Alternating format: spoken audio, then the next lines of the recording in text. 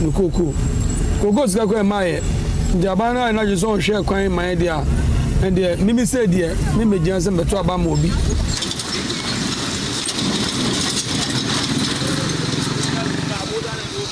At Kwabenya, on the same stretch of road, the economic toll is impossible to ignore. Abdullahi Seidu, the chief driver at the Tipper truck station, explains how the condition of the road is impacting their work. At times about 3 or 4 days or every weekend, surely every weekend, without shop you cannot work. Every Sunday you have to rest for the work. But because of the maintenance, all the time maintenance, the spring, even at times our headlights can break because of the bad roads.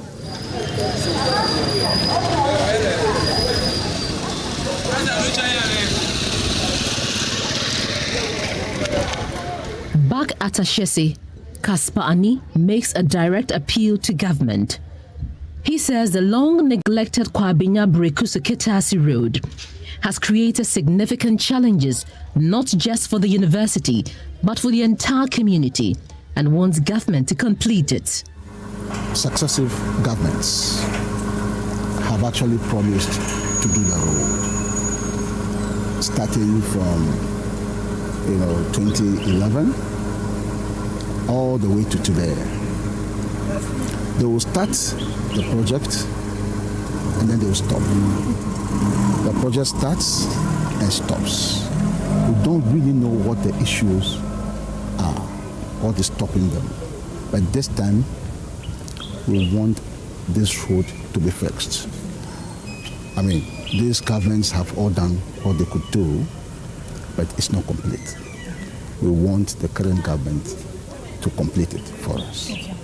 From the hills around Ashesi to the homes along the Kwabenya-Kitasi stretch, life continues under the shadow of a bad road. And for those who ply it, their worry is when will relief come. For Joy News, I am Pelu Furi.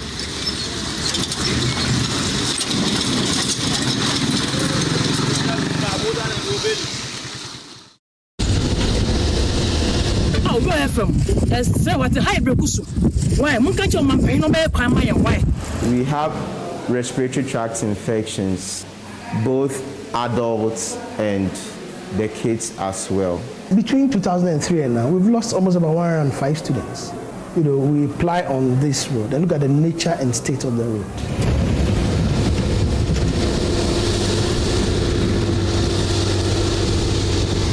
This is the Brekusu Road. Commuting to and from school should not be this uncomfortable. But for these young ones in Brekusu, it is.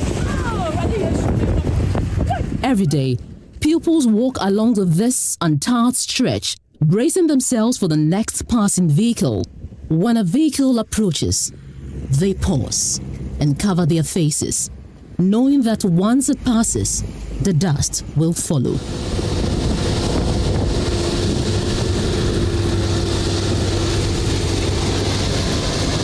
Gabriel Maupemo says he's allergic to the dust and is worried about what constant exposure could mean for his health. And you see when the cars are going, the dust that comes straight, it comes straight to my eye. It makes it itch me. Sometimes I have bad eyesight at that time. And even inhaling it, sometimes I cough. While filming, this woman approaches and insists she wants to speak. Oh, go FM. Yes, say what the high Brekusu. Why? Munkacho Mampay no me kwai my why. Go FM. Yes, Sremo. Munkacho Mampay no me kwai my why. Ni ye bread. It's in ya yali komo. Ya yale. Yali o. That is fu. Eh, want to na karasa. That is fu. Want to na kanasa. Yes, many bre pa. Many brankasa. Me see ya high Brekusu. Yali papa. At the Brekusu Health Center, which is the community's main health facility serving Brekusu and surrounding areas, health officials say respiratory-related cases are common. Talking about conditions in relation to the nature of the road, we have respiratory tract infections, we have the bronchitis, the croup, the pneumonia, the rhinitis. We also have pneumonia and asthma cases coming in, both adults and the kids as well. And there have been instances where there have been challenges in transporting patients during emergencies. I recollect a memory or an occasion that happened way back in 2022 when a pregnant mother was in labor and we needed to transfer her to the regional hospital in Akufo-Addo. I personally placed a call to the national ambulance. What they told me was because of the deplorable nature of our roads, they are unable to come. My director also put in her efforts, my DDNS, but to no avail. So usually we rely on the local transport system, the taxi drivers, to transport patients to the nearby facilities or during referral. Sterling International, a private school on the Brekusu Road, has had over 100 pupils leaving because of the condition of the road. Alfred Kojo Alote is the principal. Between 2003 and now, we've lost almost about 105 students. 105. Just within a term, they go out. Some will come in and go. By the twinkle of an eye, they are gone. And quite apart from this one too, we apply on this road and look at the nature and state of the road. There are issues of respiratory-related diseases that parents complain of, and eventually it leads to withdrawals. Parents would come in, we would do the admissions online, and the first time they drive on this road, withdrawals. So it's not been so easy for Sterling. If you look at our buildings, we have a capacity for about 1,000 students, but we are nowhere near even a third of that, just because of the withdrawals that we encounter. Learners here share their own experiences. Actually, I don't live around here. I live around Kwabenya. So I have to commute from there to school every morning. And the bus gets spots easily because of the road. Sometimes it has potholes and it's easy for... This morning, for instance, we had a flat tire. So we got to school really late. Now the bus systems are really difficult to operate because of the road. And you can be on the bus. We are inhaling a lot of dust as we're on the bus. So we can be on the bus and we randomly hear 5 people sneeze at once. we all get sick sometimes. When the weather is cold as well, it can cause some of us to get so sick. Some of us are asthmatic as well. So it's really not a good thing with the current state of the road.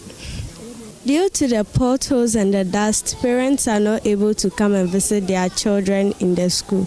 And when they come to visit, their cars mostly get spots on the way here and it gets dirty. So we would like for the government to fix the road as fast as possible.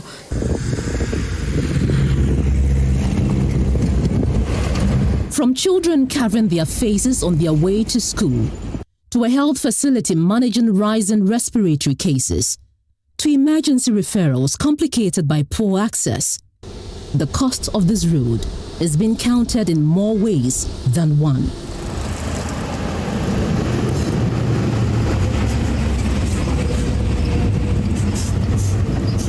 For Joy News, I am Pearl Ufuru.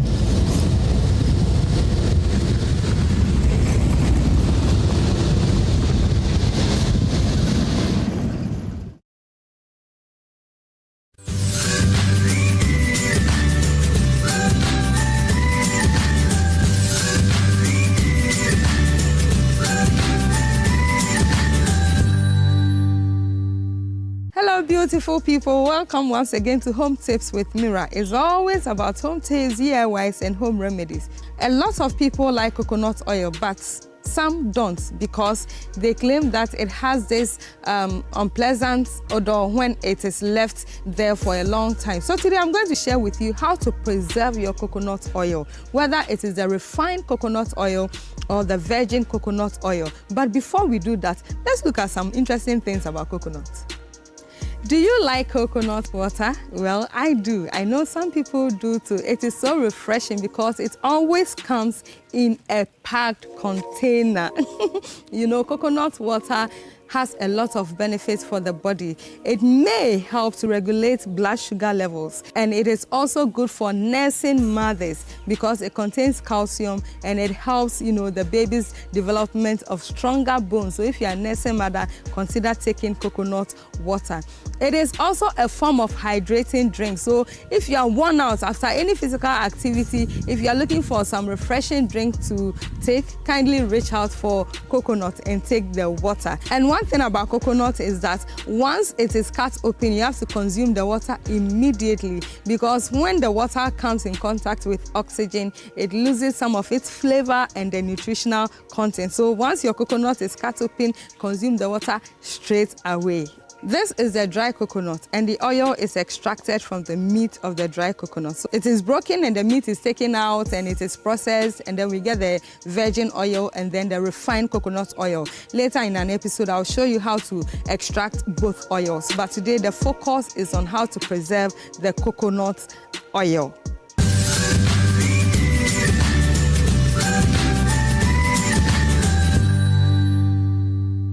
These are, coconut oil, but different methods of extracting them.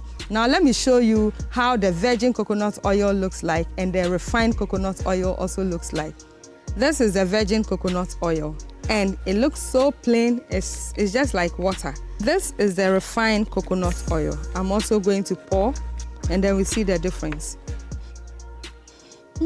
I just love the aroma. So this is virgin coconut oil. It is plain just like water. And this is refined coconut oil, which has been subjected to heat. Now, if you are using these two oils to cook, with this one, you don't need to use it for deep frying, or if you are doing your stew, you don't have to begin making the stew with this oil. No, it loses its nutrients when you do that. So after your stew is almost done, you can just pour it on top. You don't have to fry the stew with the oil. But with this one, which is the refined coconut oil, you can use it for your deep frying because it has already been exposed to heat. Apart from using these oils to cook, what else can you use them for? Apart from cooking, you can use it to do oil pulling. Now let me show you what oil pulling is. If there's an odor coming from your mouth, you can just take a tablespoonful of it and put it in your mouth and keep it there and swish it around. Keep it there for like 5 to 10 minutes and then you spit it out. Don't swallow it, just spit it out, rinse your mouth, and then you can brush your teeth. Do it in the morning and you are assured of a refreshing breath. You can also use the coconut oil for your skin. You can also use it to massage. You can use it for your hair, and then our elbows and then our knees. You can apply the coconut oil there, or even your feet. Some people have their feet is so hard, and you can, in the evening when you are going to sleep, you can just apply the coconut oil under your feet. This is the refined coconut oil, and this is the container that you can pour it inside. First of all, make sure that your container is clean and free of any odor.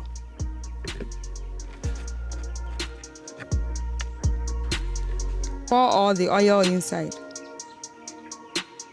The oil is in the container. You close it. And then you store it in your storeroom, wherever, your kitchen. But make sure that you don't expose it to heat. So you cannot keep it at a place that there is heat. And if you want to use it, you just open it, get your clean ladle, clean of dirt and of water, and then you put it inside, fetch your oil, and then you use.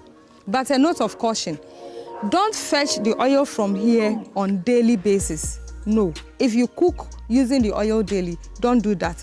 Just get another bottle, or you can even keep some of the oil at the bottom of the gallon and use it till it gets finished, and then you fill it. So this one will be the mother oil. So let's say you open this on weekly basis so that oxygen does not come in contact with the oil too much.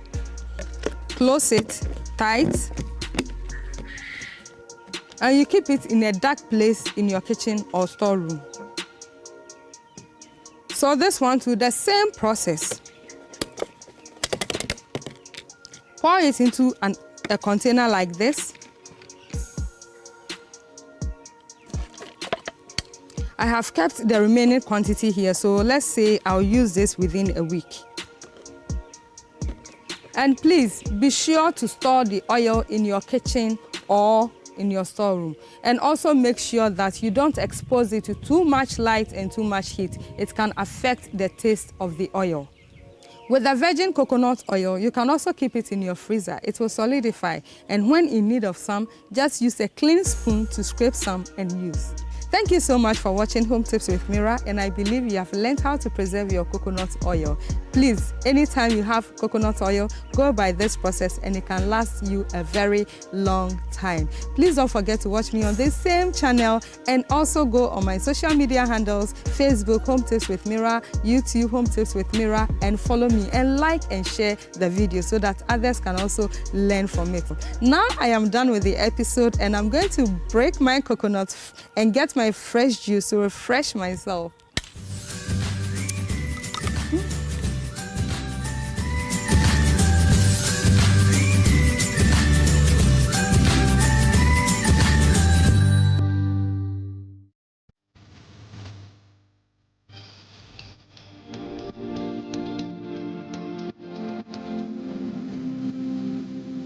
By midday, the day has spoken, stories have broken, events have unfolded. We call on governments and cocoa board to pay our cocoa farmers immediately. Now it's time to take stock. This is Joy News Today. As it happens, as it matters to you, from Accra to every region, from Parliament to the courts, our correspondents are on the beat, bringing you the latest developments, verified facts, and the context behind the headline. This authority is not going to be tough for the men. This authority will not affect the suffering unemployed youth. On Joy News Today, there are no fragments of speculation, but a clear picture of where the country stands right now. Because of Galamsey, Ghanaians voted against NPP for NDC to come and do better. But the better now, so you can stay informed, stay connected, and stay ahead. Joy News Today on Joy News. Independent, fearless, and credible.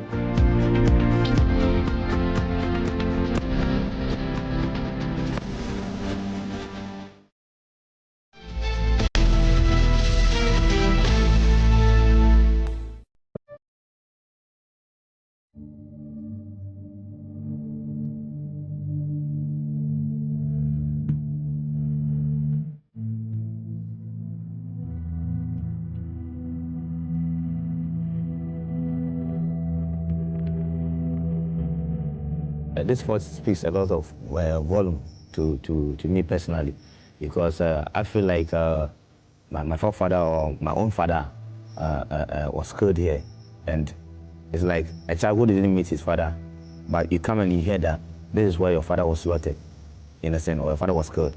So anytime we come here, we feel like this is the home of our ancestors.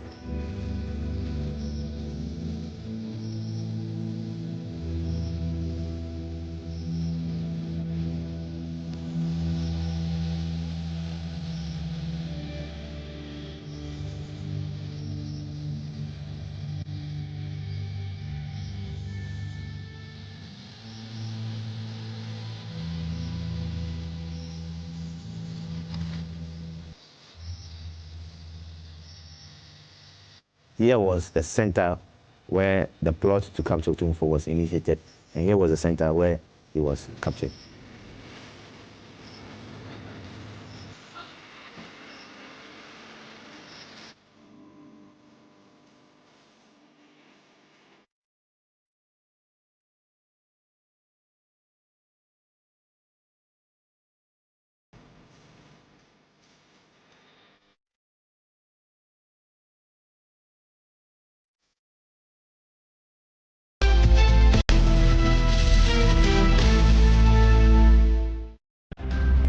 My name is Albert Sori in the Upper East Regional Capital, Bolgatanga, and this is Joy News, independent.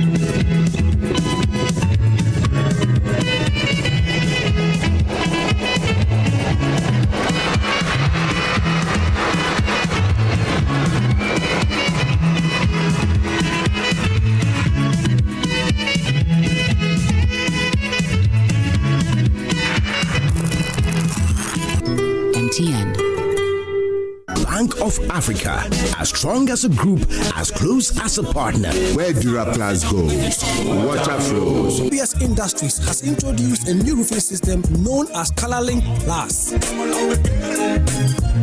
Flamingo paint, simply superior. Syntax tank, are you strong? Are you tough? Cherry Tree Properties. We develop spaces as though we were going to occupy them.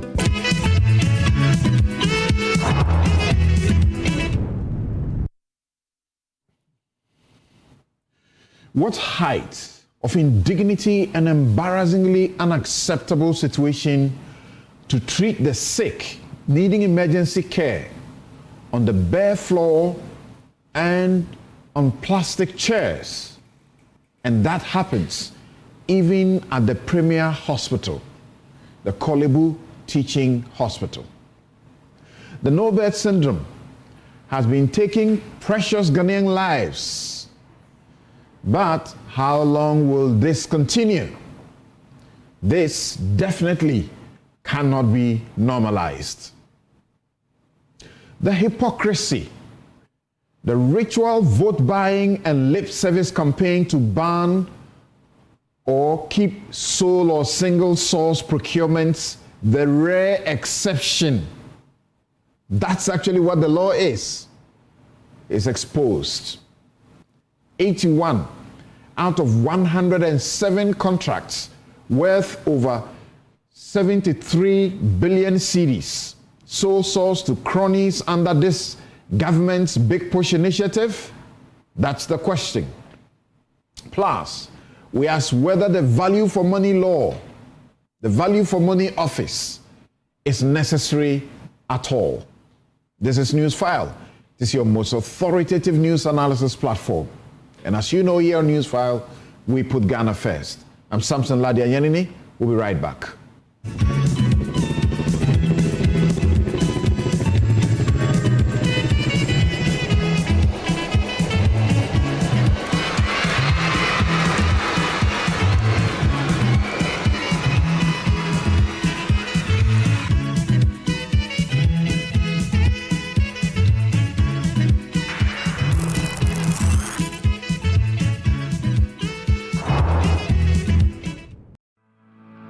For decades, we have helped businesses connect with their trade partners all over the globe.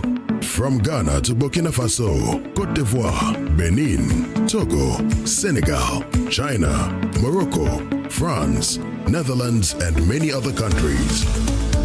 We have made it possible to bring Ghana to the world. We have brought small and medium businesses closer to their customers across the regions in Ghana with our SME support facilities. We have brought relief and smiles to the faces of families with our employee personal loans. With our cutting-edge technology and digital support, we take the burden of complex thinking off you, making life simple.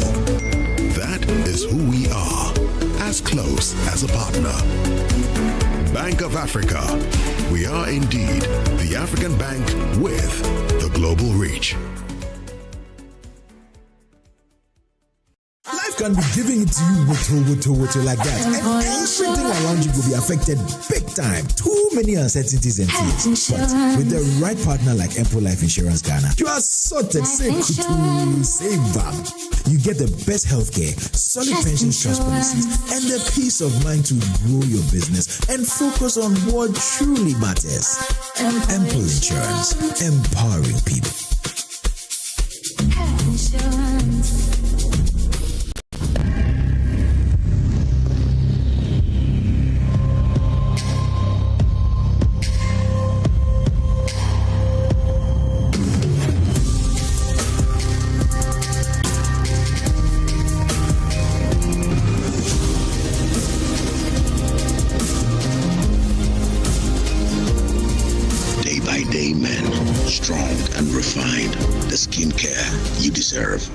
Dream.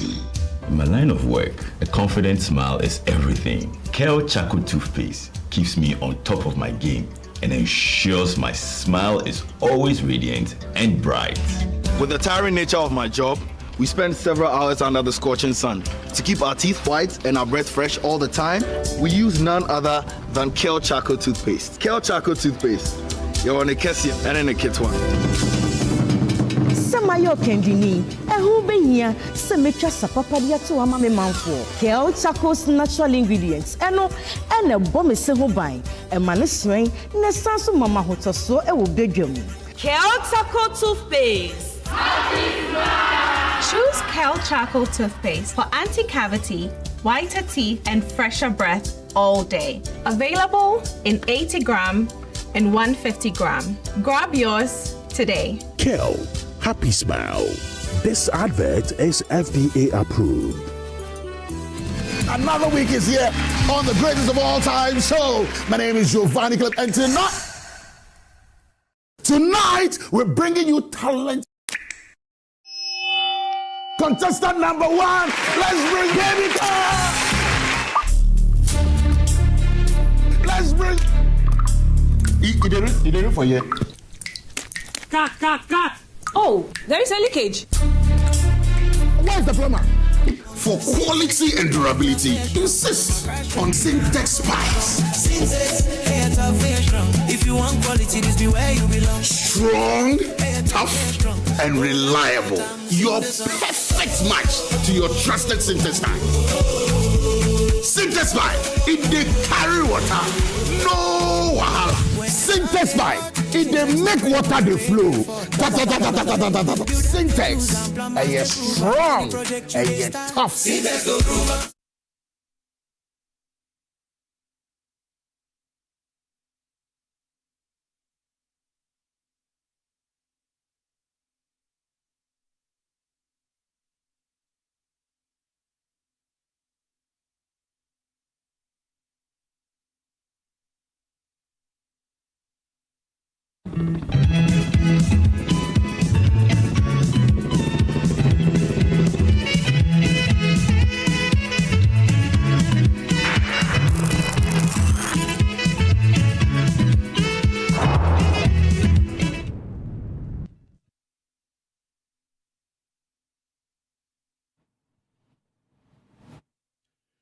Welcome back. And on Something's Take, I'm talking about the transparency trap.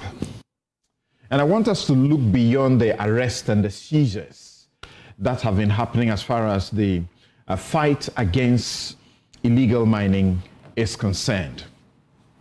And this week, the National Anti-Illegal Mining Operations Secretariat, NIMOS, held what it says is its quarterly editors forum. So we saw the charts, we had the numbers, we had the many hundreds who have been arrested. We had the thousands of excavators that have been commissioned. We heard about the global strike rates that they have achieved. On the face of it, one must commend the transparency in a country where state operations often disappear into a black hole of classified information. This level of briefing is welcome, is a welcome departure. But as we sit here today, we must ask ourselves a fundamental and uncomfortable question. Are we winning the war? Or are we just getting better at documenting the skirmishes? There's a certain deception with the data. Because you see, we have been here before. We have had the Operation Vanguard, the Galam Stop, and what have you. We have had Operation Halt 1 and 2. Each came with its own set of impressive facts and figures. Arrests, seizures of excavators, some of which got missing, and they hardly seized gold. Have you realized that? They hardly seized gold. But is it really the case that they never chanced upon gold? Ask yourself that question. We see the bent machinery, the display on the water bodies, and yet here we are in 2026. still talking about this existential threat to our water bodies, to our lives. But the data often hides a darker irony.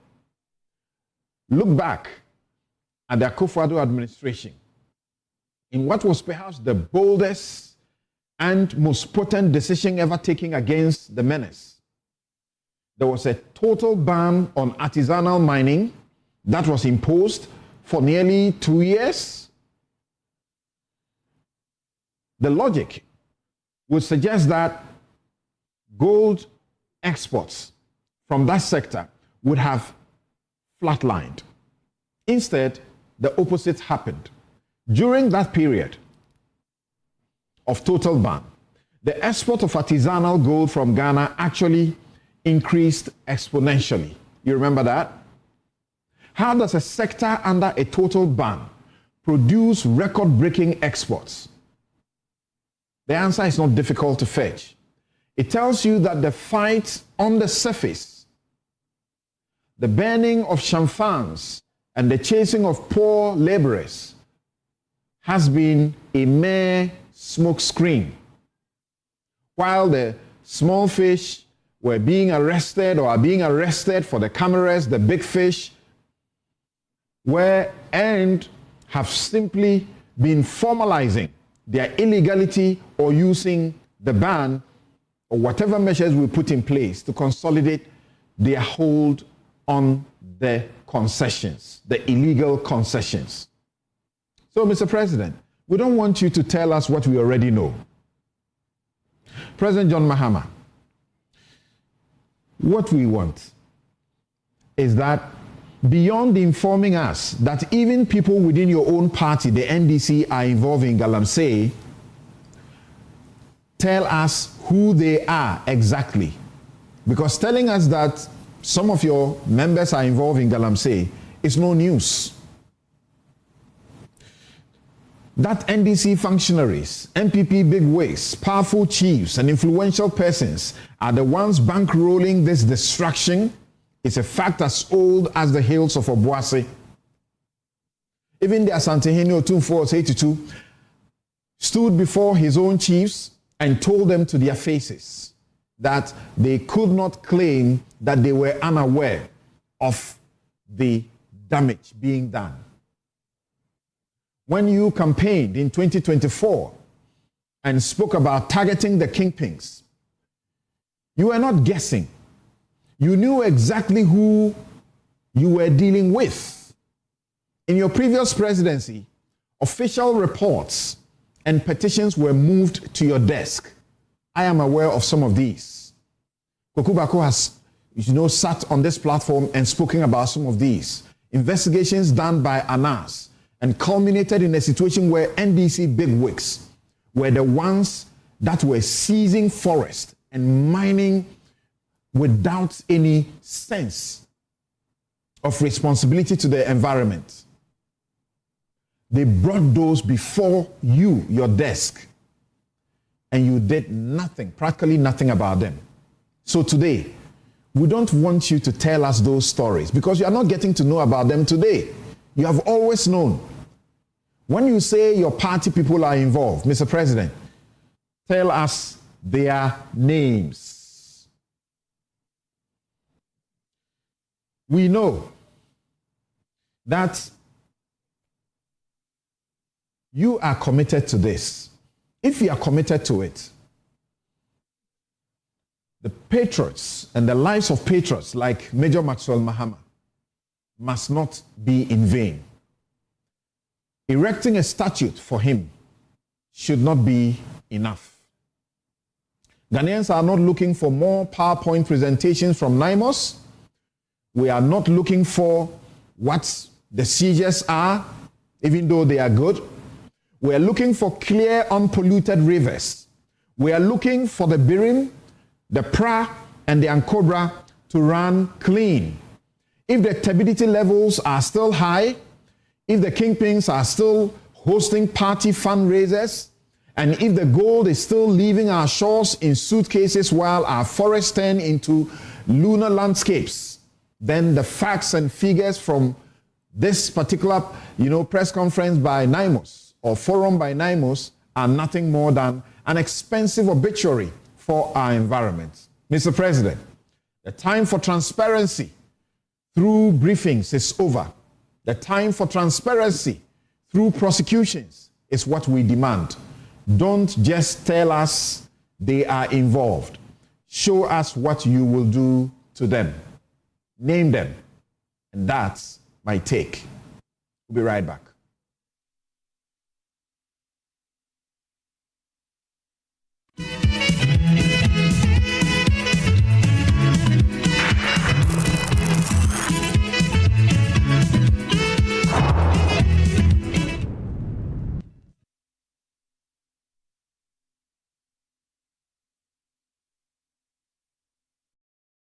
Do you want a healthy smile? Are you concerned about your child's dental health? Hi, I'm Tanya from Bethel Dental Clinic, Ghana. We believe in establishing good oral hygiene habits early is essential for your child's long-term dental health. Baby teeth, also called primary teeth or milk teeth, will fall out and be replaced by permanent teeth starting at around 6 years old. So it's tempting to think that primary teeth are not important, but in reality, those baby teeth are very important. Your child's first dental visit will include a complete exam, cleaning, and a fluoride treatment to protect the teeth. Your dental office should ensure that your child's dental visit is comfortable, gentle, and welcoming. Schedule your first dental visit today and give them the gift of a lifetime of healthy smiles. Healthy smile. When nations rise, it begins with bold conversations. When economies grow, it is driven by partnership. This April, Ghana's business and policy leaders converge at the Kwewu Business Forum 2026, the nation's premier platform for investment, enterprise, and economic transformation, with special guest of honor, His Excellency President John Dramani Mahama, joining captains of industry, financial institutions, investors, and entrepreneurs. The Kwewu Business Forum is more than just an event. It is a call to action. And so let us work together to build a Ghana that is competitive, productive, and inclusive, and a Ghana that creates opportunities for all. Come, let's engage in high-level dialogue, explore industry exhibitions, build powerful networks, and unlock real opportunities from finance and insurance to manufacturing, agribusiness, SMEs, and innovation. This is where it all happens. From the 3rd to the 5th of April 2026 at the Kwewu Convention Center in Praeso Hills. Go to www.kwewubusinessforum.com and register now. To register for exhibitions, call 059 555 5885 or 059 555 5995. Kwewu Business Forum. Connect, promote, grow.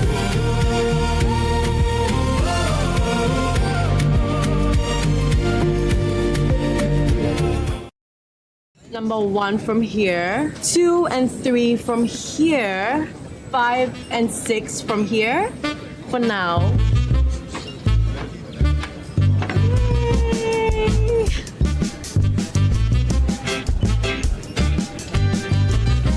Now, I have the number 7, 8, and the number 9.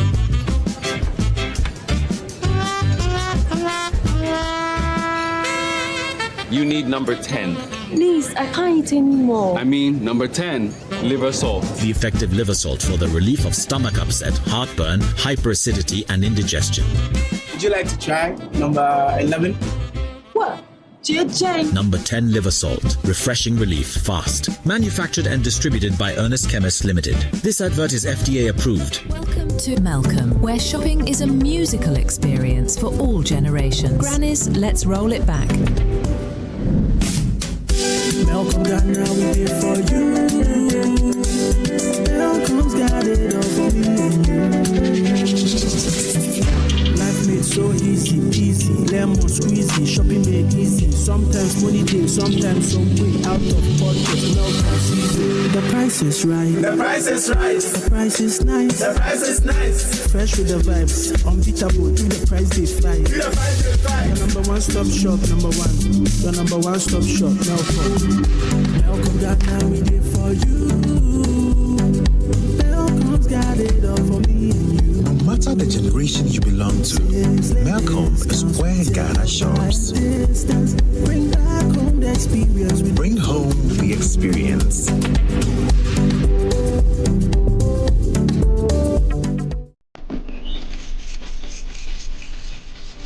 Went to the library.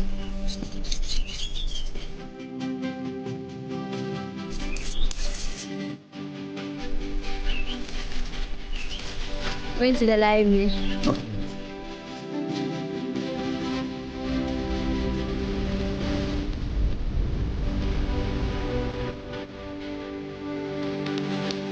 I'm going for my graduation. Oh well.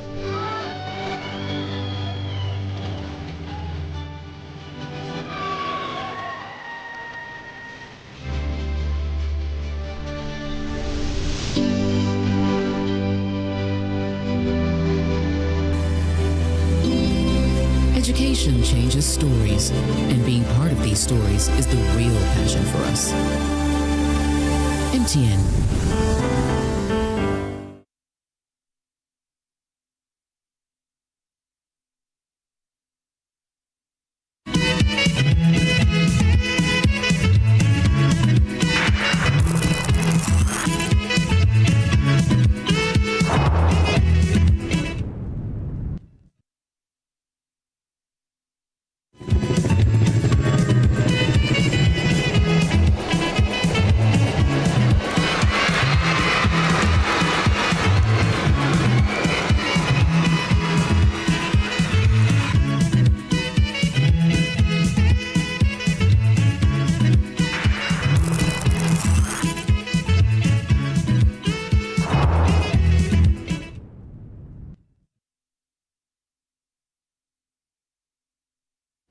You're welcome back. This is Newsfile. It's your most authoritative news analysis platform, and here on Newsfile, what we do is to put Ghana first.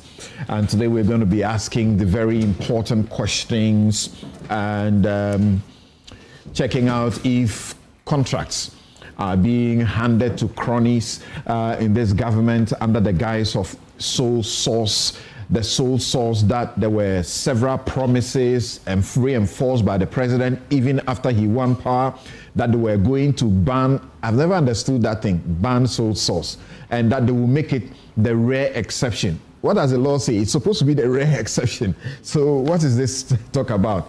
All right. So my guest in the studio, Suleiman Abrahima, is Executive Director, Media Foundation for West Africa. They have the investigative journalism arm, the Fourth Estate, which has been doing a great job with data. They're the ones who have found out, and through RTI, factual RTI, that out of 107 contracts for the road sector worth over 73 billion Ghana cedis, 81 of those were sole source. That is directly handed to certain contractors without any competition. The suspicion is, why do so instead of competitive tendering? We'll get the justifications for that. Kofi Bento, lawyer and senior vice president, Imani Africa, and as usual, rebel, posture, ready. They've begun the discussion and the debate even before we came on air. Kwabena Atabadu is management consultant and procurement specialist. He's the best you can have on this subject. So stick and stay and get educated.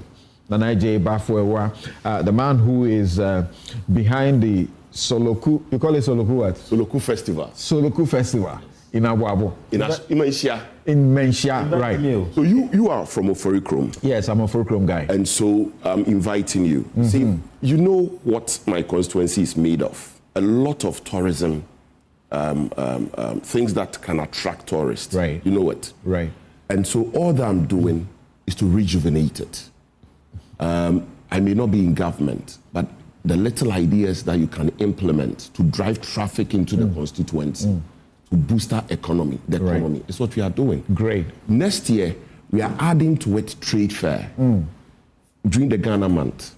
Next year, during the Ghana month. And you're doing this within a little after the Ghana month, but still very relevant. Yes. Right. And then next year, we are also doing the cultural exhibition. If you want to learn how to dance kete, Adwa, Fonton from, you come to Maisha. Where else? Yeah. If you want to learn how to wear traditional clothes, if you want to learn how to cook certain meals, you come to Maisha South. And I'm hoping to connect with the Otumfuo's Museum so that buses will be available. And then when you go to Otumfuo's Museum, you'll be driven through the principal streets of Ashtown and shown the houses of various chiefs, right? And the story behind them, the political figures from the constituency, and the story behind them. And the houses of the most influential, who were influential by proceeds of cocoa.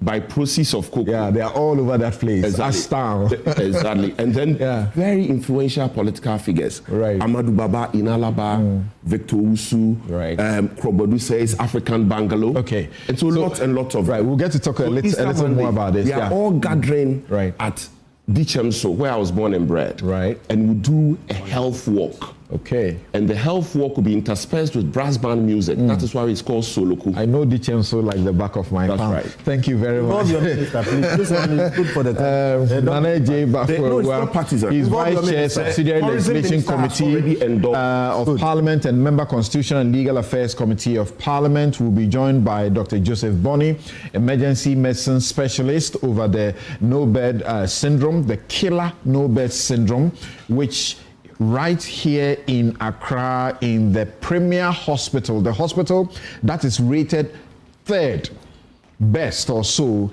in Africa or West Africa, where people are being treated who need emergency care, are being treated on the bare floor and sitting in chairs. There was an attempt to deny that viral video, but now it's been confirmed that that is actually what is going on. Nana Kofi Kwache, Country Director, Orum Institute Ghana, will also join us. So thank you also very much for making time to join us. I am in a hurry. After this show, I have to go to Agbogloshi and join an environmental walk on e-waste, how to manage our waste. The slightest rain and this town is flooded because of waste. And the Catholic Church, the Archdiocese of Accra, is doing a sensitization on that and getting the waste to be turned into precious stuff under the auspices of the Archbishop of the Accra Archdiocese, Archbishop Bonaventure Kofi. So you don't have to be a Catholic to be at Agbogloshi to march to the cathedral for that important occasion with our friends from Germany, Monsieur, who are joining us this morning. So let's get straight to these matters that concern us this morning. First, let's go to the Fourth Estate. After they used RTI to make a finding, they had this verdict. Let's watch and listen to the Fourth Estate carefully, and then after, let's listen to the Minister, Governs Abuja for Roads. 87%. That is 175 contracts out of 266 did not go through any competitive, transparent process. Then it means that these guys have shortchanged us. They lied their way into power. A year promise in our manifesto, the Reset Ghana manifesto, Yeba amended the Public Procurement Act. Sa single source yeba chaso. Because it's been abused. The Speaker will minimize sole source procurement to encourage competition, competitive bidding, and enhance public transparency in the procurement processes. Single source procurement must be the rare exception rather than the norm. We must also subject government projects above a certain threshold to value for money audits. The era of the sole source contract is dead. The value for money office bill is our sword against waste. Okay. Now, in addition to this, we're looking at this, and also there's a value for money, a certain value for money office that has been set up by a legislation. Value for money office. If you have not been paying attention, it is not the only, body additional body that has been set up under this regime just now. There's also the Governance Advisory Council, which is supposed to be an independent body pledged to President John Mahama to bolster, pledged by John Mahama to bolster accountability, combat corruption, and protect human rights. That has been set up. Questions are being asked. Why are you setting all these things up when there appears obviously to be institutions that can do all of this already? Let's find out if the concerns are justified. Let's begin with your preliminary comments before we get into the meat. Suleimana, what did you set out to achieve with what you did? Well, thank you very much, Samson. The videos you just played were clear and audible. Many of these were said when the NDC was in opposition. And of course, we heard about the reset agenda, which meant that things were going to be done differently. Then over time, the president talked about the big push, which indeed is a major push, because if you look at the monies that have been allocated, so significant. In fact, last year in July, we're committing $10 billion US. Yes, that's $10 billion US, more than 3 times what we got from the IMF with all the conditionalities. And remember that anytime we were able to fulfill conditions for a certain tranche of the IMF money, it was cause for celebration. Oh, we've qualified for the next tranche. And they'll give us 6 million. Exactly. Sometimes about 3 million. Exactly. And then we celebrate that. An independent country. We qualified to get the next tranche and so on. And then over time, we started hearing that, well, these people promised that sole sourcing was going to be a thing of the past because it leads to inflation of costs, it leads to abuse of resources. And the minister there now, Kwame Abuja, had said the reasons why we are unable to build our roads is because of sole sourcing, because sole sourcing tends to inflate the cost of our contracts.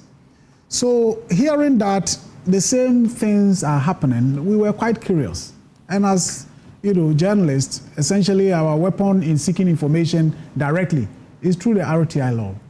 So we did a request. Initially, they refused to release the information. Per the law, we had to do an appeal. We did the appeal. Then we got a response saying that, well, they apologize for the delay in getting us the information. So please hold on there. If you hear the narrative by the government spokespersons, that suggests that this is information that was handed to the Fourth Estate, and that, it's not really anything. It was not being hidden. It was handed to them, as if it was handed to them on a silver platter. They made the application, the request for the information, and the ministry refused to give the information.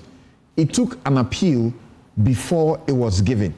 Please go on. Yes. So following the appeal, we got a letter from the chief director at the ministry apologizing for the delay and that they are putting together the materials. And I think it is important for me to say that we had requested for specific information in relation to Big Push.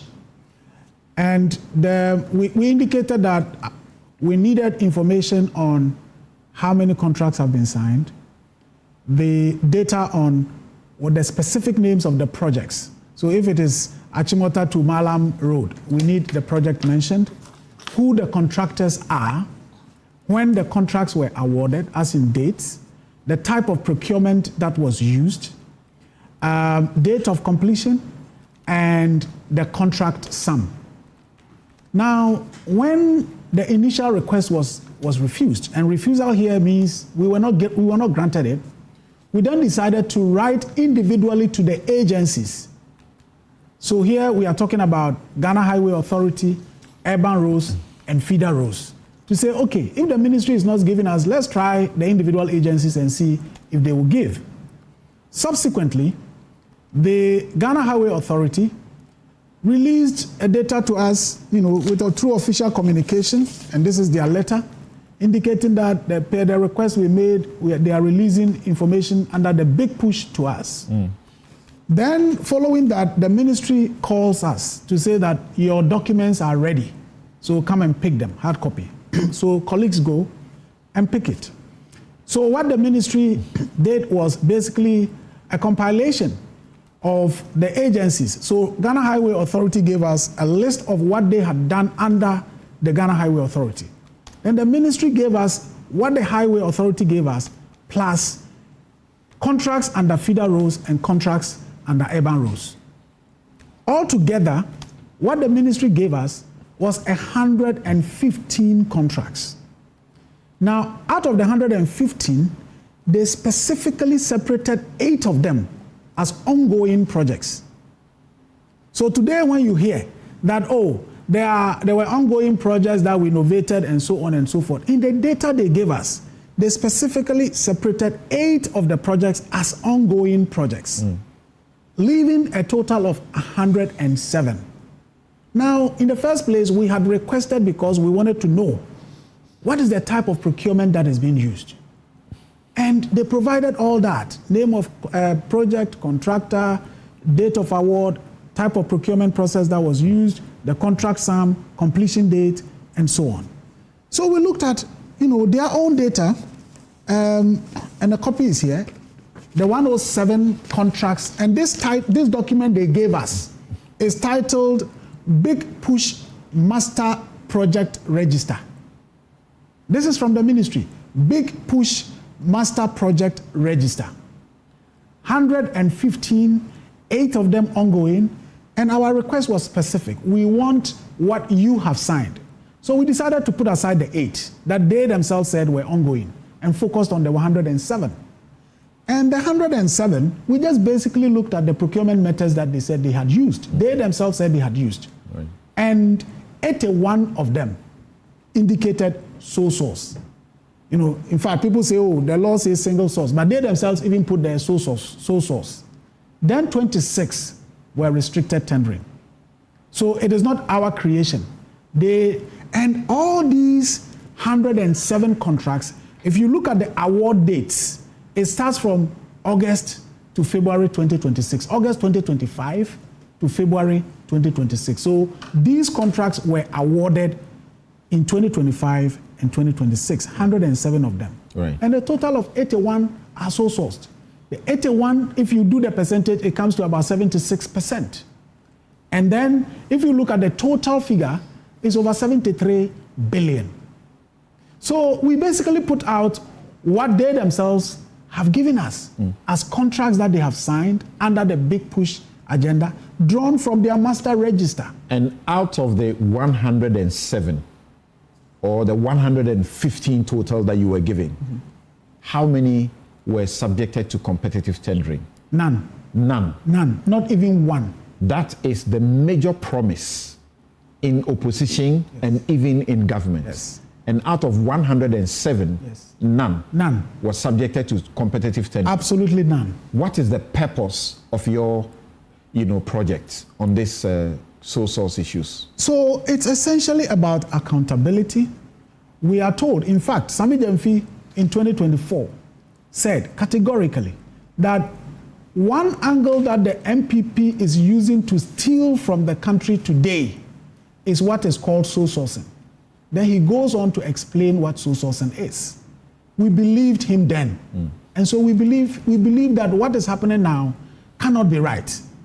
And so it's just about public accountability, letting the public know what is happening. If sole sourcing leads to inflated contracts, and in fact, if time allows on this program, I will take our viewers and listeners through some of the contract sums that are so outrageous. But Samson, let me do this. When we published this and they were rushing to counter our publication and all of that, one of the things they did, the minister rushed to Parliament to make a statement to Parliament, a very long statement which I found quite hollow. Then subsequent to that, they published what they said are the facts on their websites. to try and sort of create a semblance of transparency and whatever. And I believe, sometimes when you are rushing to do things, to justify things that cannot be justified, your own data will end up exposing you. Tell us about that. So they said, the minister was on PM Express and said, there are two categories of big push. He calls one old big push and another one new big push. And that old big push means projects that they inherited that they brought under the big push. And new big push means what they have done. So they published 54 projects, which they claim is supposed to be the new big push, and 23 projects that they say they inherited. Now, let me start with the 23, which they said they inherited. If you look at the data they themselves put out, of the 23 projects they say they inherited, and if you look at the contracts and you see 2022, 2023, 2024, and so on. The very first project on their list of projects they inherited, award date is 12 October 2025. And what is even funny about it is that if you check 12 October 2025, it's a Sunday. Tight. And this is a document. There's no crime to work on Sunday. Well, it actually shows that you're taking governance. There are some official working hours legally. Yes, you can't do contracts outside official. Even in the Supreme Court has ruled that we should come to court Saturdays and Sundays and holidays when the liberty of an individual is involved. So please. Yes. This has nothing to do with liberty. We want to work 24/7. Remember. Maybe they are doing 24 economy. Okay. Maybe. So you look at this document, which is supposed to be a document revealing projects that they inherited.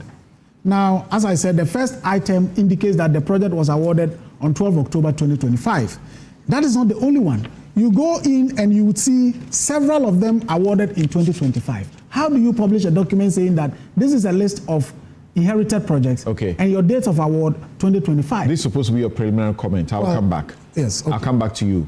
But in that regard, I suspect the explanation may be, I don't know what it is, may be that I hear the minister speak about they novated some of the contracts they inherited. So he's using the novation date. Novation means you have renegotiated a contract, you have changed some of the terms. So maybe they are using the current date of the novation of the contract. No, something, if it were so, because they say they novated the projects that they inherited and brought them under big push.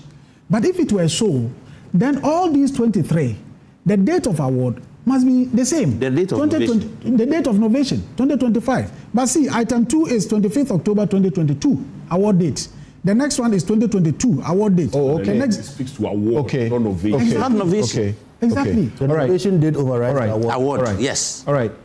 Kofi, what will be your preliminary comment? And do you find the Fourth Estate's work worthy? Because I would think that our major focus should be whether the contracts will got value for money.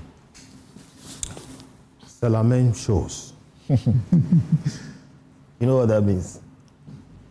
Okay, it's French for saying the more things change, the more they remain the same. And I say this very sadly. Sadly because I don't know when we will get a government that really focuses on delivering for the people of Ghana. And I personally believe that if a government focuses on delivering for the people of Ghana, they will still take care of themselves.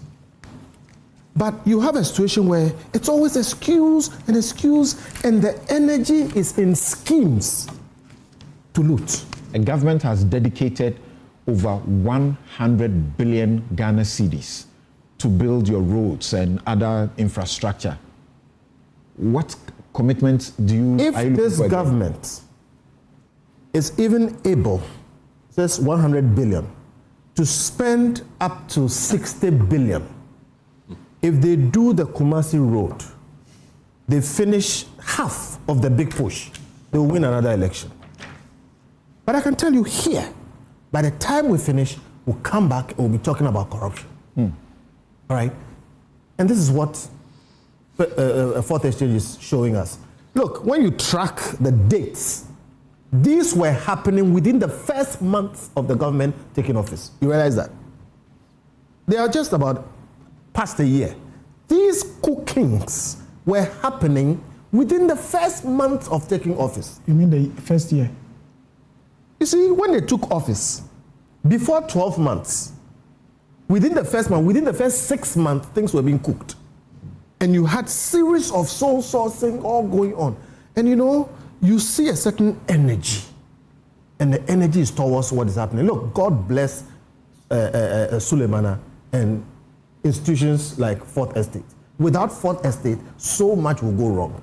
Now, some of these things belongs in Parliament, which is why I am very, very happy that we are going to strike parliamentarians from getting into the executive, because it's a round robin. They go from here, they do it, they go over there, they go and catch it over there. So my point is, for me, it saddens me. I'm like, when will this end? Okay?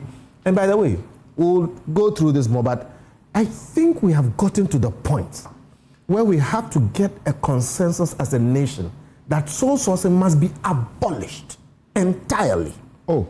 Yes, because it has been abused. The whole purpose of sole sourcing has been observed in default. We have just used it as a loophole, okay, for creating avenues for looting the state. And there's a purpose for sole sourcing. But sometimes, I was going to quote Kofi Kenyatta. You are trying to, achieve something, but then you create a situation where bandits just loot you. Now, essentially, sole sourcing is a time-saving device. Correct. That's all it is. Yeah. It is to say, instead of going through everything, let's just keep it and let's just save some time and effort. Now, if just because we want to save time, we end up creating a weapon for mass destruction, and it is used to loot us bipartisan across parties, millions of dollars, then it is time we say, look, let us go through the process. Because I have said, and I repeat, if we don't even have sole sourcing, but the product or service we are looking for has only a sole source, that will emerge in the tendering process. Today, people are using AI to crunch data and do analysis and give you insights, including deciding where to bomb. Okay? If it is time we don't want to waste, we can employ all kinds of things to make sure that we get the best value for money. And it is not also about starting new offices for value for money, putting the same human beings there who just go and do rubber stamping like the PP and Co have been doing. So look, my initial instinct is what at all do we need to do as a country? And when will these predatory leaders, and it's bipartisan. And I tell my friends all the time, when you get there, in your use of words and expressions, that in the end, even if they spend 60%, we'll come to talk about corruption. Yes. You talk about round robin. Mm-hmm. You just come here and say this is predatory. Mm-hmm. Yes, because that's what's happening. And Samson, how many times haven't we gone around and come back to the same point?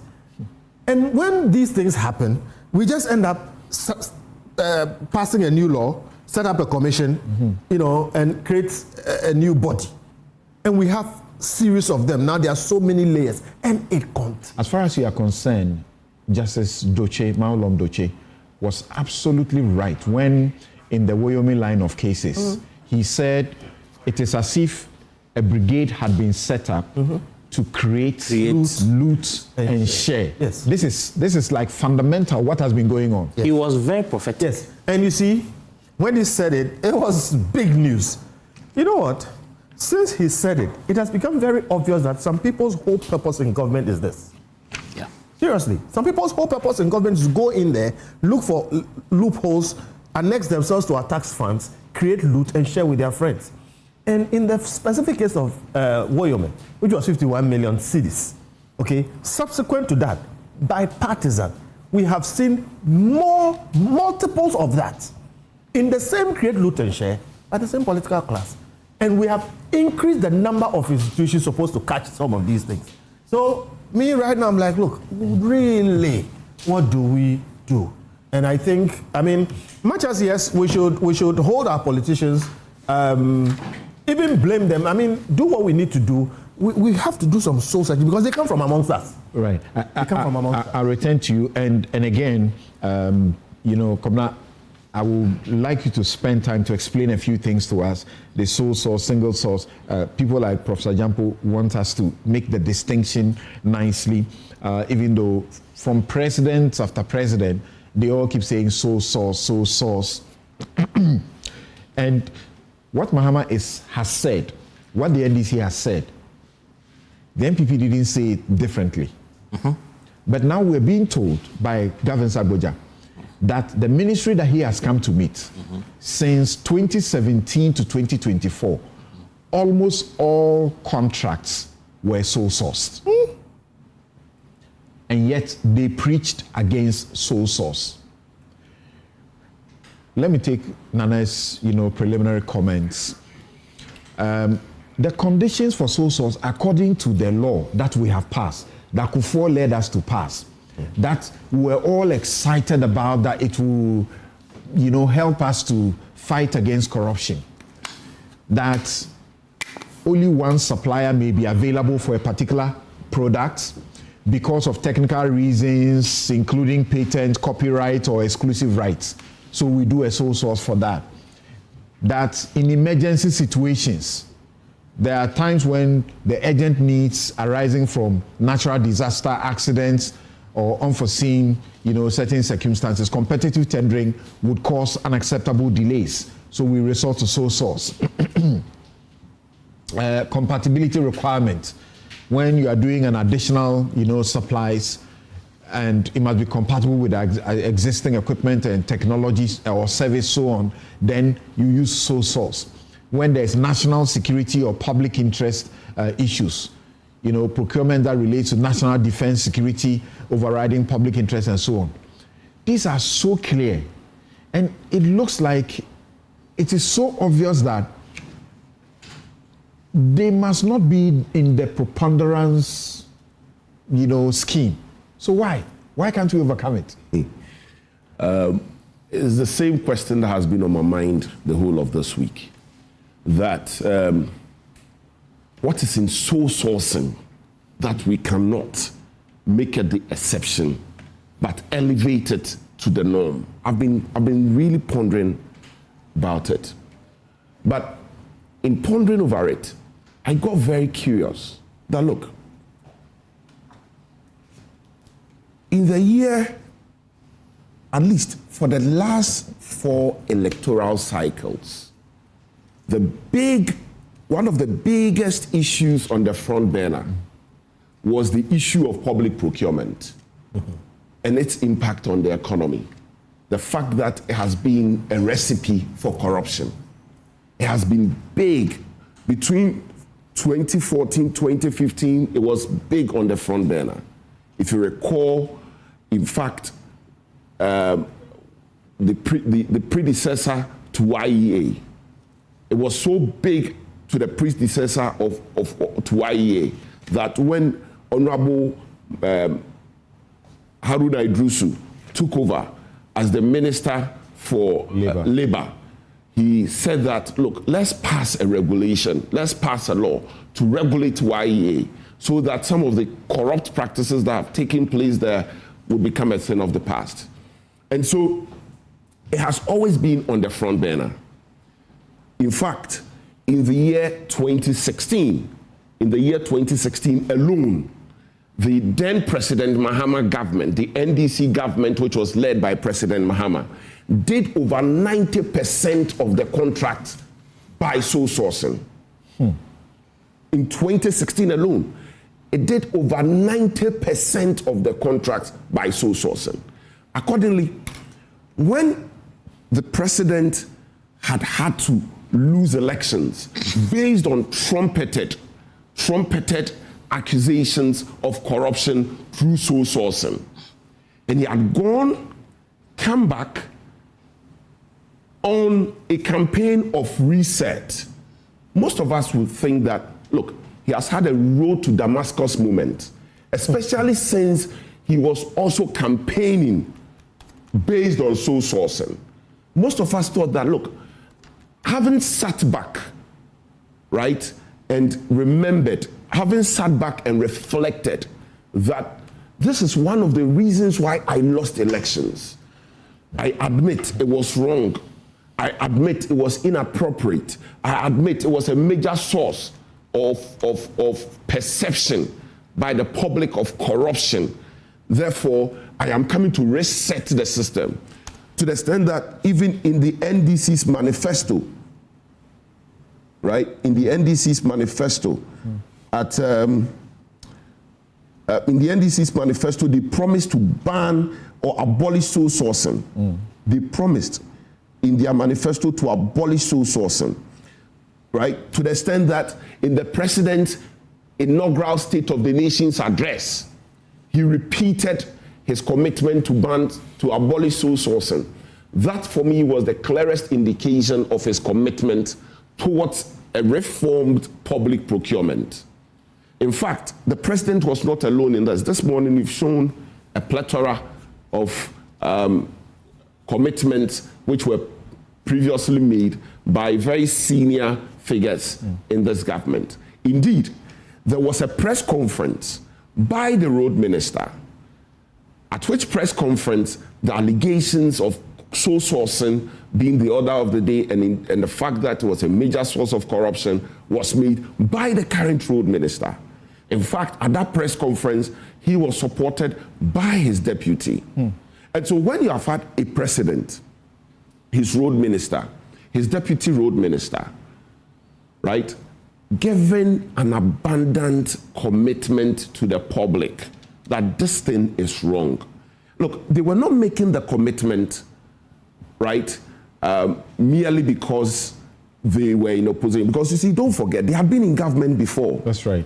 And this was what was used against them. And in fact, the records will show that when immediately they went into opposition, in the year 2017, they had made allegations of corruption through sole sourcing against the MPP, for which the Honorable Deputy Minister of Finance at the time, Honorable Akufo-Addo, had to come to Parliament and answer.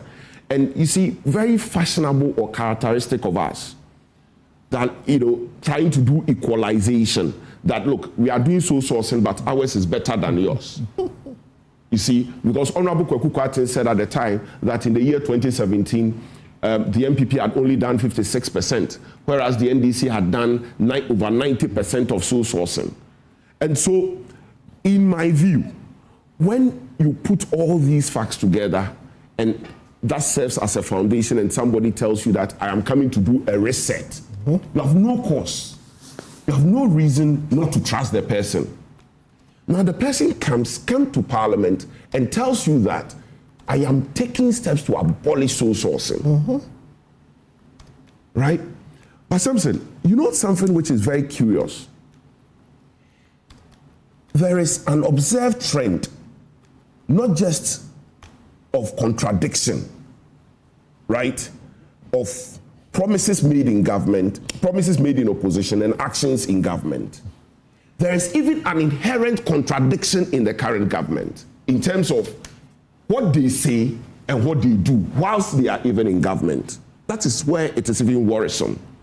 Look, when you say you are passing a law, Office of Value for Money Office, it is to raise the threshold, a certain layer of transparency and accountability in public procurement, right? And so one would think that whilst doing this, you are also going to walk the talk. You are going to walk the talk of the promises you made in opposition, okay?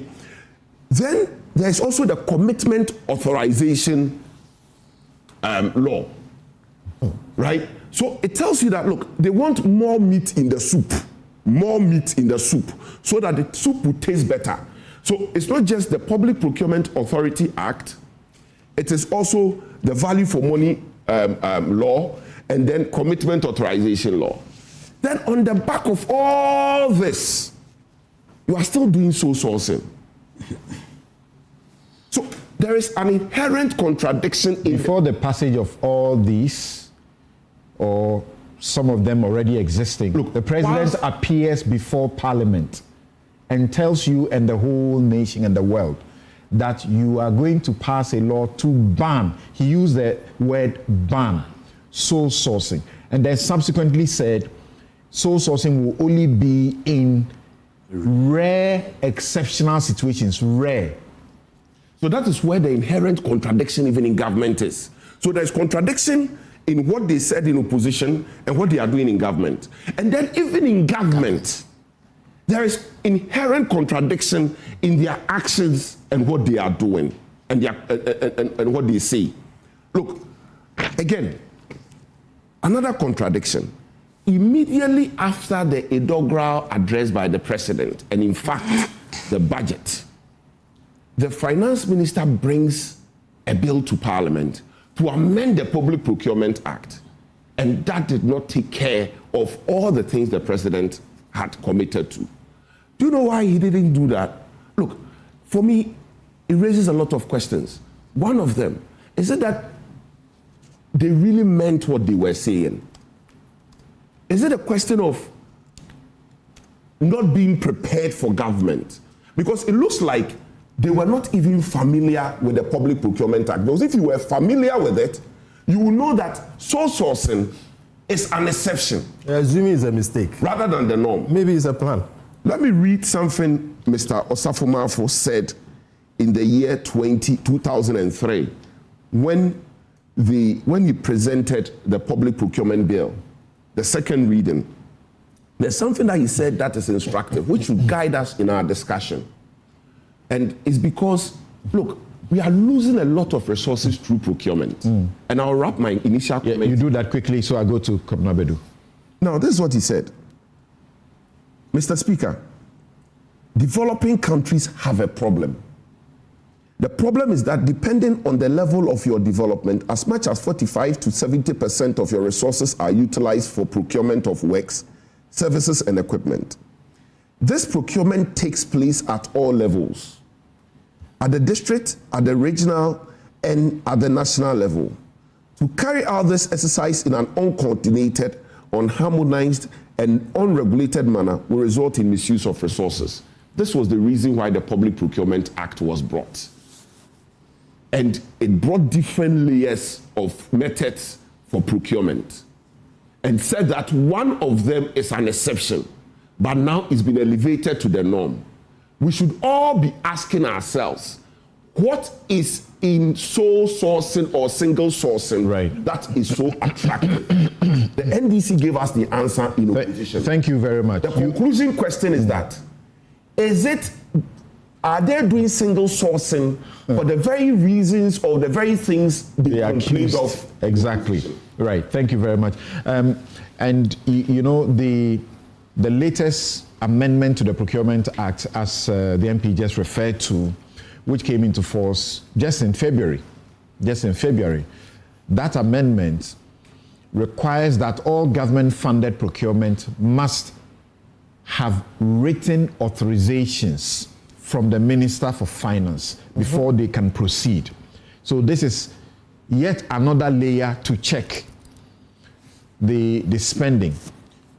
As this change, as we understood, was aimed at strengthening fiscal discipline and preventing contracts from being awarded without proper budget backing. Now I'm coming to you. You are the procurement man here on this table. From the 107 contracts, as we understand, those that have been committed to sole source, 81 of them, we are told they are worth 73 billion Ghana cedis. The total commitment for the big push is 10 billion US dollars. That's about 110 billion Ghana cedis. So what we are talking about now is that we have only about 30 something of that money left uncommitted. Tell us what you see. But there's restrictive tendering part. Yeah. If you add all, it's about 80 something billion gone. About 87 billion gone. Restrictive tendering. Yes, if you add the restrictive tendering. Because the 73 is only the ones that are sole sourced. Okay. So less than 30 billion left to be spent. Yes. Out of the big push, 110 billion Ghana cedis. Okay. Now, before I start, I would, for the benefit of the education of the public, I would rather that the legislator here explains to us the processes through which an act undergoes an amendment and what the name of the amended act is. If you can educate us. It's the same process for lawmaking. So the bill comes to Parliament, read for the first time, referred to the committee, relevant committee. The relevant committee goes to deliberate on it, brings a report to the floor of Parliament. Then there's a second reading, and then post the second reading.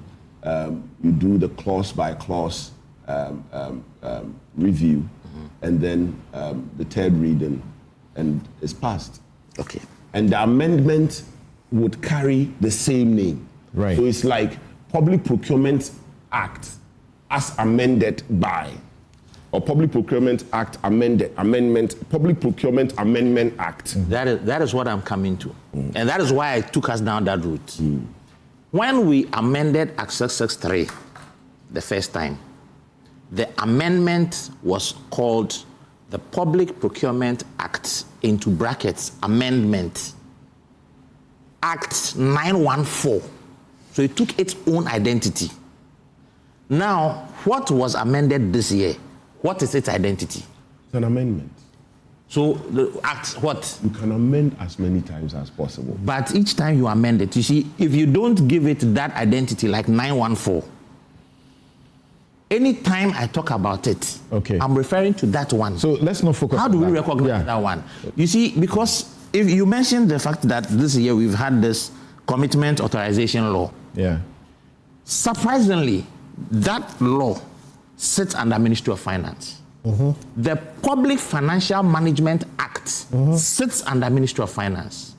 In the Public Financial Management Act, there is a provision for warrant authorization, which is the same as this one.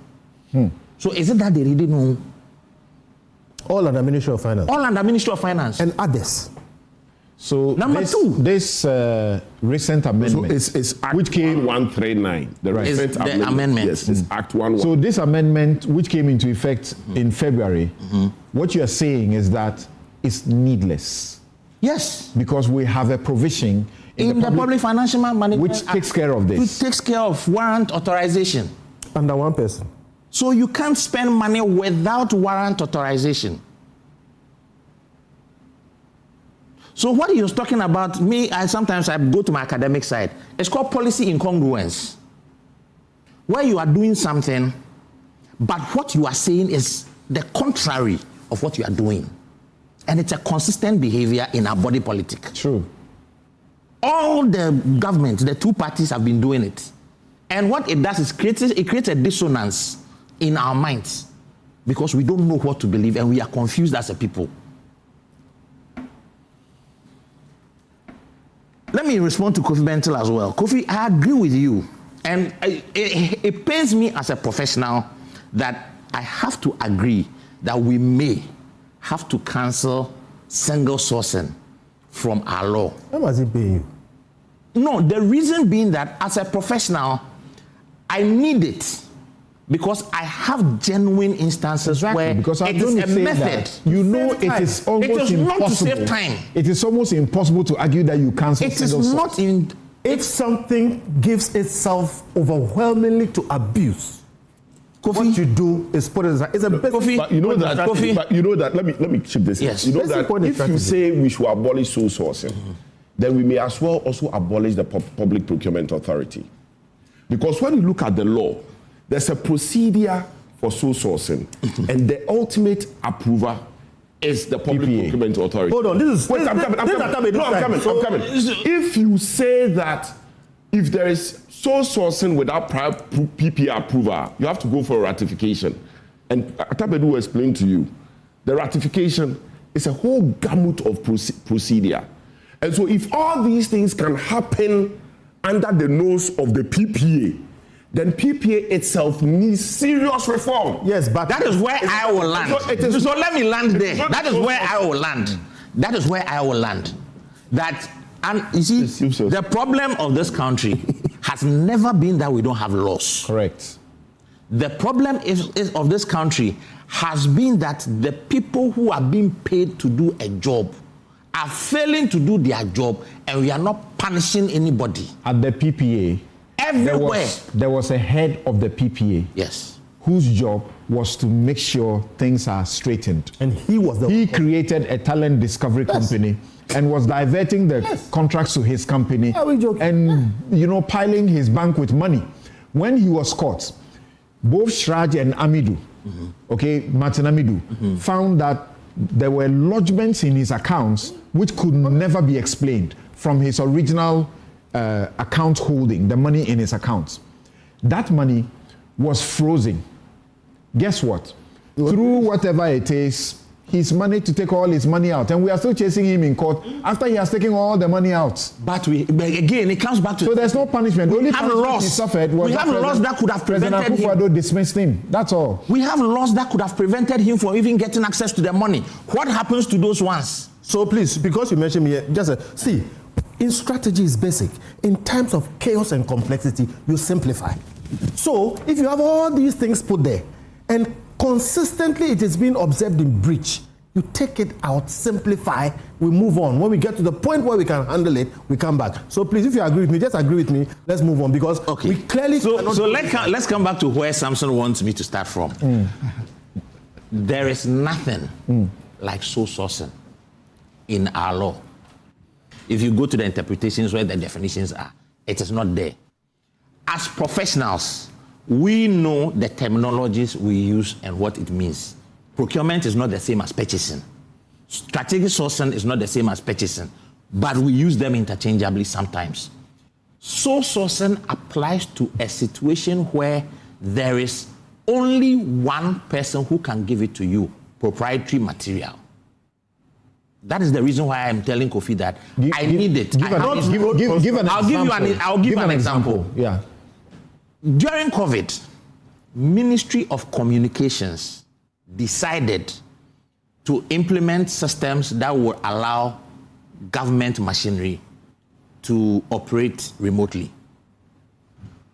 They decided to acquire Microsoft licenses that would allow workers to share files, to do emails, to communicate, have video conferences and all that. You need a Microsoft license. You have one option to go to Microsoft, who has that proprietary material. In that instance, it is sole sourcing. You go to just that supplier. You are dealing with the one with the license to provide. You can't get it anywhere. It's a sole source. Right. Then you go and do a deal with Microsoft. Right. Under those circumstances, the Act provides the section 41A. Now, 41A doesn't give you the details of what you need. If you go to the LI, that goes with it. The LI specifies in detail the information that the applicant has to submit to PPA. Now, if I should ask Mr. Suleimana, boss, in these big push contracts, the application that was made to PPA, if I give you the LI right now, or first let me ask, did you see a single application and its corresponding approval from the PPA for any of those ones? Yes. So I have copies of some of the contracts here, the actual contracts. And for each of them, you would see if the PPA approval is indicated, either it's a restrictive tendering or So I need us to do an exercise for the benefit of the public. You have now just explained the one room.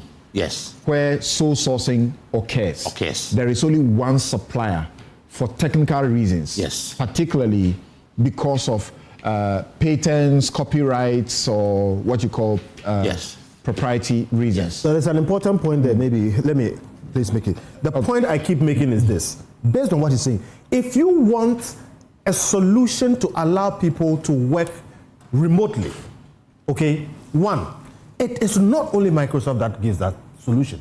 In fact, the better ones are not Microsoft. The more common ones are not Microsoft. That is one. So you can describe what you want. and let everybody come and apply. That is one. And then pick the right one. 2, if it is specifically Microsoft you wanted, it is because of a feature, something unique to it. Now that you are allowed to put in your description of what you are looking for. So if it says this particular solution must have 3 horns, and Microsoft is the only one that has 3 horns, let 10 people apply. In the tendering process, it will become obvious that only one has 3 horns. Then you pick that one. So the only thing that really sole sourcing does is prevents you from going through all the others before you get to 3 horns. Right. My point is, we make laws assuming that honest men will apply them. Right. But in this case, they don't. So just kill it. Right. Let's all go through the process, and then we'll So back to you. You have explained one instance the law allows, but with Kofi's intervention, are you able to say in Esler's situation, it was also an emergency situation, which is one of the rooms allowed by the law, emergency? So yes, I'm coming to that. There was an emergency at that time. Right. And Kofi, at that time, you tell me, in Ghana, how many computers have operating systems which are other than Microsoft? Many were using Microsoft, but Zoom is system agnostic. So you can use other things on top of Microsoft. So there's solutions to it. It was not just about Zoom. So if you buy, if you buy a Microsoft Enterprise E5 license, you get the Office Suite plus the documentation management plus the virtual communication and all that. So because they already have the Office Suite and those things, it makes a lot of sense. So let's not stay in the details of those ones. Yeah. The point I'm making is that in that instance, the one option to do sole sourcing would have been to go to Microsoft.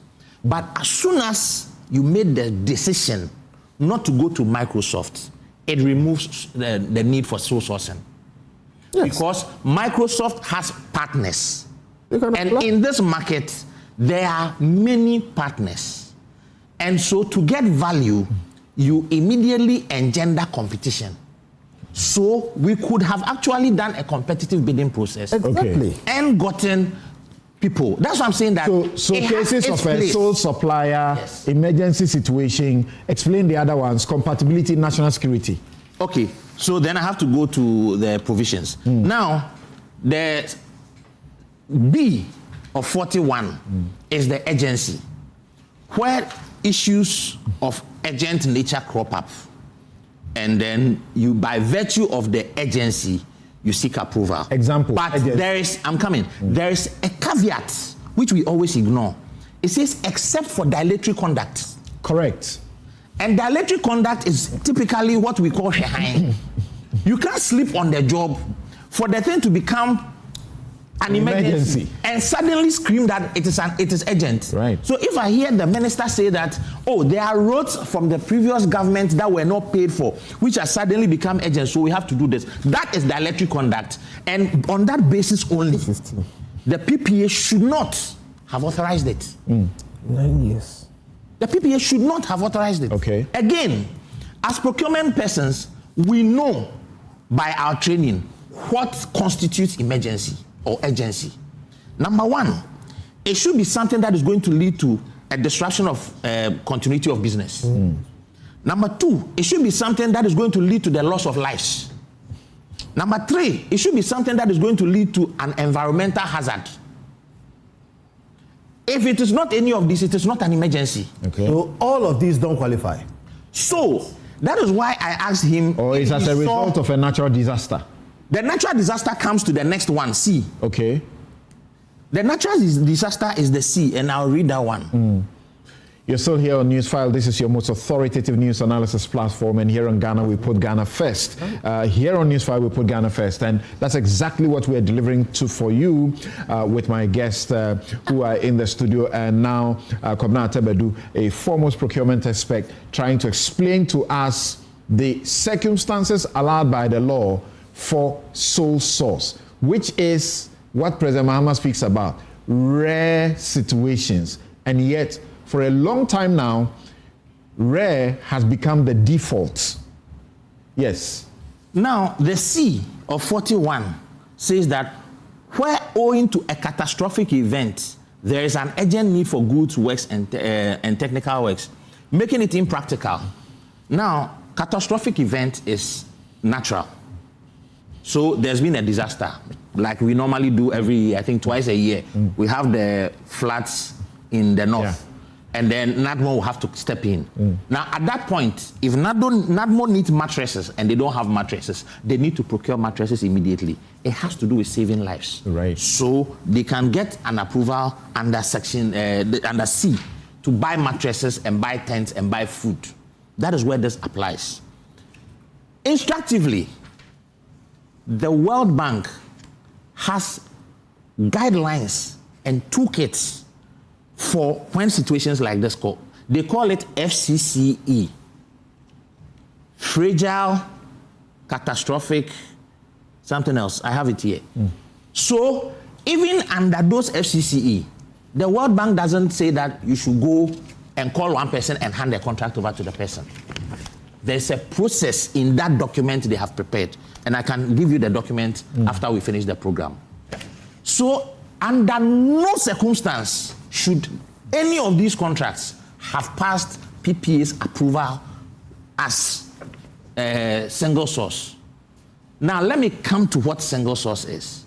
Single source is when you decide for obvious reasons, which in this case the acts have stated the obvious reasons, that I need to go with one person. You are choosing a single party. That is completely different from when it's a sole party. They are two different things. So if you ask me, none of this passes as single source. And the board erred, according to the act, in granting the approval. Because if you go to the LI, and I'll read the requirements. You do that quickly. I need to take a quick break and return. An application for us to get into the meat of it, because Sule was going to take us through the amounts and all other issues. So now I'm drawing his attention. I want to see that one when he goes into it. All right. Then the name of the proposed company, the professional and technical qualifications and competencies of the company. Now, when we say the professional, it's not because you went to school and have a civil works, civil engineering certificate. You should demonstrate to us that you have delivered projects of certain nature. That is why typically in the pre-qualification process, we ask for a list of references on people we can contact. We ask for projects you have done, so we can go and assess the project on the ground. All those are part of qualification. And remotely, they define what your capacity to contract is. Now, in the last couple of years, the biggest harm we did ourselves is when we changed the company's law in 2019 and we removed the business objects requirement. Because at that time, for us procurement people, you bring your introductory letter, you bring your company registration, we look at your objects. If I see that you are registered as a civil contracting company, that is the category you will get. That's where you play. You don't play anywhere else. Now, it has been removed. So all these guys who do create, loot, and share need to do is to set up one company. If he hears that there's a contract for civil works, he shows up and he qualifies.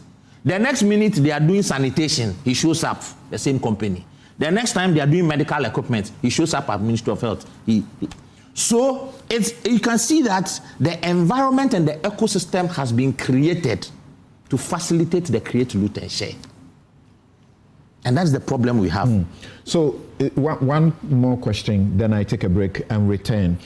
You suggested that you were compelled, the circumstances compelled you to join Kofi to say maybe we should ban this kind of exception, which is now being abused to the default.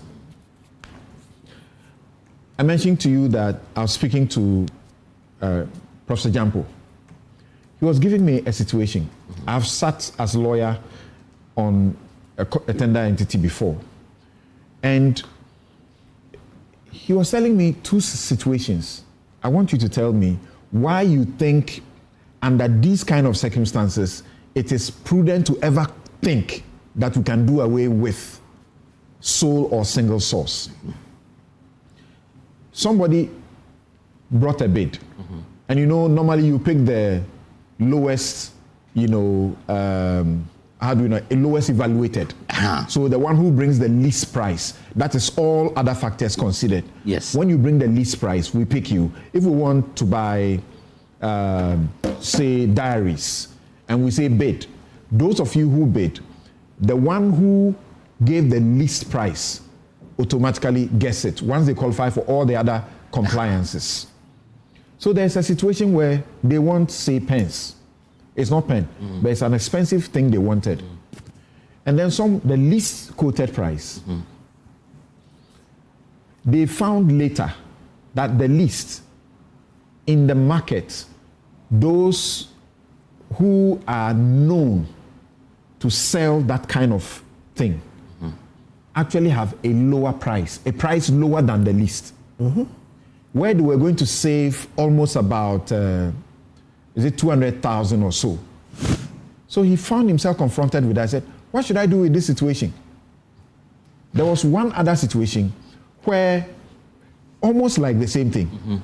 Someone is quoting the least being in excess of 1.5 million. And then they find out that the original people who did the project, which had now expired and they needed to do it again, had actually done it for about less than 600,000 and were ready to do it now at almost the same price. And yet his entity was going to pay 1.5 million for it. Okay. The question is what? I get what the point is making. Now, first of all, when you set out your tender, you set your regulations. As the employer, you have every right to terminate the process at any time up to when you do an award. So as long as you haven't done an award, you can terminate the process. So if as part of your evaluation, you find out that there's a better source than what you have every right to terminate the process. You have already awarded, but now you find that even those with the best expertise for that particular thing or known for that particular product have prices far less than the one who came on the competitive As bidding. soon as you have awarded, you have moved into the legal realm. Contract. It's a contract. You know the term. The two parties can agree and come back to the table. You can go and extract all the proof that you have done me in, even though it was my error, because I didn't do my due diligence, and come back to negotiate, just like we have done with our energy contracts. If they are minded to play ball, they would agree, reduce the cost. If they are not. If they are not, you are stuck with them. You are stuck? Yes. Yes, you are stuck. You are stuck. Because there's a point I want to make. Why can't you terminate? Why can't you terminate and use sole or single source to get the best price? So you are taking me to where I don't want to go to today. Termination has consequence, Termination has consequence. That is why if you go to section 89 of the Act, where it says that if the board has a reason to believe that there's been a contravention of the Act, first, they appoint an investigator. The investigator will go and do an investigation, an audit, whatever it is, and come back to the board with a report. Now, when the report comes and it confirms the contravention, because a contract would have already been awarded and termination has implications, the first of 4 options the board has is to terminate the contract. Now, they can only use that one if terminating it will not create any liability. Okay. So but now, the second now one is where I want to land. I take a break. As soon as they choose the second one, and there will be a liability, that is where they do ratification. Okay. Kofi, what were you going to say quickly? I'm going to say you have missed a central point. The central point is the principle of ultimate responsibility. If you are the head of any entity, and we have ministries, departments, and agencies, commissions, and all kinds of where experts are supposed to be, and if you sit over, so we say go and buy us X, you're supposed to be the chief executive. You have experts, advisors, and all those people, and you end up in a tender that picks a bad choice. You should lose your job first. Okay, If you have time, I explain it. Because there could be collusion, and if it's not collusion, it is serious incompetence. So to the extent that it was obvious, it's in the market, it is known, it's a notorious fact, and you could not find it, it shows you are incompetent, you don't know. Procurement officers get into all sorts. We take a quick break, we'll return, Sule will get into much more of the details, and then this will segue nicely into the value for money office. The name of the law is value for money. We'll be right back.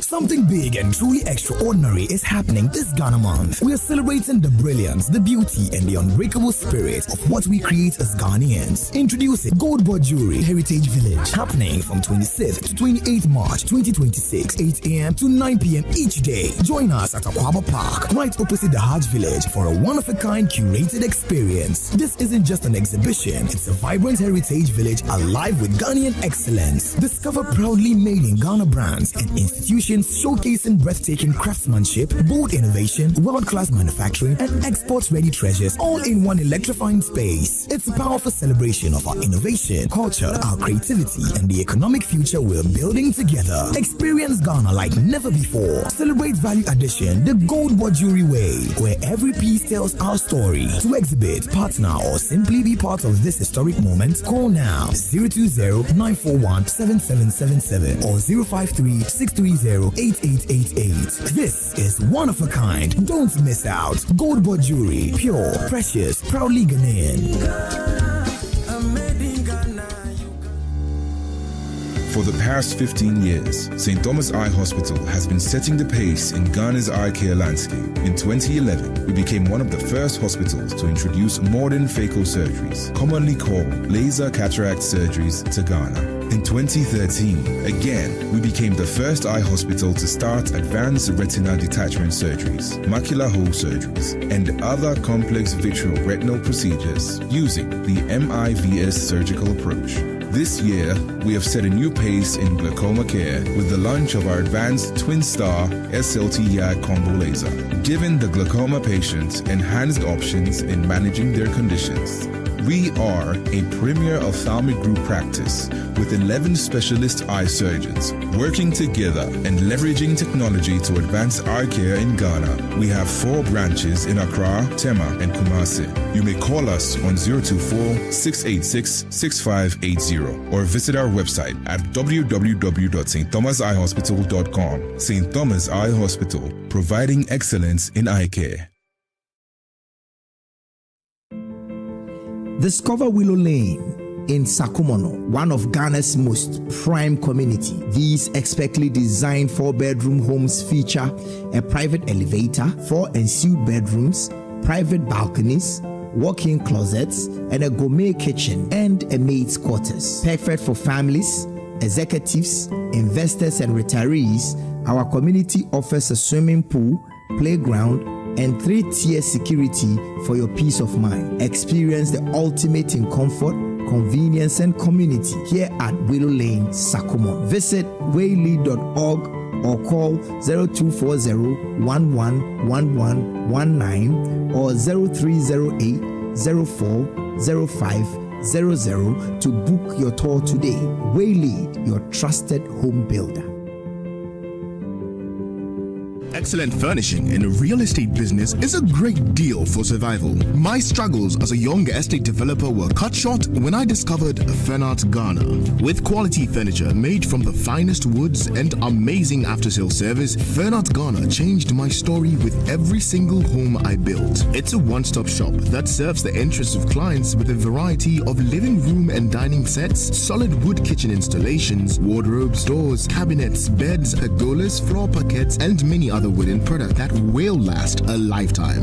With Fernat Ghana, all clients are offered the opportunity to customize furniture to their specifications, and the smile on their faces says it all. Thanks to Fernat, now your home can look beautiful with furniture that would last for generations. Visit Fernat Ghana today and share my story. Locate us at Yaniba Estate, Osu, Accra, or call 0303-966-085 or 055-278-4097. Think wood, think Fernat. Life can be giving it to you with like that. And everything around you will be affected big time. Too many uncertainties and fears. But with the right partner like Empo Life Insurance Ghana, you are sorted. Save kutu, save bam. You get the best healthcare, solid pension trust policies, and the peace of mind to grow your business and focus on what truly matters. Empo Insurance, empowering people.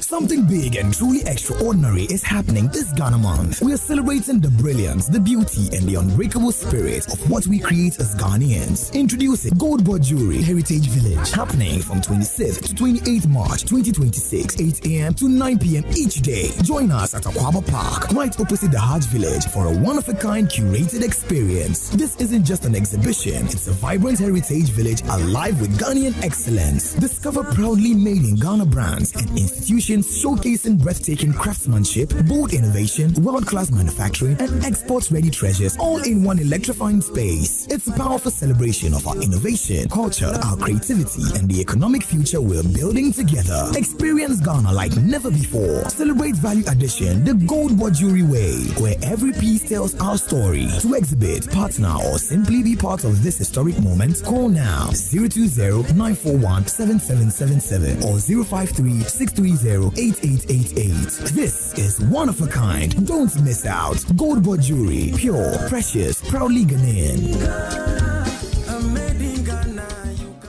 For decades, we have helped businesses connect with their trade partners all over the globe. From Ghana to Burkina Faso, Côte d'Ivoire, Benin, Togo, Senegal, China, Morocco, France, Netherlands, and many other countries. We have made it possible to bring Ghana to the world. We have brought small and medium businesses closer to their customers across the regions in Ghana with our SME support facilities. We have brought relief and smiles to the faces of families with our employee personal loans. With our cutting-edge technology and digital support, we take the burden of complex thinking off you, making life simple. That is who we are, as close as a partner. Bank of Africa. We are indeed the African bank with the global reach. Welcome to Malcolm, where shopping is a musical experience for all generations. Granny's Let's Roll It Back. Malcolm got now we did for you. Malcolm's got it all for me and you. Life made so easy, easy, lemon squeezy, shopping made easy. Sometimes money day, sometimes some way out of pocket. Malcolm's easy. The price is right. The price is right. The price is nice. The price is nice. Fresh with the vibes, unbeatable. Do the price they fly. Do the price they fly. Your number one stop shop, number one. Your number one stop shop, Malcolm. Malcolm got now we did for you. Malcolm's got it all for me and you. No matter the generation you belong to, Malcolm is where Ghana shops. Bring back home the experience. Bring home the experience. Excellent furnishing in a real estate business is a great deal for survival. My struggles as a young estate developer were cut short when I discovered Fernat Ghana. With quality furniture made from the finest woods and amazing after-sale service, Fernat Ghana changed my story with every single home I built. It's a one-stop shop that serves the interests of clients with a variety of living room and dining sets, solid wood kitchen installations, wardrobes, doors, cabinets, beds, pergolas, floor parquets, and many other ways award-winning product that will last a lifetime. With Fernat Ghana, all clients are offered the opportunity to customize furniture to their specifications, and the smile on their faces says it all. Thanks to Fernat, now your home can look beautiful with furniture that would last for generations. Visit Fernat Ghana today and share my story. Locate us at Yaniba Estate, Osu, Accra, or call 0303-966-085 or 055-278-4097. Think wood, think Fernat.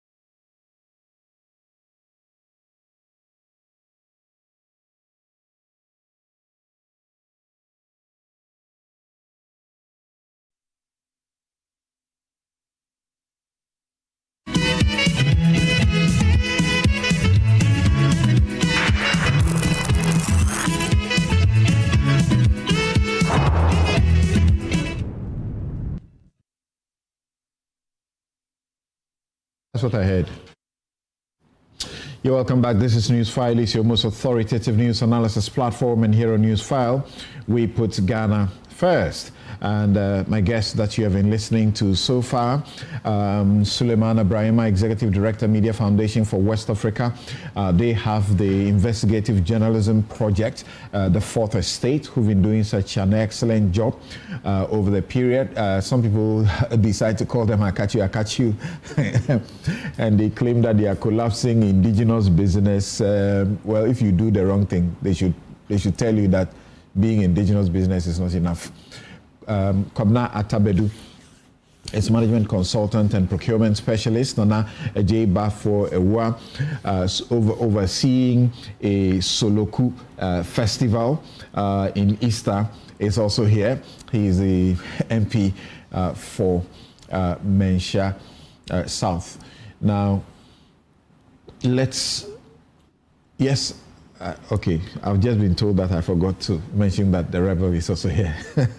Okay, so he spoke last, and he was making a point that he didn't finish. We hear Kofi briefly, then Sule comes in back with more of the details, and we want to tie this also, as we have advertised, to the value for money office. All right. Already the suggestion is that this is really needless. So the point I was trying to establish, based on your analogy, was that behind all this is the first principle of the ultimate responsibility, which is borne by the chief executive. Just using your analogy, we are saying the chief executive has to do some procurement.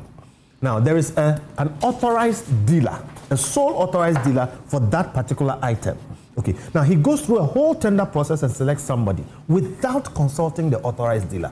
Now, the chief executive bears ultimate responsibility, even though he may not be a procurement person. He has to use the procurement people around him, and they would have advised him that you can't necessarily do a procurement of something where there is a sole authorized dealer without going through the authorized dealer. So if you bypass that person, either you are ignorant or incompetent. And then you go around and then you end up picking something which is either not the best quality or not the best price, and that the authorized dealer could have given you something more. You should be sacked first. And throughout this discussion, that is getting lost. The ultimate responsibility. Are you by this stress suggesting that we actually can do away with sole or single source? I am by this stretch saying we can do away with the whole PPA law, because you have a president. He has a cabinet. He has 60 ministers. And then the ministers have ministries. The ministries have departments and agencies, commissions, etc., made up of experts. These are people we have taxed, and there's enough resource around them to make good decisions. They are not making those decisions, and we are not holding them to account. So we give them a law supposed to guide them. and they are ignoring the law. Look, if you look at so many of these institutions we are talking about, the PPA is under the Ministry of Finance, VFM law is under the Ministry of Finance, the Commitment Authorization Law is under the Minister of Finance, the PFMA, Public Financial Management Act. Public Financial Management Act. And the Ministry of Finance, the Internal Audit Agency. And I mean, we have packed layers of these institutions under one man, Minister of Finance. Without all of these, he should be able to do his job or be sacked. Given all of these, he doesn't do his job. We give him a Public Procurement Act, he goes and uses the wrong one. And then he comes and complains. When we miss the principle of ultimate responsibility, we'll never solve the problem. We should start letting the chief executives, the ministers, and the people who are interested, who are responsible, pay the price for not doing the work. And here, censure comes in. Censure. If a minister is consistently failing, Parliament has a role. Have you glanced? It's so many pages, so many sections. When I got hold of it last night and tried to read the Value for Money Act. So if you have glanced, do you sincerely think that it is unnecessary? Totally unnecessary. It is another layer trying to solve the same problem that we should solve with a fundamental principle. What do you mean by value for money?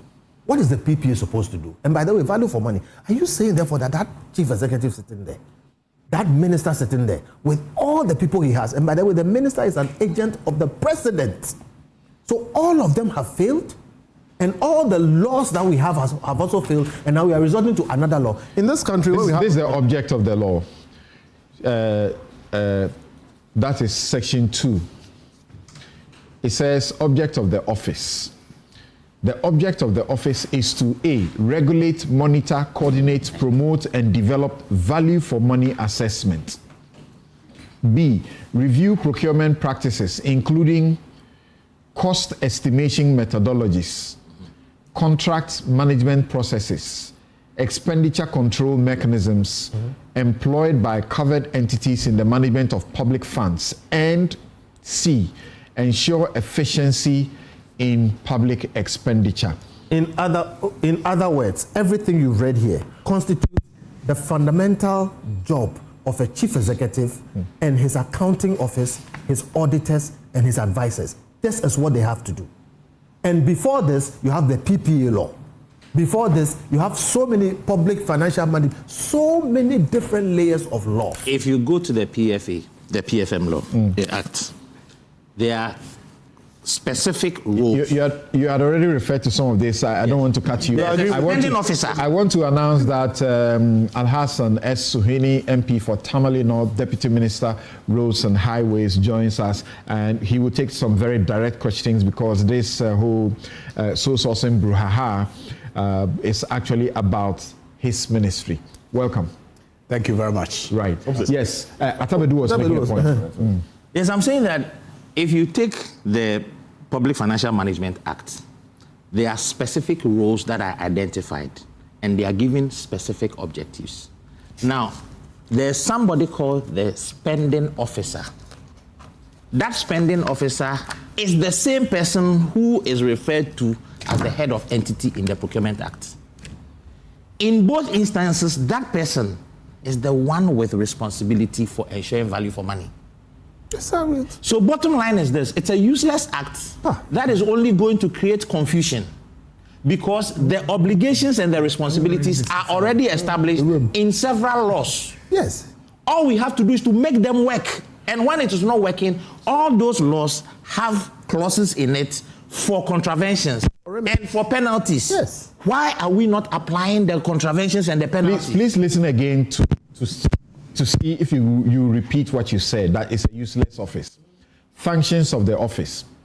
To achieve the object under section 2, the office shall A, conduct value for money assessment of public sector projects, develop and enforce standards for value for money assessment and evaluation tools, provide technical clearance for capital expenditure, build capacity of public officers in public expenditure and value for money assessment, ensure transparency and compliance with value for money principles, benchmark cost and prices for goods, services, and infrastructure, develop guidelines and standard tools for the estimation of cost and procurement assessment, undertake post-award and post-completion value for money assessment of contracts. Remember that, post-award and post-completion value for money assessment. When they are those who issue the certificates, what do they normally do? It looks the same for me. Exactly the assessment of contracts and public sector projects to ascertain compliance with approved budget, timelines, specifications, output and consent. Each one provide technical advice and training on value for money assessment and practices to a covered entity. Publish periodic value for money reports, and they are supposed to maintain a database of findings and reports of value for money assessment, monitor compliance with this act, impose administrative sanctions for breaches of the act, advise the minister on matters related to this, and then they will perform other functions that they may be required to. And there's a body. In that body, you have the chartered accountants president appointing somebody to be there. You have a lawyer from the legal directorates of the Ministry of Finance and also from the Attorney General and so on. And procurement, someone from procurement office and so on.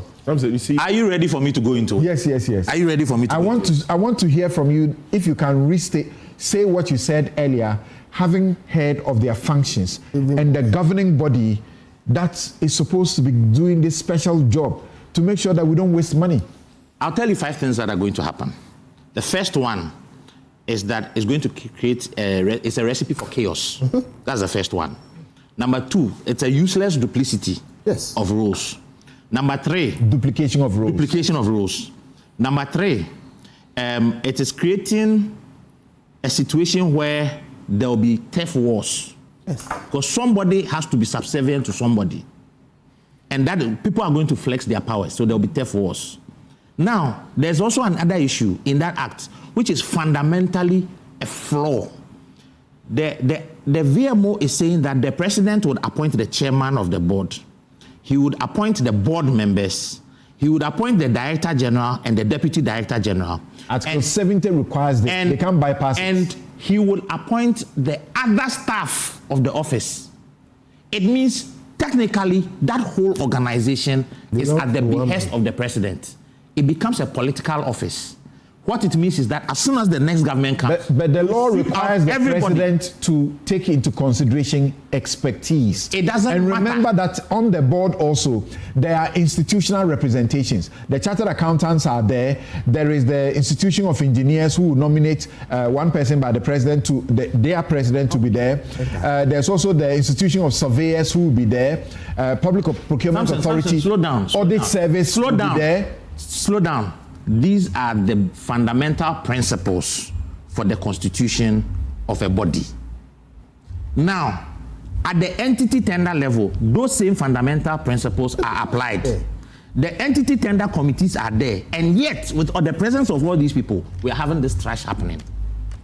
So, what is wrong with it? Because the principle is fundamental. Now, in this case, I am saying that, and I speak from my background as an HR practitioner at some point in my life. When you constitute a body, it is not human beings you are populating. It is competencies you are looking for. Now, a board is the controlling mind of the organization. They determine the direction it goes. And if you have people who are clueless about what they are doing, in which direction are they going to go? So that is the problem. So the consultant who was appointed to do this law's work, preparatory work, normally the public engagement, stakeholder engagements they do, even the parliament's subcommittee would have gone through this law. They all didn't see that this is needed. Where was the stakeholder engagement? Because I am part of the Ghana Institute of Procurement. The Ghana Institute of Procurement wasn't consulted. If I may come in quickly. Oh, you are. My brother. Point. I think that I would always want to elevate, in terms of my perspective, to look at the intention of the minister. The minister really and truly sees a problem. Let's accord him that. Let's not be quick to dismiss him. No, we all see a problem. I'm coming. It's about how you solve it. I'm coming. Let's not be quick to dismiss what he has put on the table. I would rather want us to look at it from his intention. And so let's accord him some,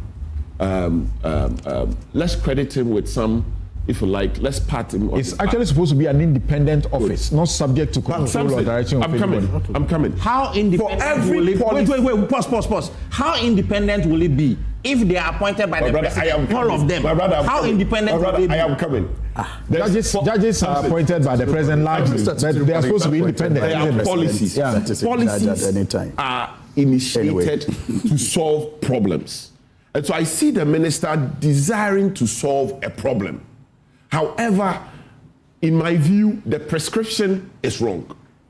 The prescription he has put on the table is wrong because the prescription is going to give us the same problem as the PPA. Multiplying. Look at the PPA's board, membership of the PPA's board. Look at the composition. It's almost the same, yeah? It's almost the same. That's the point. That's the point I'm making. Almost the same. That's the point we are making. And so, really and truly, the prescription is wrong.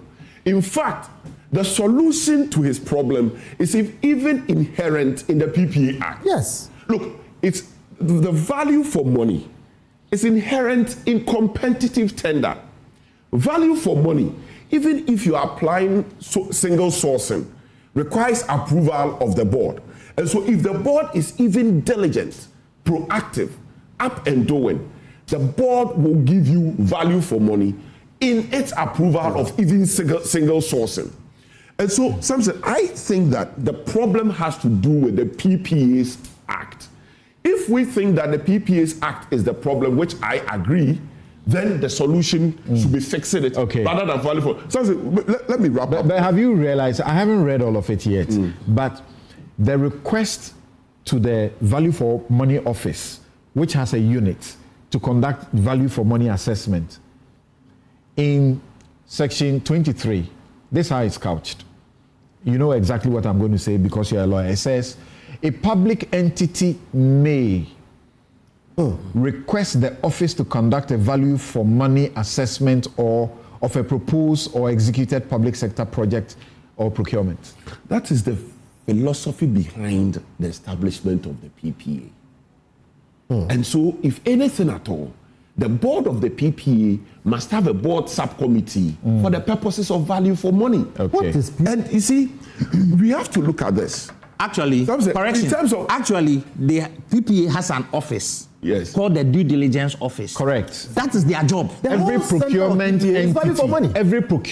entity inbuilt in their processes include value for money. Respectfully, let me say, respectfully, all procurement is aimed at value for money. But all of these we are talking about have not worked. But so what should we do? There's a distinction. So let's not add institutions when they are not working. There's a distinction that we are not even adverting our minds to.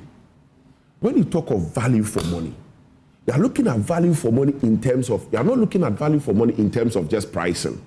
Yes, you are also looking at the utility. Samson, can we go to my slides? I'm coming. You're also looking at Samson. You're also looking at the minister just came in. I need him to join the discussion, but I want Sule to go back to the points about these 81 or 115 big push contracts, and then the minister will take the questions directly and respond to them. Yes, the job is not. Okay, thank you, Samson. I'm happy that. My brother Suhini is here. Right. You know, I was making the point that when we did the publication, they uploaded what they now say are the correct projects, 54 of them being the new big push, as the minister would want us to call them, and 23 of them. And I already spoke about the inconsistencies in the dates. I think at the preliminary stage, there was no time to even come to the 54 that they had posted as the new big push. And to start is to also mention the inconsistency right there, even from the dates, where the date of award for the first contract, as is indicated there, is September 2024. Again, if it was about this thing about novation or whatever they call it, we expect that we will see that in the list of the 23 and not in the 54 that they want us to believe that they awarded. But let us even grant that it's a mistake, even though I don't believe so, because there are quite a number of the dates that are indicated here that are 2024, preceding when the NDC came to power. But something, what is even more curious and what sort of betrays what I believe was an attempt to deceive the public that the ministry wants to be transparent is that the whole controversy was about the procurement method that was used. In uploading their own data, they conveniently take out the procurement method that was used. So we took their own 54 and did the analysis. 47 out of the 54 are sole sourced. Only 7 are restricted. None, not even one, is competitive. So if you wanted to be transparent and we're talking about procurement processes, why do you then publish and take out the procurement method? Because you know that 47 out of the 54. And in this case, it shoots up the percentage to 87%. What we did on the 107 was 76. Now, if you use their own data and look at the fact that 47 out of the 54 were sole sourced, it takes you to 87% of the projects being sole sourced. Now, something I think the other things that have been raised have been, agency. So you hear the minister says one of the things that they had to do was to lot some projects. So in some cases when there is maybe 45 kilometer or 50 kilometer road, instead of giving it to one contractor and the contractor may fail, what you do is that you break it down into lots so that you give it to different contractors, and if one contractor fails, which is a good thing to do. Yes, which is a good thing to do. But here we are. You are from Kumasi. Yes, please. Kumasi Outer Ring Projects. Lot 1, 15 kilometers. Lot 2, 15 kilometers. Lot 3, 15 kilometers. Are awarded to the same contractor. So did we go or did we come? Exactly. If you take... And let me speak to that one. It may be counterproductive because you see, in the core principles of procurement is economy. Now you want economies of scale. So if you have 45 kilometers and you give it to one person, it gives you more leverage to reduce the unit cost than to break it into small pieces. Each one of them will need mobilization. Each one of them will have preliminaries. Okay. In fact, we had a training for the Fourth Estate recently, and the people who came to do the training said, look, red flags. When you see a project that has been lotted, broken into lots, begin to look at it as a red flag. Remember the NLA former boss, former. Yes. When he and contracts connected to his family. Yes. He had to lot it in a way that he will evade the threshold that he's allowed to approve. Yes. Exactly. Yeah. So if he's allowed to approve 100,000, he lots them into 99,000. Yes. Exactly. Yes. They are playing games. Yes. And it is not just that project. You take dualization of Winneba Cape Coast, Lot 1, Lot 2, Lot 3, all awarded to the same contractor. So the point about we lot it so that different contractors is neither here nor there. They are just trying to deceive the public. The other thing. But what you discovered, is it pervasive that even though they say they've lotted it, so they can spread it and get completion quickly, they have lotted but giving to the same person? Is it pervasive? Well, I mean, as I said, you look at the Kumasi outer ring is the same thing. Dualization, Winneba Cape Coast is the same thing, and these are major projects. If you want to know if it's pervasive, this is just the big push. Yes. Let's go back and audit all their contracts. You see a trend. And go beyond who are behind the companies. Beneficial owners. The other thing, something, I know we don't have time. The other thing that they talk about, and I think that has been the major part of it, is, what is important is the cost inflated? Yeah, the question I asked earlier, that I thought the central concern of all of us should be, have we had value for money? Yes. He can't decide for us what is important. That's the first thing you shouldn't do, because that is insulting our intelligence. We know. Who? You mean? If the minister said what is important is... I'm asking that question. Shouldn't that be our concern? even if they are familiar people, cronies, or whatever involved, are they delivering value for money? Okay, now I'll take you back to theories. In decision making, there are two schools of thought, the deontological school and the teleological school. The deontological school says that there are rules, there's right and wrong, and you play by the rules. If it is wrong, it is wrong. The teleological school says that the end justifies the means. What you are telling me is teleology. In teleology, it means Robinson Crusoe is a hero. Foundation lectures for PhD. So, yes, Samson, let me go on. Now, so when you take the cost, I believe we remember a road called Dodo Pepeso Nkwanta. Correct. Yes. Because of the developments around it in 2016.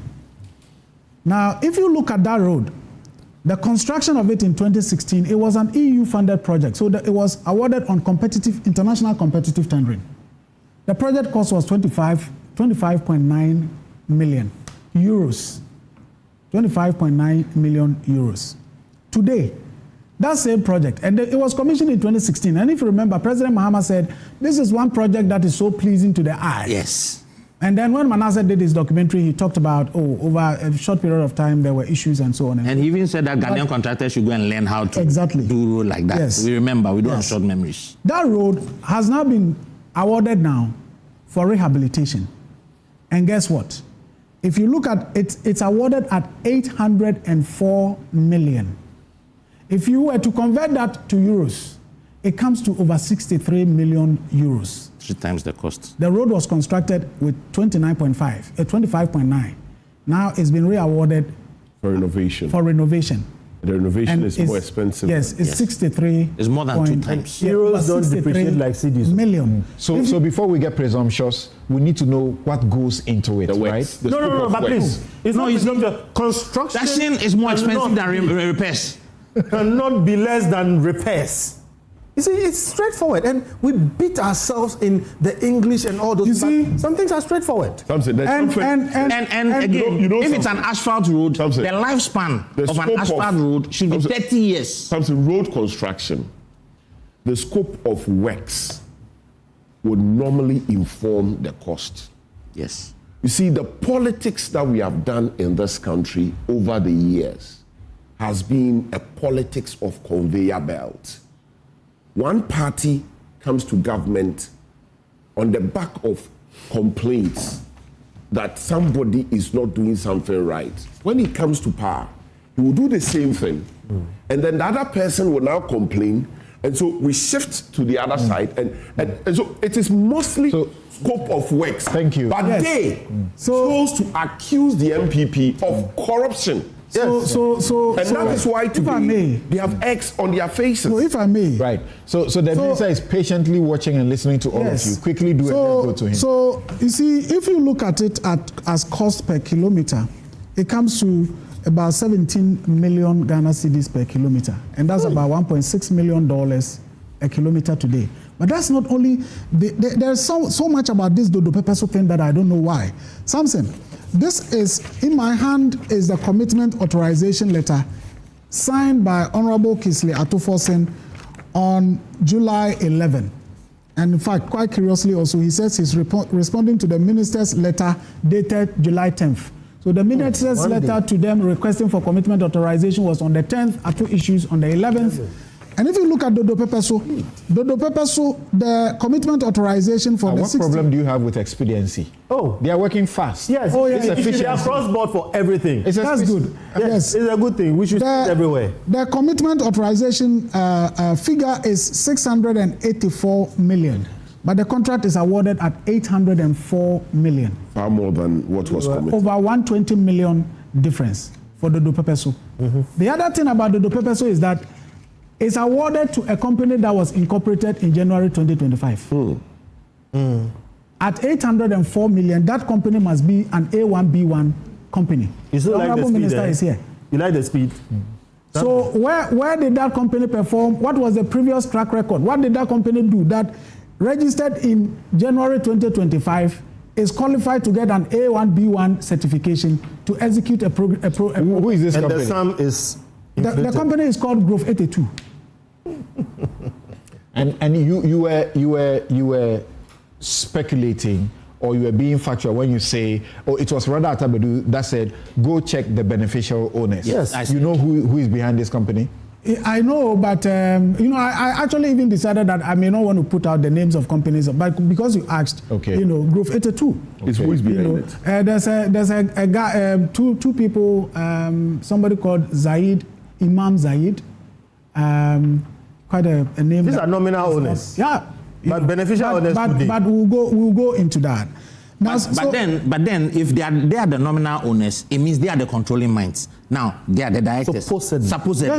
Now that is where, when you are doing the qualification or the pre-qualification, you have to state, especially in construction, the key personnel and what their records are, including their professional training. If none of them is a civil engineer or has an engineering background, if you look at the key people, they do not qualify. But you spoke of. Okay, we don't know that. So because of time, you guys, you are distracting me. So you see, Samson, cost again. There is this Winneba Cape Coast Lot 3, Winneba Cape Coast dualization Lot 3. There's supposed to be an interchange at the Winneba roundabout. That's a different project. And then there is a 25-kilometer stretch that is awarded as a lot. Samson, it's 3.68 billion. When you do the conversion, it comes to 154 million cedis per kilometer. You ask yourself, what at all are we really doing? To the road. 24-kilometer stretch. They may talk about, there is an interchange, there is this, there's that. But it comes to 154 million Ghana cedis per kilometer. There are several of them. But there's no time. So now, wait for him. Yeah. You take Hokpatoy, it comes to 49 million per kilometer. Now, there are even roads that are surface dressing. They call it surface dressing. Normally, in local language, we say Sopital. The kind of things that, Charlie, quick, you have to fix something. And some of them are over 10 million Ghana cedis per kilometer. Highest in the world. Over 10 million per kilometer. So they are talking about cost. Is the cost inflated, and so on and so forth. I'm just giving you the dope person, because they say, you are not an engineer. So initially, we understood that your project was intended to expose the hypocrisy and the contradiction with the promises in campaign and promises elevated to even making a law to ban and for rare circumstances. You wanted to expose that. Now you are going beyond that to say we can actually see that there may not have been value for money. Yes.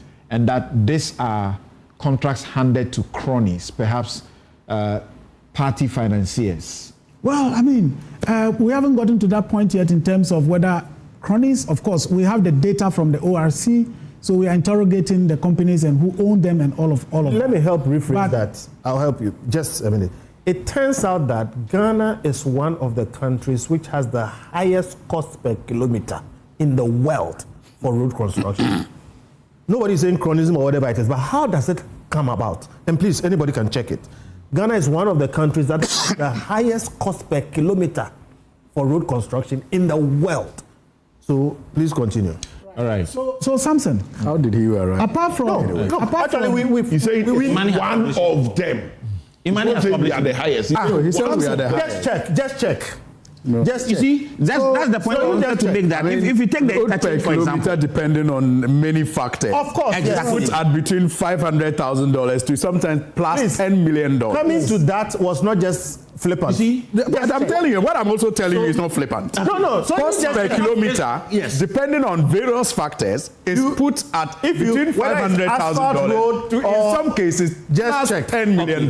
So that is why what I use a reference for you right now. Anyway, I'm coming. Let me land. You see, it is not just about cost per kilometer. You are talking about some interchange issue. Yes. You see, it depends on what goes into the bill of quantities. Exactly. You can have a 1 kilometer stretch of road. And that will be what, 10? That, if you go to the geotechnical study, the base is not strong enough to carry the structure of the interchange. So you have to go down and reinforce the base before you can go up. So even though in terms of kilometers, it may be short. Exactly. But what goes into it may be deep.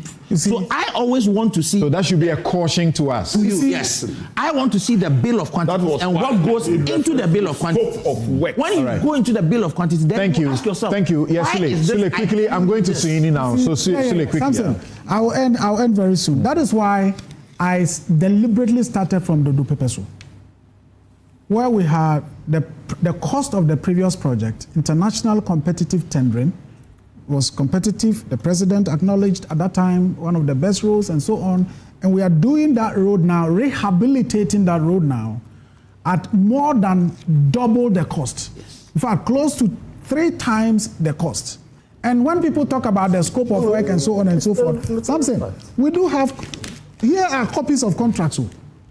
Here are copies of contracts. Now, let me move on quickly to capacity. Because that's the other thing. Doing. That's why some of the places you write to for RTI, they don't want to give you the information. They give you the information, now you're using it against them. But that's the point of getting the information. Yes, of course. Use it. No, something. The other point is capacity. Because we are told, because of urgency, we needed contractors who have the capacity to deliver. The president said no wheelbarrow contracts and so on and so forth. Yes, we do admit. I've looked at the list. There are contractors that have the track record, certainly. But, again, I first started with Dodo Pepeso, and I told you that the company was incorporated in 2025. And that's certainly in January. That certainly should tell you as soon that as it raises capacity issues. So Something. Here, this one. If your cameras can pick it, you see big push. And the label is there, Ministry of Roads and Highways, big push program, 2025-2027. Here is a company sole sourced for a contract. If you look at the company's own clearance certificate as included in the contract, this company says they have 4 workers. Sole sourced for big push contract. We are told no wheelbarrows. Which company is that? I didn't want to mention companies, but since you want, this is Mr. Sanam. They are doing projects in your constituency. Sanam doesn't have 4 workers. I am not saying it. I am not saying it. This is the contract. I mean, everybody knows. Anybody. This is a contract. What do you say to their document? Yeah, but this, I can give it to you. But you go on. But I'm just telling you that some of these. If they made a mistake, why did you sign it? Some of them. This contract is here. Is that debilitating? Is that anyway? It is. Continue. As a procurement person, so when I am assessing the public sector on that point, Sanam doesn't have 4 workers. On 25th. In fact, in their own data that they published, if you look at the date of awards, they are even inconsistent with the dates that the contracts were signed. So Sanam, because they are working in your constituency, and apart from that, you are a deputy minister, so you deal with them. I don't know. If I'm evaluating the contract that you have signed, I am going by the documents in it. Fair. Right? Now, there is even one here. No, don't intervene yet. There's even one here that says 1 worker. 1. Which company again? This company, Sweeney, you may help us. This is Mrs. Build Managers Limited. 1, it is here in the contract that you have signed. When I say you, I mean your ministry. They are doing a contract worth how much? This one is doing a contract worth 146 million. And there's even a lot about this contract that, if time allowed, I would have indicated. Because the 146, 30 million is allocated for the maintenance of the Department of Federal Roads headquarters. The road contract, 30 million. The project you have signed, 30 million of it is supposed to go to maintenance of Department of Federal Roads headquarters. And it is not only this contract. In this other contract, 5 million is allocated for the same purpose, maintenance of the Department of Federal Roads headquarters. And I'm not talking about even the cars and so on that are provided for. So if you are signing contracts that indicates in the SNIT clearance certificate, indicates that someone has 4 employees, someone has 1 employee, and you are telling us that you are giving the contracts to contractors who are not wheelbarrow contractors, but contractors with capacity, are you being honest and are you being truthful to the people of Ghana? How did a one company with 1 employee go through restrictive tendering? So Samson, remember, hold on now. I'm not going to allow any one of you to come in now anymore. I'll go to Sweeney now. Remember, the deputy minister had spoken about certain situations, rather bizarre. He says that we have seen cost build-ups in our contracts that show the purchasing of mobile phones and airtime for contractors. He doesn't believe that. A justification for the value for money office. He said, we have seen cost lines that indicate renting hotel accommodation for contractors. All these are competitive bid contracts. And so it is not true that only sole source or restricted tendering has been overpriced. Well, the minority leader says we won't be part of this unholy acts. The minority will not support this bill if the majority will not listen to these strong views and take them on board. We will rather pursue amendment of existing laws and so on and so forth. A quick one, just 1 minute, please. I beg you, before you go to the minister. Sometimes when you look at the PPA Act, go to Section 92, Section 92, Clause 1. Go ahead. Go to Section 93. Look, we have ample provision made for offences.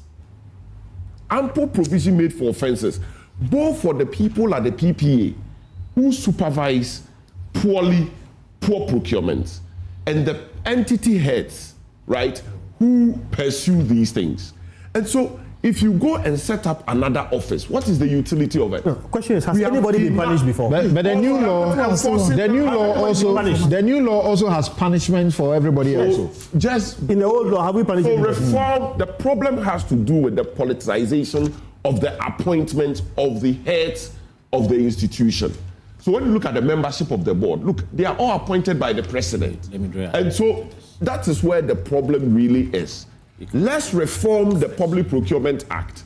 And when we do that reform, there will be no need for another bureaucracy through another law. Because it provides enough punishment for breaches, which would invariably result in lack of value for money.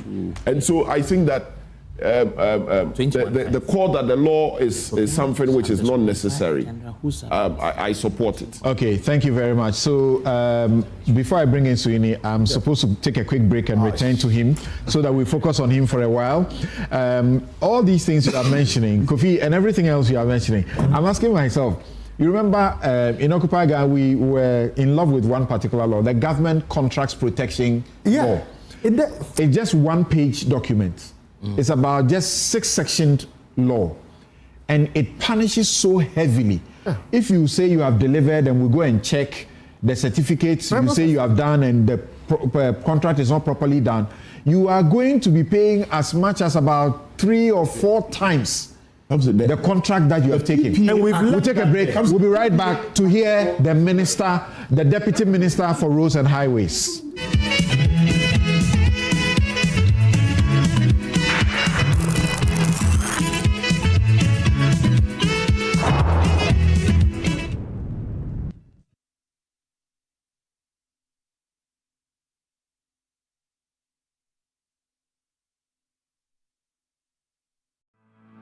For decades, we have helped businesses connect with their trade partners all over the globe.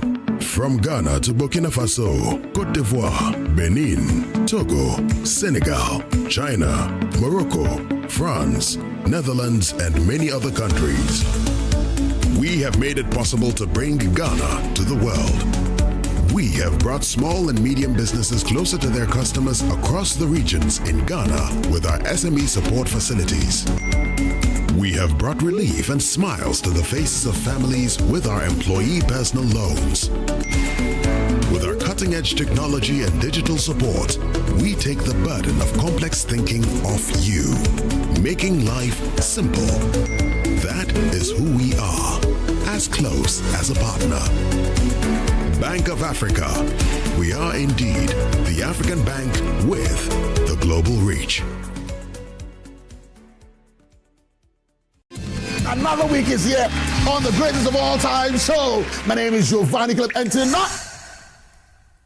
tonight we're bringing you talent. Contestant number 1, let's bring Baby Car. Let's bring. He did it for you. Cut. Oh, there is a leakage. Where's the plumber? for quality and durability, insist on Syntex pipes. If you want quality, this be where you belong. Strong, tough, and reliable. Your perfect match to your trusted Syntex pipe. Syntex pipe, it dey carry water, no wahala. Syntex pipe, it dey make water dey flow. Syntex, strong, tough. Discover Willow Lane in Sakumono, one of Ghana's most prime community. These expertly designed 4-bedroom homes feature a private elevator, 4 ensuite bedrooms, private balconies, walk-in closets, and a gourmet kitchen and a maid's quarters. Perfect for families, executives, investors, and retirees. Our community offers a swimming pool, playground, and 3-tier security for your peace of mind. Experience the ultimate in comfort, convenience, and community here at Willow Lane, Sakumono. Visit waylead.org or call 0240-111119 or 0308-040500 to book your tour today. Waylead, your trusted home builder. For the past 15 years, St. Thomas Eye Hospital has been setting the pace in Ghana's eye care landscape. In 2011, we became one of the first hospitals to introduce modern phaco surgeries, commonly called laser cataract surgeries, to Ghana. In 2013, again, we became the first eye hospital to start advanced retina detachment surgeries, macular hole surgeries, and other complex vitreoretinal procedures using the MIVS surgical approach. This year, we have set a new pace in glaucoma care with the launch of our advanced twin-star SLT-YAG combo laser, giving the glaucoma patients enhanced options in managing their conditions. We are a premier ophthalmic group practice with 11 specialist eye surgeons working together and leveraging technology to advance eye care in Ghana. We have 4 branches in Accra, Tema, and Kumasi. You may call us on 024-686-6580 or visit our website at www.stthomaseyehospital.com. St. Thomas Eye Hospital, providing excellence in eye care. Hello, CEOs. Ghana's foremost business platform marks 10 years of leadership impact. Join the 10th Ghana CEO Summit and Expo on Monday, 18th May 2026 from 9 a.m. to 5 p.m. at the Kempinski Hotel Accra. The summit is themed Accelerating Ghana's Economic Transformation, driving bold reforms through leadership, technology, and industrialization. Tagline, From Vision to Action. His Excellency John Dramani Mahama, President of the Republic of Ghana, will attend as special guest of honor and officially launch the CEO Government Compact 2026. Highlights include presidential CEO dialogue, masterclasses, panels, brand expo, CEO profiles, networking, and the Ghana CEO Excellence Gala. Register now at GhanaCEOSummit.com. Call 054-639-1970 or email info@GhanaCEOSummit.com. Powered by CEO Network Ghana in partnership with Deloitte, PwC, EY, GIPC, SIGA, University of Ghana, Media General, and the Multimedia Group. The 10th Ghana CEO Summit and Expo. A decade of leadership impact. T&Cs apply. Good business means seeing the possibilities and maximizing opportunities. Making sure you have a responsive support system backs your business goals. A partner that gives you a stable platform with reliable connectivity and seamless solutions, and better understands the tools required to take you to the next level. With so many moving parts in running a business, we do our best to provide you with some stability. The only kind of stability you can find with MTN Business Broadband, the fastest and most reliable internet provider in Ghana, making sure you stay ahead and stay connected, because we understand what makes your business tick. Sign up today on broadband.mtn.com.gh or call or WhatsApp 0244 308 111. MTN. The journey to the World Cup 2026 has begun.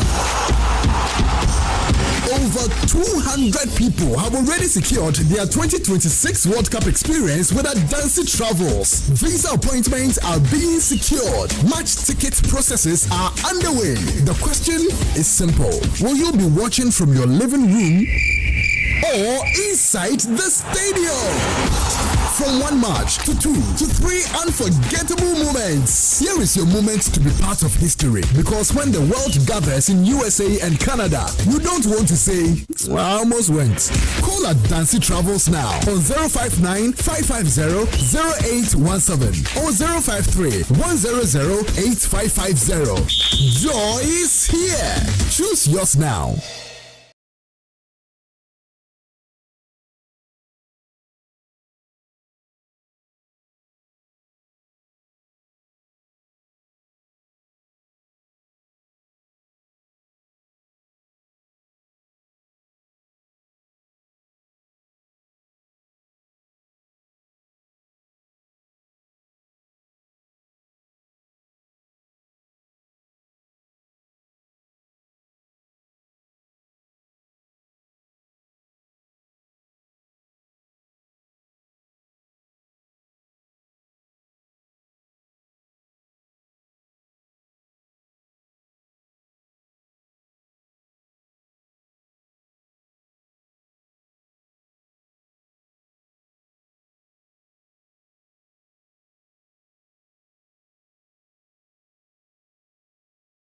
Hi, now let me share my wildlife experience with you at Safari Valley Eco Park. Welcome to Safari Valley Eco Park. Our electric shuttle pulled up and in no time our tour began. We were surrounded by wildlife from the moment we entered the Eco Park. We were greeted by experienced tour guides who took us through orientation and how to better enjoy the experience. Watch these animals roam freely in their natural habitat undisturbed by our presence. We saw zebras, sable antelope, brown cranes, mara, silky chicken, nyalas, Shetland ponies, and so many animals I just couldn't keep up. Our tour guides taught us so much about the wildlife, their behavior, and how to interact with them. I even fed them. We also went fishing on a man-made canal. Then we took a break to have lunch in this serene environment. All this amazing experience for this price for adults? This price for teenagers. It's a bargain. As the sun began to set, it was time to go back home, but not before dinner by the campfire. It has been a thrill of a lifetime, and I can't wait till my next visit. Safari Valley Eco Park, bringing you closer to nature. Life can be giving it to you with like that, and everything around you will be affected big time. Too many uncertainties and fears. But with the right partner like Emperor Life Insurance Ghana, you are sorted. Save bam. You get the best healthcare, solid pension trust policies, and the peace of mind to grow your business and focus on what truly matters. Emperor Insurance, empowering people.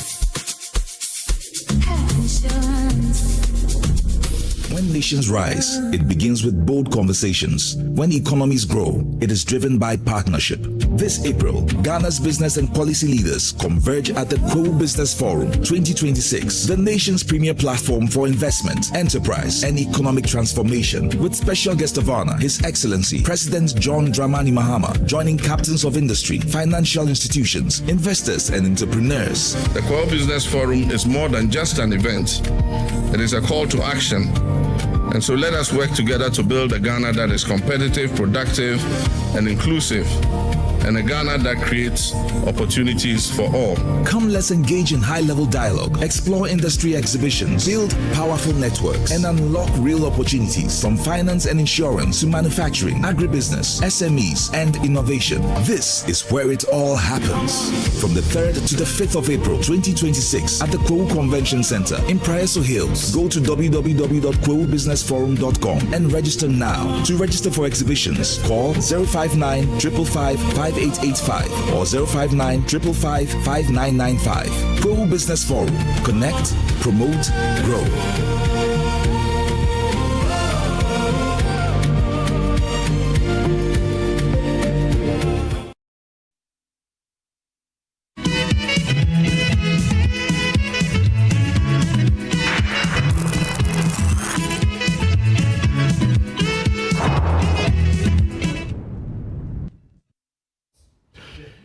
You're welcome back. This is Newsfile. It's your most authoritative news analysis platform. And here on Newsfile, we put Ghana first. Well, it's been like that. The debate has been going on even during the break. And matters, they're raising questions about why some road contracts have, purchase of Land Cruisers inside of the contracts. They can't understand why. The Deputy Minister is here. Let's see the explanations we get. My guest, Nana Agyeman-Rawlings, he's Vice Chair, Subsidiary Legislation Committee and Member, Constitutional and Legal Affairs Committee of Parliament. He is the representative of Menchia South. Alhassan Suhini, the Member of Parliament for Tamale North, Deputy Minister Roads and Highways, joined us a while ago, and he's taking his stand now. Kobina Atabedu is Management Consultant and Procurement Specialist. You never get it wrong with him. Nana Kofi-Kwache, Country Director, Arum Institute Ghana, joins us in our final installment of this, where we are looking at the killer no-bed syndrome. Dr. Joseph Boni also joins us over the same issue. Suleiman Abrahima is here. Now, they've actually projected or moved their questioning the morality, the moral issues about the failed promises or the contradictions of the regime to value for money and suspicions of crony capture situations. Kofi Bento, lawyer and Senior Vice President, Imani Africa, is also here. And my outfit, as always, is by Habil Scooter. Call them 0200 84 1988. 0200 84 1988. That's Habil Scooter. Call them now or check out any of their socials and contact them. It's also brought to you by Bank of Africa, strong as a group and close as a partner, MTN everywhere you go. Ashesi University, educating ethical and entrepreneurial leaders for Africa. Robert & Sons Optical Services, your comprehensive eye care service provider for 33 plus years. My Way Insurance, dial *165# on MTN to join My Way today. Syntex Tanks, it's strong, it's tough. Safari Valley Eco Park, bringing you closer to nature. Gold Board Jewelry, pure, precious, proudly Ghanaian. Malcolm, your #1 shopping destination. Waylead, your trusted home builder. Bethel Dental, the smile starts here. St. Thomas Eye Hospital, providing excellence in healthcare. And Kel Charcoal Toothpaste, happy smile. So, yes, you've really managed yourself, yeah. Because I recall the other times where you were not in this office, right? You would have been part of all the banter and the interventions. Okay. Yeah, Samson, first of all, let me apologize sincerely for my late arrival. I was engaged in other equally important assignments, but I'm grateful that I've been given the concession to make a submission on the matters, even though you were almost done. Samson, first of all, I think that it's important that we recognize the importance of what is at stake. First of all, we all know the road deficit that our country faces and the importance with which that deficit has to be tackled. We know what road does to economies. In fact, the Chinese will tell you that when you want to be rich, first build roads. And so we cannot underestimate the importance of prioritizing our road sector. And again, it is not lost on anyone that this is the single biggest intervention ever a government is making to address very critical roads in this country. I mean, it's so sad that over 60 years, we cannot boast of any first-class road linking any of our any of our major cities in this country. You don't have one capital city being linked by any good road to another capital city. And that is sad. And this intervention is seeking to at least address that. And we cannot, overemphasize that. Now, because of this major intervention, the conversation that the Fourth Estate is seeking to start is equally very important and necessary, because a lot of taxpayers' money is going to be used to make this intervention. And it is important that we have a rigorous conversation that will assure all of us that even though this is important, has to be done, it is being done well. Because at the end of the day, we are going to use public funds to do it. So it's an important conversation that should not be had with emotions, that should not be had with closed minds, but that should be had with the intention of seeing progress and seeing better impact.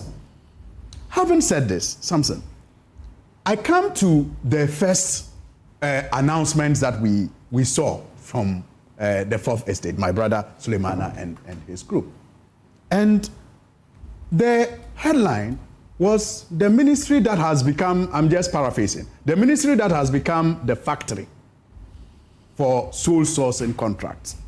I mean, for me, that was the first red flag, because with all humility, when we took over at the road ministry, from 2021 till about 2025, when we took over, at least the records available to us is that that ministry had not tendered for any works. All the works that they procured, at least the records available to us, were done on sole sourcing. Now, your minister says almost all. Almost all, yes. Almost all. I'm saying that the records available to us. Almost all were done on sole. Between 2017 to 2024. At least I have gone through the record data from 2021, so I'm sticking with 2021. Okay. Nothing, and that's why I am confident to even say all, because that's the data I have gone through. Now, when you look at what we have done, first of all, I have the adverts here, Samson, on the daily newspapers, the Daily Graphic and others. Over 400 projects have been advertised since we took over and procured through competitive tendering. Road projects. Road projects. I have the adverts here. Over 400 different projects have been procured through competitive tendering. Do you mind publishing these for? Oh, I can share with you right now. Yes, please. I can share with you. And roadworks. And publish it as well. Yes, the highways, the Ghana Highways Authority, the feeder, Department of Feeder Roads, all advertised their works last year, and they were procured competitively. I can share it with you. Now, when you look at even the data that the Fourth Estate published, but regarding those are not under big push. No, they are not under big push. Okay. No, they are just roadworks. Okay. I'm saying that there was no road works under the ministry that was ever published from 2021 as I have seen the data.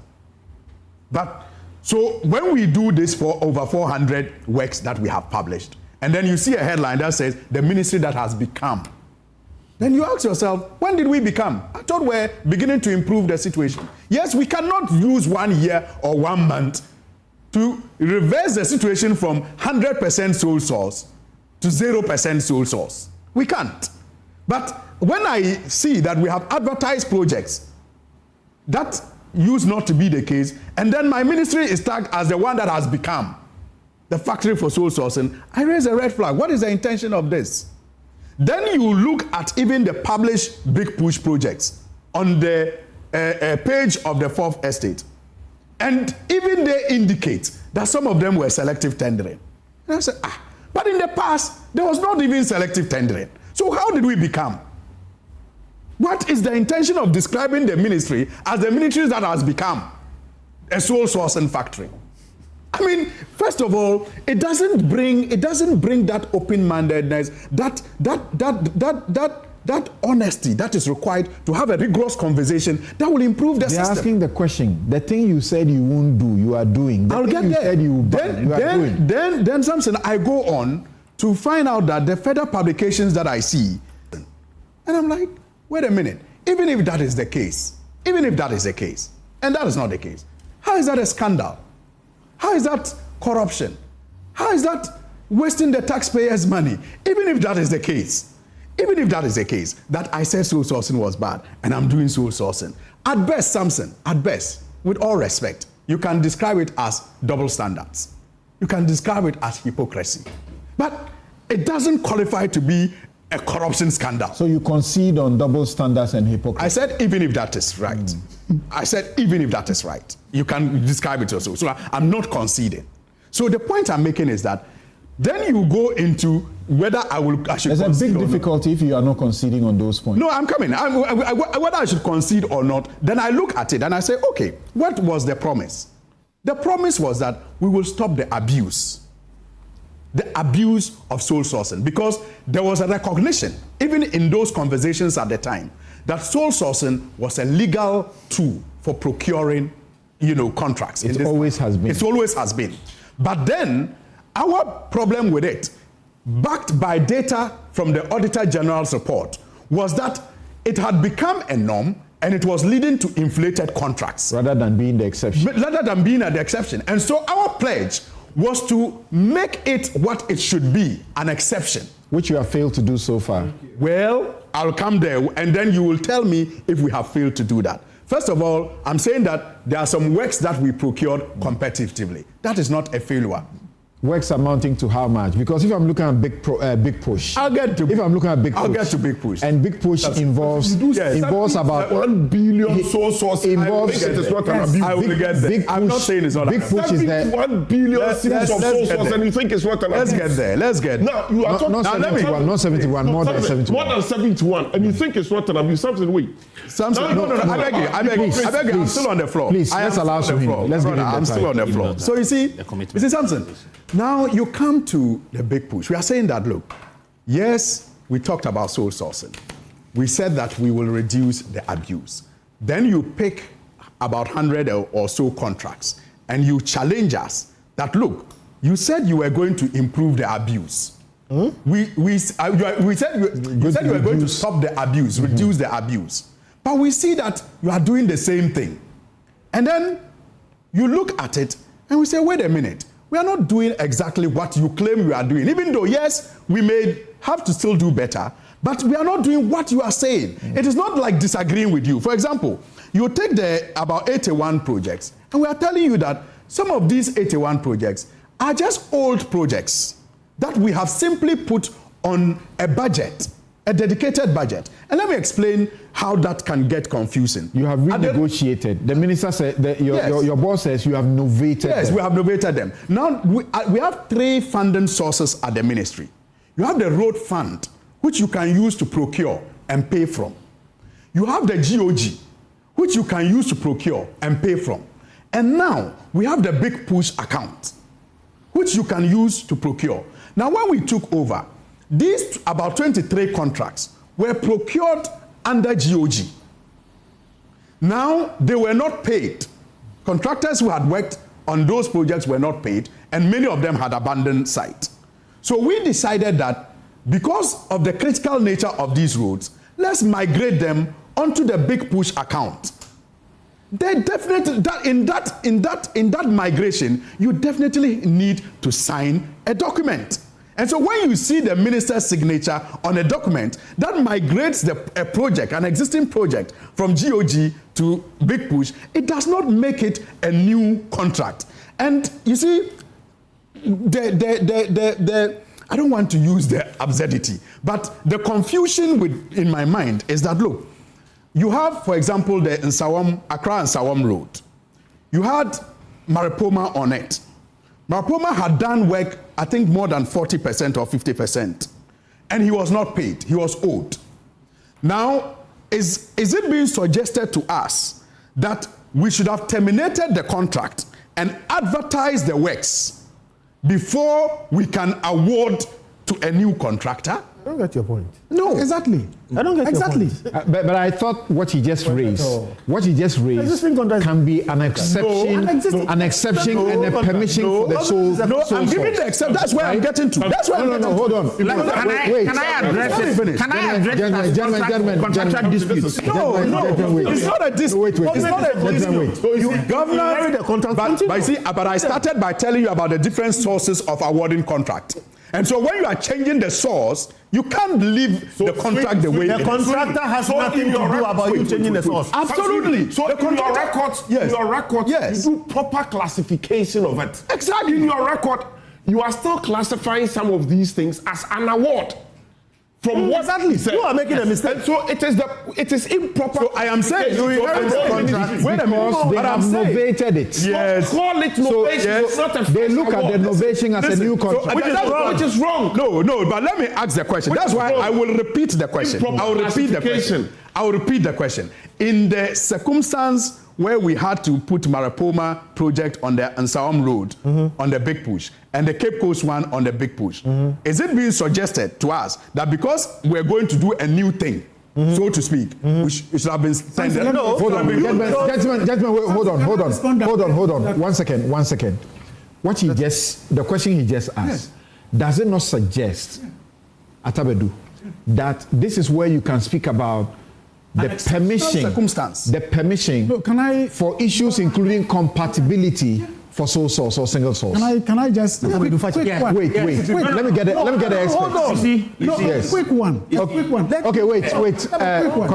Yeah. See, he talks about the Maripoma. Yes. When we requested the data, and they gave us the data, they indicated here. Suhini, here is it.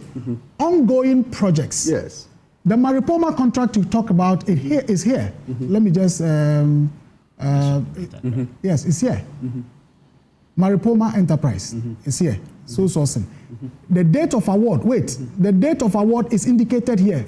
5/23/2022. So the data you gave us did not include this as part of the 107 that we are talking about. It's an old contract. It's an old contract, and your old document says ongoing project. Yes, but so the 23 projects are ongoing. Don't come and use that we have put on. So you don't use that to now say that if we re-awarded it, because this document says you didn't re-award it. You took it over. And we didn't include this. You have to find a way to pay for it. What I'm saying is that you in your own categorization, you listed 23 projects that the minister has already indicated were novated. I know the lawyers have an issue with the term used novated, but the point is that the minister has made the point that they were taken over.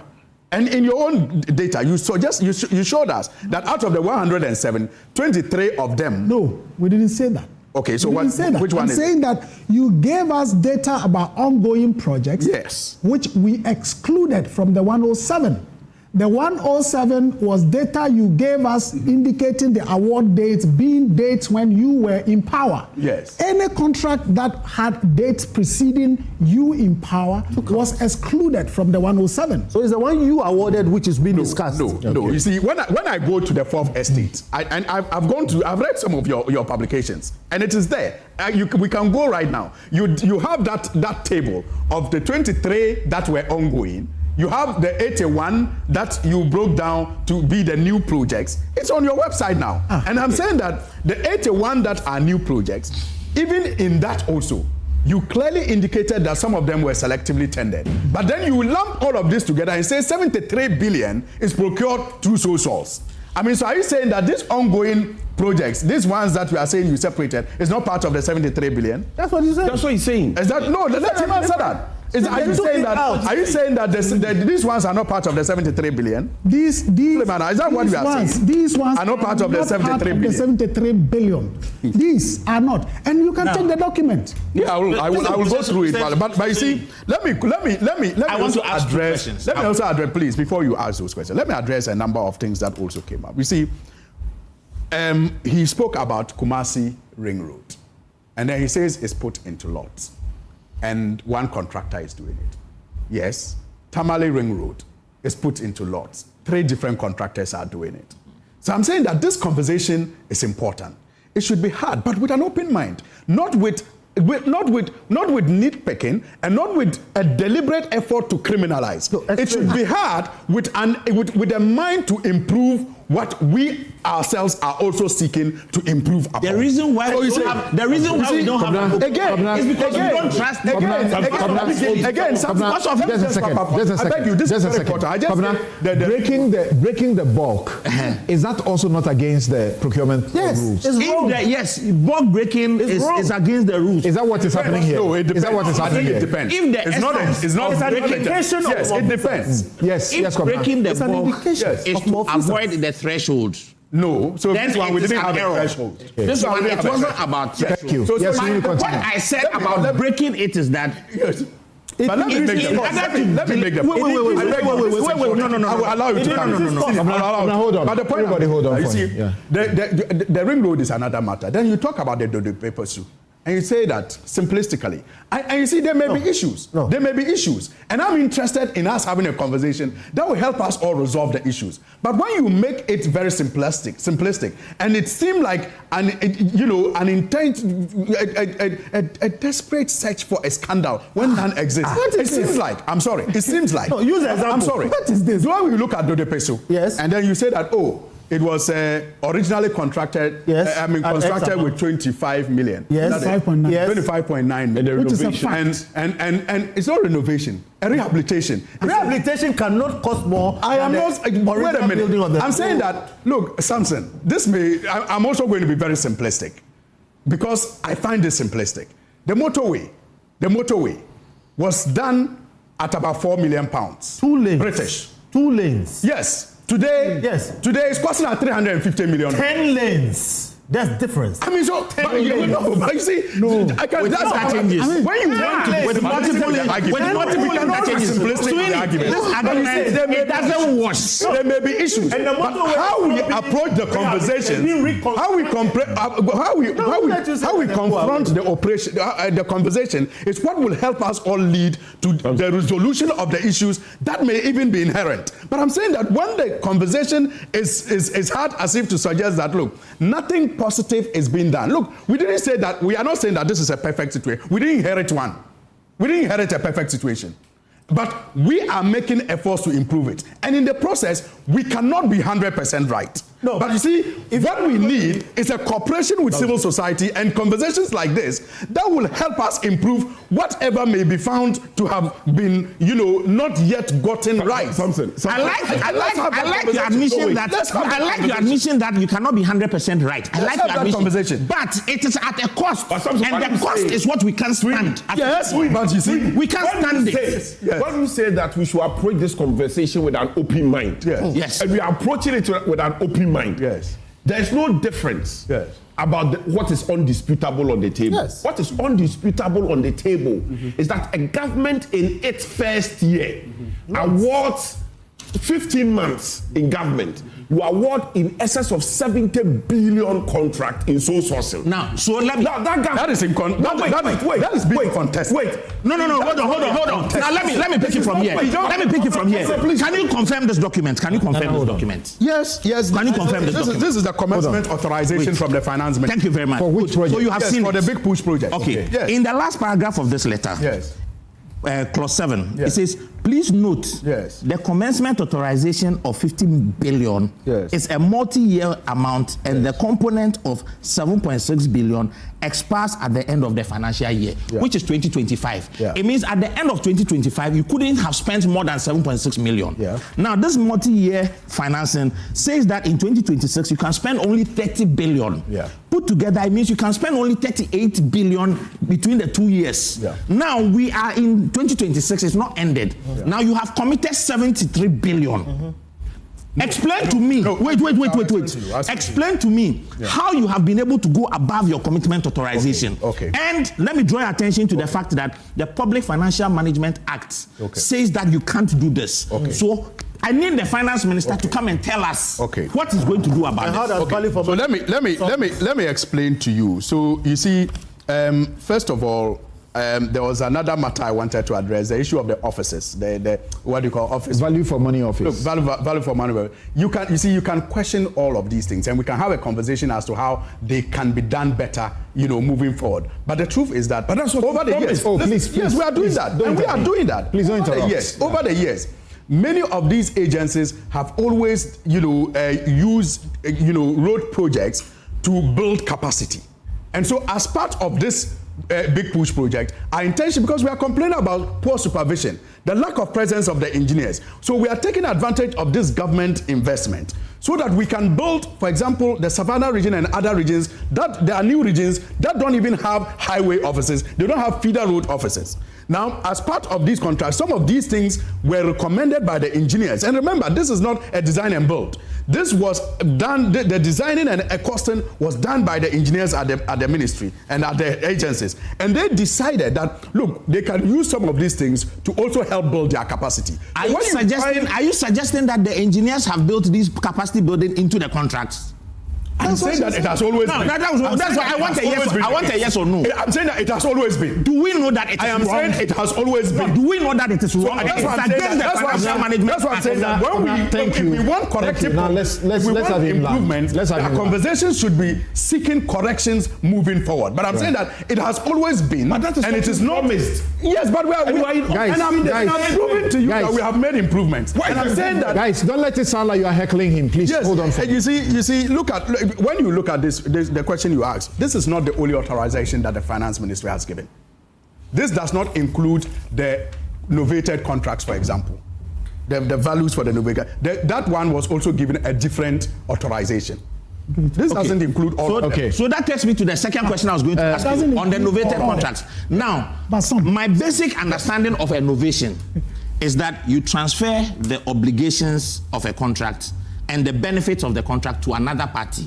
Now, in this case, necessarily, I'm coming. No, not necessarily. No, okay, I'm coming. Okay, I'm coming. That's why I'm saying. Now, the question I want to ask: I'm not has the employer want to argue about the whether it is GOG or it is whatever it is? Has the employer in this instance changed? No, it shouldn't. It hasn't changed. Yes. Yeah, but it shouldn't. But yes, it shouldn't change because we, as a government, you inherit liabilities and assets. But you now determine how you want to treat that liability. And because you are changing the treatment, and because you are changing the treatment of the liability, then you have to do a new sort of agreement. Yes. And that is how come it looks like a new agreement, but it isn't. Okay. It is not. Okay. Thank you very much. So he spent quite some time explaining some of the issues and even looking at the value for money questions that have arisen. My expectation was that because you have the technical, details of the Dode Pepeso, for example, which he flagged, you would give us the details to explain why the rehabilitation cost almost twice, more than twice the original to be honest with construction. You see, some of these things you don't prepare for them, because as we're here, when he said it, I sent a message to the highways director to give me an explanation. But I'm saying that and that is what I would have expected. Honestly, we have been in media before. I would have expected, if I've said somewhere that I feel that the Fourth Estate may be drawing us to have a very interesting conversation, but they are pushing us too fast. And we may be missing a lot of essential points that could have come up. I would have actually been more comfortable in a situation where even before these publications, some of these questions were asked directly of the engineers. Okay. So that when you are not satisfied with the reasons they give you for the cost changes. So now let me ask you this question. It becomes a scandal. Let me ask you this question. What has become of the promise, the pledge, and the assurance to Ghanaians that there will be a ban? The president used the word ban of sole source. Then I suppose he understood that there cannot be a ban. Then he said it should be the rare situations. Exactly. What has happened to that promise? So what has happened to that promise is, first of all, Samson, what I said, that today at the ministry, not all works are procured through sole sourcing, and the evidence is there. Not all works. Secondly, under this big push, not all of them were procured under sole sourcing. In fact, by our estimate, they can disagree with it. Only 44% of that. But Sweeney, you see, that's why I say you can disagree with it. You are entitled to your disagreement. List your own list. You are entitled to your own There shouldn't be one being entitled to a disagreement when you have given them the facts and the figures. Yes, but what I'm saying is, and we have the benefit of the facts. So already, on what basis are they doing the? Already, you have your flagship project, which is supposed to bring a transformation to roads, to school, to hospital, and so on. And you are committing the public purse. Sorry, I've said that. The public purse in excess of 110 billion Ghana cedis. Right. Out of that, already over 73 billion has been committed. And we find that commitment has gone to a non-competitive tendering process. Yes. Yes. How do you answer to that? Yes, Samson, again, it can be an insignificant improvement, but it cannot be lost on us, and it shouldn't, that there has been an improvement from what we inherited, where it was 100% sole sourcing. Your minister says almost all. He doesn't say all. Well, I am talking about what the data I've seen, and I'm restricting myself to 2021 to 2024. But and I'm saying all. Something. But my minister is talking about 2017 to 2024. So we both are correct. We both are correct. But the comparison with the past. You see the comparison. Can I finish the point I'm making? He asked for the improvement. No, let me make this intervention. I plead with you. No, but I haven't landed. You were doing 95% sole sourcing in 2016 before you left government. My brother, listen. You promised to make sole sourcing a thing of the past. Listen. Even when you were promising to make sole sourcing a thing of your past. The question he has asked. Still in your manifesto. The question he has asked has nothing to do with what you are saying. So now you understand why Kofi says that PPA should be cancelled. You see, I'm saying that. Because then it is useless. While I'm not too sure if it is Nana who should be asking these questions, because they made almost the same promise and broke it. And that is why Ghanaians voted us out. So that's why I'm keeping to the Bentals and Atta. You see something? The only thing the NDC seems to have reset. The only thing the NDC seems to have reset. You don't have the moral right whatsoever. The MPP. You don't have the moral right whatsoever. But I don't want us to reduce it to the MPP, NDC, ping-pong game. But I'm telling you that under normal circumstances, you don't have the moral right. Thank you, gentlemen. Thank you, gentlemen. All we are interested in is the average Ghanaian. Let's go on the screen. Let's go on the screen in the next 5 minutes. Let's see. Thank you. Yes, let's. It's not in my nature to get to that level, but you took me there. Right. So take us on the value for money, right? Okay. Yes. Okay. Quickly. Now, if I'm going to have to skip a number of slides. Yes. But basically, value for money is not a new concept. When we started off in the colonial eras, we had the crown agents who were the state's procurement agents. The deputy minister says crown agents have gone. They've left. Yes. Now, their leaving is what created this gap. Because crown agents started off as a procurement agency. Then Ghana, when we became independent, Supply Commission was set up to become the state's procurement agency. Then crown agents became consultants. So they were being used for value for money assessments. Then crown agents' global relevance diminished. So it's collapsed. So they created a void, and they are filling the void. The void has been created. Right. Now, we didn't have a procurement act. In 2023, we got a procurement act which embedded value for money in the process. So it's supposed to be a proactive activity. Procurement act is not 2023. You just said in 2023. 2003. Sorry. Thank you. Now, so value for money is embedded. If you move to slide 4, you see that the World Bank's core procurement principles, there are 7 of them. Value for money is one. Innately in procurement is value for money. So you see the first one is efficiency, where we are trying to spend as little as possible. The next one is fit for purpose. Fit for purpose is basically standardization.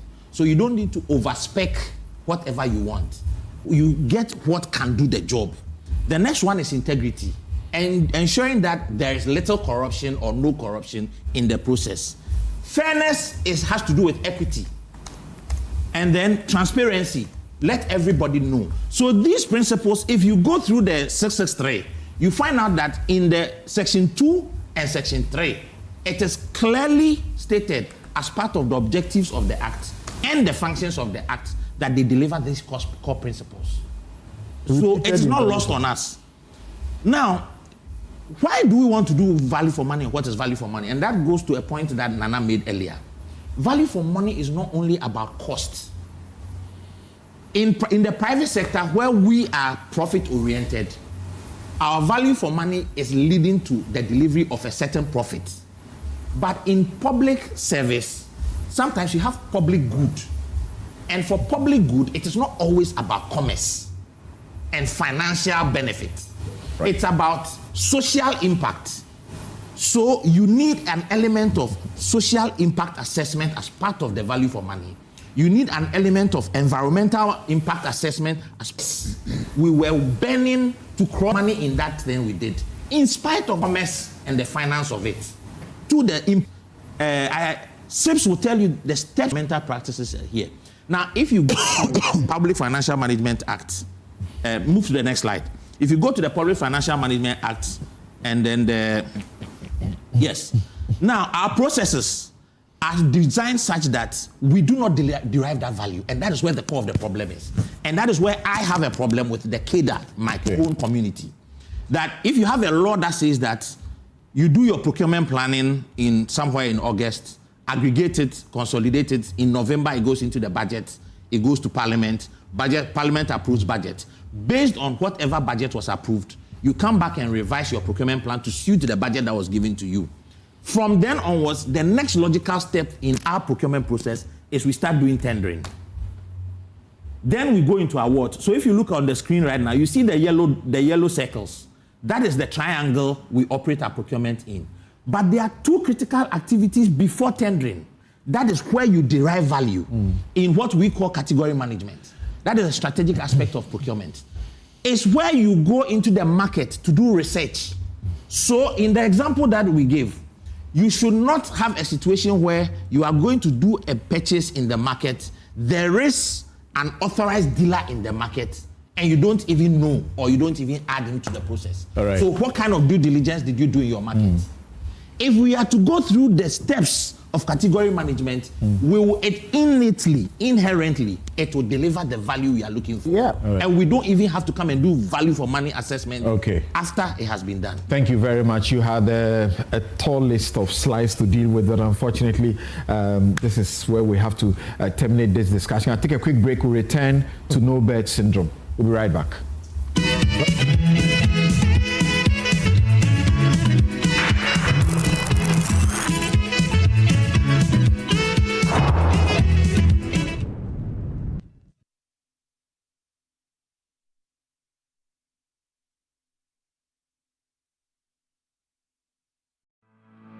For decades, we have helped businesses connect with their trade partners all over the globe. From Ghana to Burkina Faso, Côte d'Ivoire, Benin, Togo, Senegal, China, Morocco, France, Netherlands, and many other countries. We have made it possible to bring Ghana to the world. We have brought small and medium businesses closer to their customers across the regions in Ghana with our SME support facilities. We have brought relief and smiles to the faces of families with our employee personal loans. With our cutting-edge technology and digital support, we take the burden of complex thinking off you, making life simple. That is who we are, as close as a partner. Bank of Africa. We are indeed the African bank with the global reach.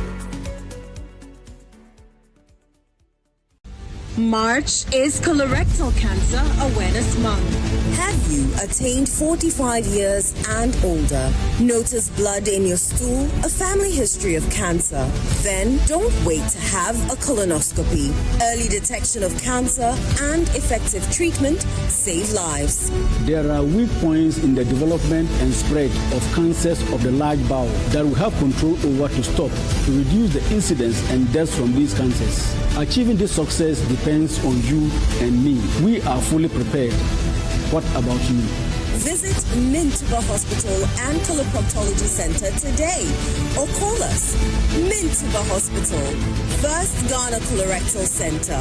in to serve a peculiar health need. In my line of work, a confident smile is everything. Kale Charcoal toothpaste keeps me on top of my game and ensures my smile is always radiant and bright. With the tiring nature of my job, we spend several hours under the scorching sun. To keep our teeth white and our breath fresh all the time, we use none other than Kale Charcoal toothpaste. Kale Charcoal toothpaste. You're on a Kessie and in a kit one. Samayo Kendini, a who be here, Semetra Sapapadia to Amame Manfo, Kale Charcoal's natural ingredients, and a bomb is civil buying, a man swing, Nesasu Mama Hotoso, a will beg you. Kale Charcoal toothpaste. Choose Kale Charcoal toothpaste for anti-cavity, whiter teeth, and fresher breath all day. Available in 80 gram and 150 gram. Grab yours today. Kale, happy smile. This advert is FDA approved. The Ashesi advantage. The Ashesi advantage. The Ashesi advantage. The Ashesi advantage to me is one of helping people to step outside the immediate surroundings to see a big picture. I think that the Ashesi advantage has to do with the fact that no matter where you find yourself, you are able to stand out. One thing that helped me take up entrepreneurship was because I had been at Ashesi. The culture had encouraged us to pursue passions. The culture had encouraged us to solve problems for Africa. Over the years, I've seen Ashesi grow into a more trusted brand that is recognized across the globe. I think the highlight of my experience in Ashesi was its ability to impact the spirit of empathy or a sense of responsibility to people less privileged than myself.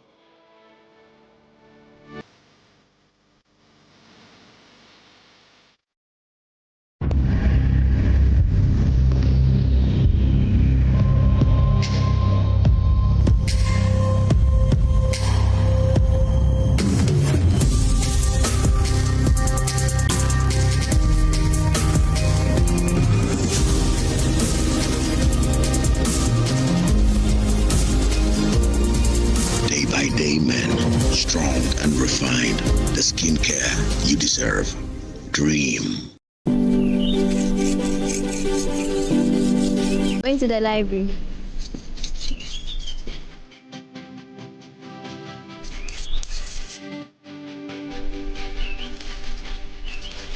Going to the library. Okay.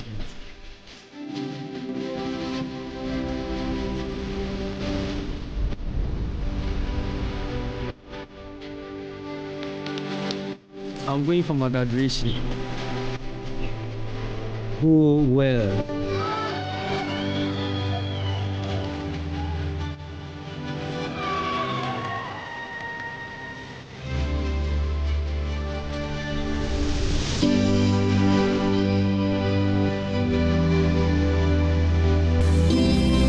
Education changes stories, and being part of these stories is the real passion for us. MTN. Do you want a healthy smile? Are you concerned about your child's dental health? Hi, I'm Tanya from Bethel Dental Clinic, Ghana. We believe in establishing good oral hygiene habits early is essential for your child's long-term dental health. Baby teeth, also called primary teeth or milk teeth, will fall out and be replaced by permanent teeth starting at around 6 years old. So it's tempting to think that primary teeth are not important, but in reality, those baby teeth are very important. Your child's first dental visit will include a complete exam, cleaning, and a fluoride treatment to protect the teeth. Your dental office should ensure that your child's dental visit is comfortable, gentle, and welcoming. Schedule your first dental visit today and give them the gift of a lifetime of healthy smiles. Healthy smile. When nations rise, it begins with bold conversations. When economies grow, it is driven by partnership. This April, Ghana's business and policy leaders converge at the Pro Business Forum 2026, the nation's premier platform for investment, enterprise, and economic transformation. With special guest of honor, His Excellency President John Dramani Mahama, joining captains of industry, financial institutions, investors, and entrepreneurs. The Pro Business Forum is more than just an event. It is a call to action. And so let us work together to build a Ghana that is competitive, productive, and inclusive, and a Ghana that creates opportunities for all. Come, let's engage in high-level dialogue, explore industry exhibitions, build powerful networks, and unlock real opportunities from finance and insurance to manufacturing, agribusiness, SMEs, and innovation. This is where it all happens. From the 3rd to the 5th of April 2026 at the Kwewu Convention Center in Praeso Hills. Go to www.kwewubusinessforum.com and register now. To register for exhibitions, call 059 555 5885 or 059 555 5995. Kwewu Business Forum. Connect, promote, grow.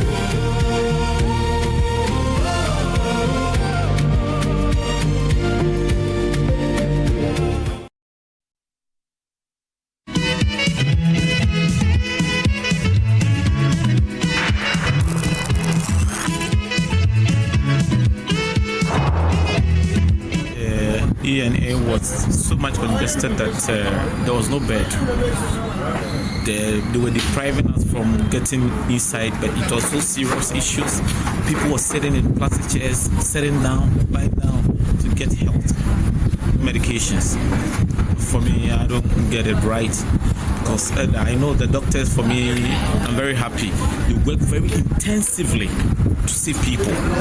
The doctors, I mean... Tell us about the conditions inside the accident and emergency. The condition is that no bed. People were sitting in plastic chairs. People were sitting down, lying down to get health, to get medications.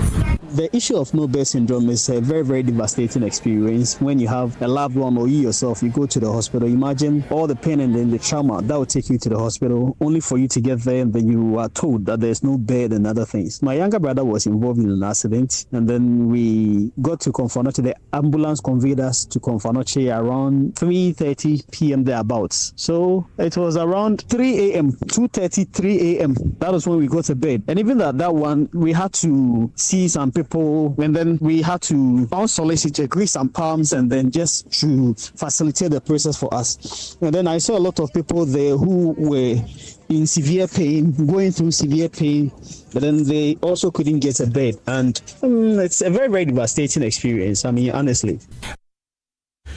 All right, so Dr. Joseph Boni, who is emergency medicine specialist, member of the Emergency Medicine Society of Ghana and president of the African Federation for Emergency Medicine, joins us in the studio. He will also be assisted to help us with the expertise by Nana Kofi Kwachi, MPH, who is country director, Orum Institute, Ghana. So it's a difficult thing, right? But we see this repeating almost all the time, and we hear actually the Medical Association in their statement suggest to us that this is not limited to Kolebu. It's happening elsewhere. So if this is happening in our premier teaching, hospital, then something is definitely wrong. Good morning to everyone, all the viewers and listeners. And it's really great that at this point there's some been attention to the bed management in Ghana. And when we talk about it, we have almost this will not be the first time we have. This has not been the first time, and I'll quickly get there. Yeah. We've simplified it to a physical bed. So I'll just like to go back and define the term that we have been using, and permit me to say, someone will be saying whether I have the right to define it, and I'll soon tell you why. The reason we use the word syndrome is that it is a group of signs and symptoms that occur together to characterize one event. So it is not a single bed is not available, it is not a doctor is not available, it is a combination of the two. And the reason we made this definition, and we defined this in a paper in 2017 as a syndrome, and this is something that we presented at multiple places, including the Ghana College of Physicians and Surgeons. I'm sure until Professor Bayo was in Parliament giving us all the other angles, we didn't pay attention that it was beyond lack of beds. Exactly. And we've had multiple discussions, panel discussions on this. This is 2020, 2019 in Kumasi, where we had a panel discussion. And surprisingly, some of the comments on Facebook when we put up the poster was, this is an Accra problem. Why are you discussing it in Kumasi? Oh, really? People have simplified this as a tiny event at one location and have not looked at the holistic picture of a bed management system. When we talk about the two clips that you just played about the Kolebu and Konfanoche, people were lying down, relatives, some of the people lying on the floor, we cannot even justify whether they were patients or relatives, because sometimes you even have to struggle to decide on who is sick. Because if they are sitting in chairs, they have relatives sitting by them, and then the patients themselves there, so you want to make that distinction. And it was very sad for somebody to say they had to grease the palms of people in order to get a bed. And I'm sure when we go into the details of how a bed actually does become available for a patient, we'll be able to... You are not saying it doesn't happen. You are not saying what the gentleman said. I would have no proof of his claim that it did happen or it didn't happen. But what I can tell you exactly is how a bed actually becomes available at some point in the emergency department. Okay. But once again, I'm getting back there, that you need to talk to people, and sometimes you may have to say, let me give you lunch to help the process. Or either they will demand and then you give it. So, and that these are actually happening. The question that comes up in our very busy emergency department is, where are you finding a bed? The reason is that your patients there's a flow of our patients. The patient either is coming into the hospital by some means, staying in the hospital, and is leaving the hospital. So I can talk about some of the activities. The reason why we're getting a lot more people coming to these particular hospitals is that they are being a victim of their own success. When you are sick, the ultimate aim is for you and your relatives to start thinking that when I get to Kolebu, there is ultimately a solution. And when I get to Konfanoche, there's ultimately a solution. Even if the solution is just 2 doors away from you, at a polyclinic, at a regional hospital or so, the public even have the notion that we should push. We should move towards going to the teaching hospital, or a hospital that they say that it is the end point, so that relatives will not even say, when I was sick, you didn't take me to the end point. So a victim of their own success. More people are getting sick, more trauma, more non-communicable diseases, more infectious diseases. So the burden, one, is going up. But then there's also limited access to the primary care. It is not just a notion that you will be moved towards a teaching hospital if you started from another facility. It's just because they might not have the resources. They might not have the personnel. Even if they have the resources, does it run 24 hours? So if I have an accident and I'm going to that facility at 10 p.m., is somebody available to take care of me as they would have been available if they were there from 8 till 2 p.m. per se? Then people get up and say, I went to this hospital, they said I should go to the next hospital, I got up, sat in a taxi, and I drove there. We don't know you are coming, we don't know what is wrong with you, we don't know what you need. So in all of this, the number of beds that you have in the emergency department remains finite. And the reason why it should continue to remain finite is that when you choose to increase it, you should never talk about just increasing a physical bed. Okay. You would need nurses, doctors, oxygen ports, space. The minute you overcrowd your emergency, some people were better off not being there.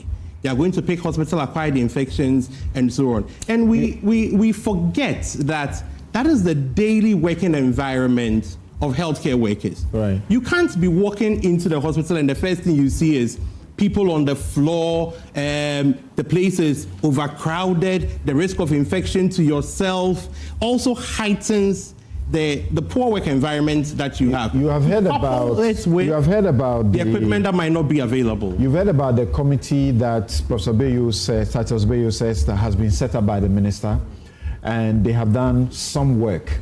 They are mapping the whole country, getting to know how many beds are available in each hospital and unit, including the emergencies.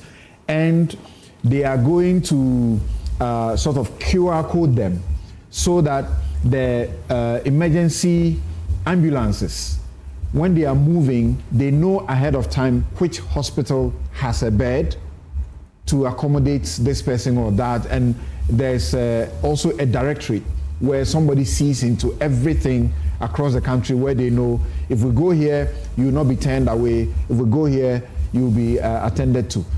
Do you find, if you are familiar with that, is that the solution? I am very familiar with this. And if I could move just a few slides ahead, I will show you work that has been done before to look at when you make this information available. If they can help me show the slide so I can move it a little bit ahead. This is exactly what I wanted to show. So if you are looking at this, you realize that the green line that we have above is the demand for patients to move either into the main hospital, and this will then provide a free bed available in the emergency. Okay. And this was measured over a couple of months at the Komfo-Anokye Teaching Hospital. The yellow line we see are the availability of free beds. So kindly look at the difference between the demand and the availability. If we had all of those beds available, look at that much of a demand that cannot be met. This demand cannot be met at a teaching hospital. Sorry, please, is the availability only in public hospitals? So this was measured in Komfo-Anokye. So I can make the case for what happens in Komfo-Anokye. So if you decide to have a push for availability of free beds as the solution, it will be very good if it was not centralized at one point. And this is now what makes that program perfect and excellent. It's a beautiful program. We can see where beds are in the entire country. I beg you, I was asking if it's only for public hospitals or including private hospitals and other facilities. I will not be able to give an answer to this as it is still in development and it is being rolled out. Because there's a central point I'll make maybe if we Yes. So the issue really has to do with the use of data, right, in our various medical facilities and its management. Yeah. Right? It's partly the problem, because right. in the situations where, for example, recently the young man died, and like it happened previously, they went to one hospital, they were told, we can't attend you, go here. They were going there blindly, not knowing if they will be accommodated. So one goes to about 3, 4, 5 hospitals. In this case, you are able to tell, the ambulance picks you up and he knows we are taking you to Ridge. There is space there. You said partly. I wish to submit that it is entirely the problem. It is health information management. But we'll get there. Because you see, our resources include both public and private resources. When we're having the SHS... How do you include the private hospitals in this? Health information management. Now, all hospitals are regulated. We have data on their what their capacities are, what they do, beds, etc., in some place called HEFRA and other places. If you combine these things and you have a problem in Agyeman, and the ambulance guy is thinking of bringing you to 37, he will bypass many hospitals that have beds, bring you to 37 and there's no bed. Because he's taking you to the hospital you can afford. No, so affordability is why we have NHIS. An emergency is an emergency. You have to deal with the person, and then later we'll talk about some of those things. And we have enough money being spent on health. All right, we are spending over 30 billion on health, where if you were at risk of death and we had to put you in a private hospital and make sure we save you, government must pay a part. Let me come to you guys shortly. Nana Akufo-Addo, thanks for joining us. Let's talk solutions. And we have been here too many times. Sometimes for people like me, I get a bit fatigued. I ask myself, what should I believe? What should I trust? Hi, Samson. Thank you for having me, and good morning to your viewers and listeners. I think Dr. Bonnie has begun laying out some of the key issues that exist in our system. We have to be mindful that when we say no bed, we are reducing, as he said, a whole cascade of systemic failures into a finishing issue about what kind of bed or what kind of treatment platform is available in the emergency room. We have to be mindful also, like Mr. Kobe-Bento just said, that when we talk about bypassing the other facilities, why are those facilities actually being bypassed? Let's take, for example, radiological services. You have a car crash and you are being sent to a regional district hospital. Only 14 of them have 24-hour radiological services. When it comes to airway, the basis of emergency care, the ABC, airway, breathing, and circulation, only 4% of facilities, according to Harmonized Health Facility Assessment, had all the equipment they needed to actually do those interventions. And when we talk then also about the information, as I think has been rightly said, it's not enough to know the count of beds we have. We have to have a real-time picture of how they are being utilized or the utilization pressure on them. We have to be able to rope in the private sector. And I think we should be clear here that a lot of these things are solved problems. We have a staffing issue where we are severely understaffed at lower levels of the health system. We are severely under-equipped at lower levels of the health system. And what that's doing is that our district hospitals, polyclinics, even regional hospitals that should be able to intervene on your behalf, nothing can be done there, and all the pressure is being pushed onto the teaching hospitals. And let's be clear that while those teaching hospitals are better resourced than the other ones, they are just the least, let's say, handicapped in a system that is handicapped all the way through. So they end up becoming the kind of failure, the visible failure points for the system. But there are things that I think we can look at when it comes to, for example, equipping the facilities. There are other models apart from having to go and spend billions on procurement. We can do things like managed equipment services. For example, the UK's NHS does that. Rather than saying, let's spend the money outright in a procurement contract, a procurement gig to buy the equipment, let's engage a company that provides the equipment, that is paid a proportion of the tariff, and that runs the equipment as a service, so that when we have to do routine maintenance, they are responsible. If it's a lab equipment where we need reagents and consumables, they are responsible for supplying those things, and they make all those things available as well. We also have the question of the financing.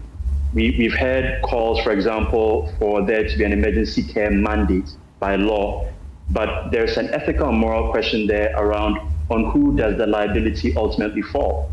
Because you have, in this case, healthcare workers who may be working at a hospital, one of the 33% of hospitals that, let's see, one of the 66% of hospitals that don't have aspirin or don't have adrenaline, which are basic emergency care supplies. If they see a patient who needs that, and they say that we are not able to take responsibility for this life, and therefore we cannot admit you, should those clinicians then be the ones who are liable when it's not by their cause that those things are not there? So when we talk about an emergency care mandate too, I think as said by the panel, we do need a financing mechanism that guarantees the payments for emergency care. And we do need to rope in the private sector. The health information management question that we're discussing here today is not just, like I said, the count of beds. We need to have electronic medical record systems at the facilities that we can use to see real-time pictures. If we have 20 beds and 20 are used, it's not useful to know there are 20 beds. It's more important to know that there are none available. And when it comes to the private sector too, we have to be mindful that they have their own data systems, their own medical record systems, but that doesn't preclude the possibility of including them. Rwanda has a health information exchange that allows them to plug in so we can see their capacity. And if you look at all our challenges in the healthcare sector and look at the under-resourcing, especially at district and regional hospitals, anytime you compare a child facility or a mission or private facility for that same category of item, you always see that they have it at higher levels of availability and more often they have it at longer uptime. So we are missing out on all that capacity by not having them roped into the information system as well. But ultimately, I think one of the key things that is required here is some honesty about what the fundamental cause here is. This is not a problem about doctors in hospitals making arbitrary decisions. And a lot of the time, the conversation that's had around it makes it this kind of debate around good doctors and people should manage. I've seen people say, oh, well, in other countries, they can do field surgery.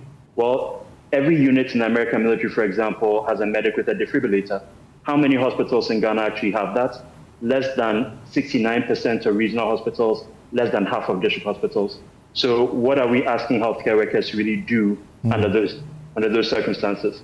So we have a financing challenge that we can solve by not just passing a law, but actually allocating designated ring-fence resources that are then compensated to the facilities in a frictionless way. We need to have those health information systems that rope in the private sector.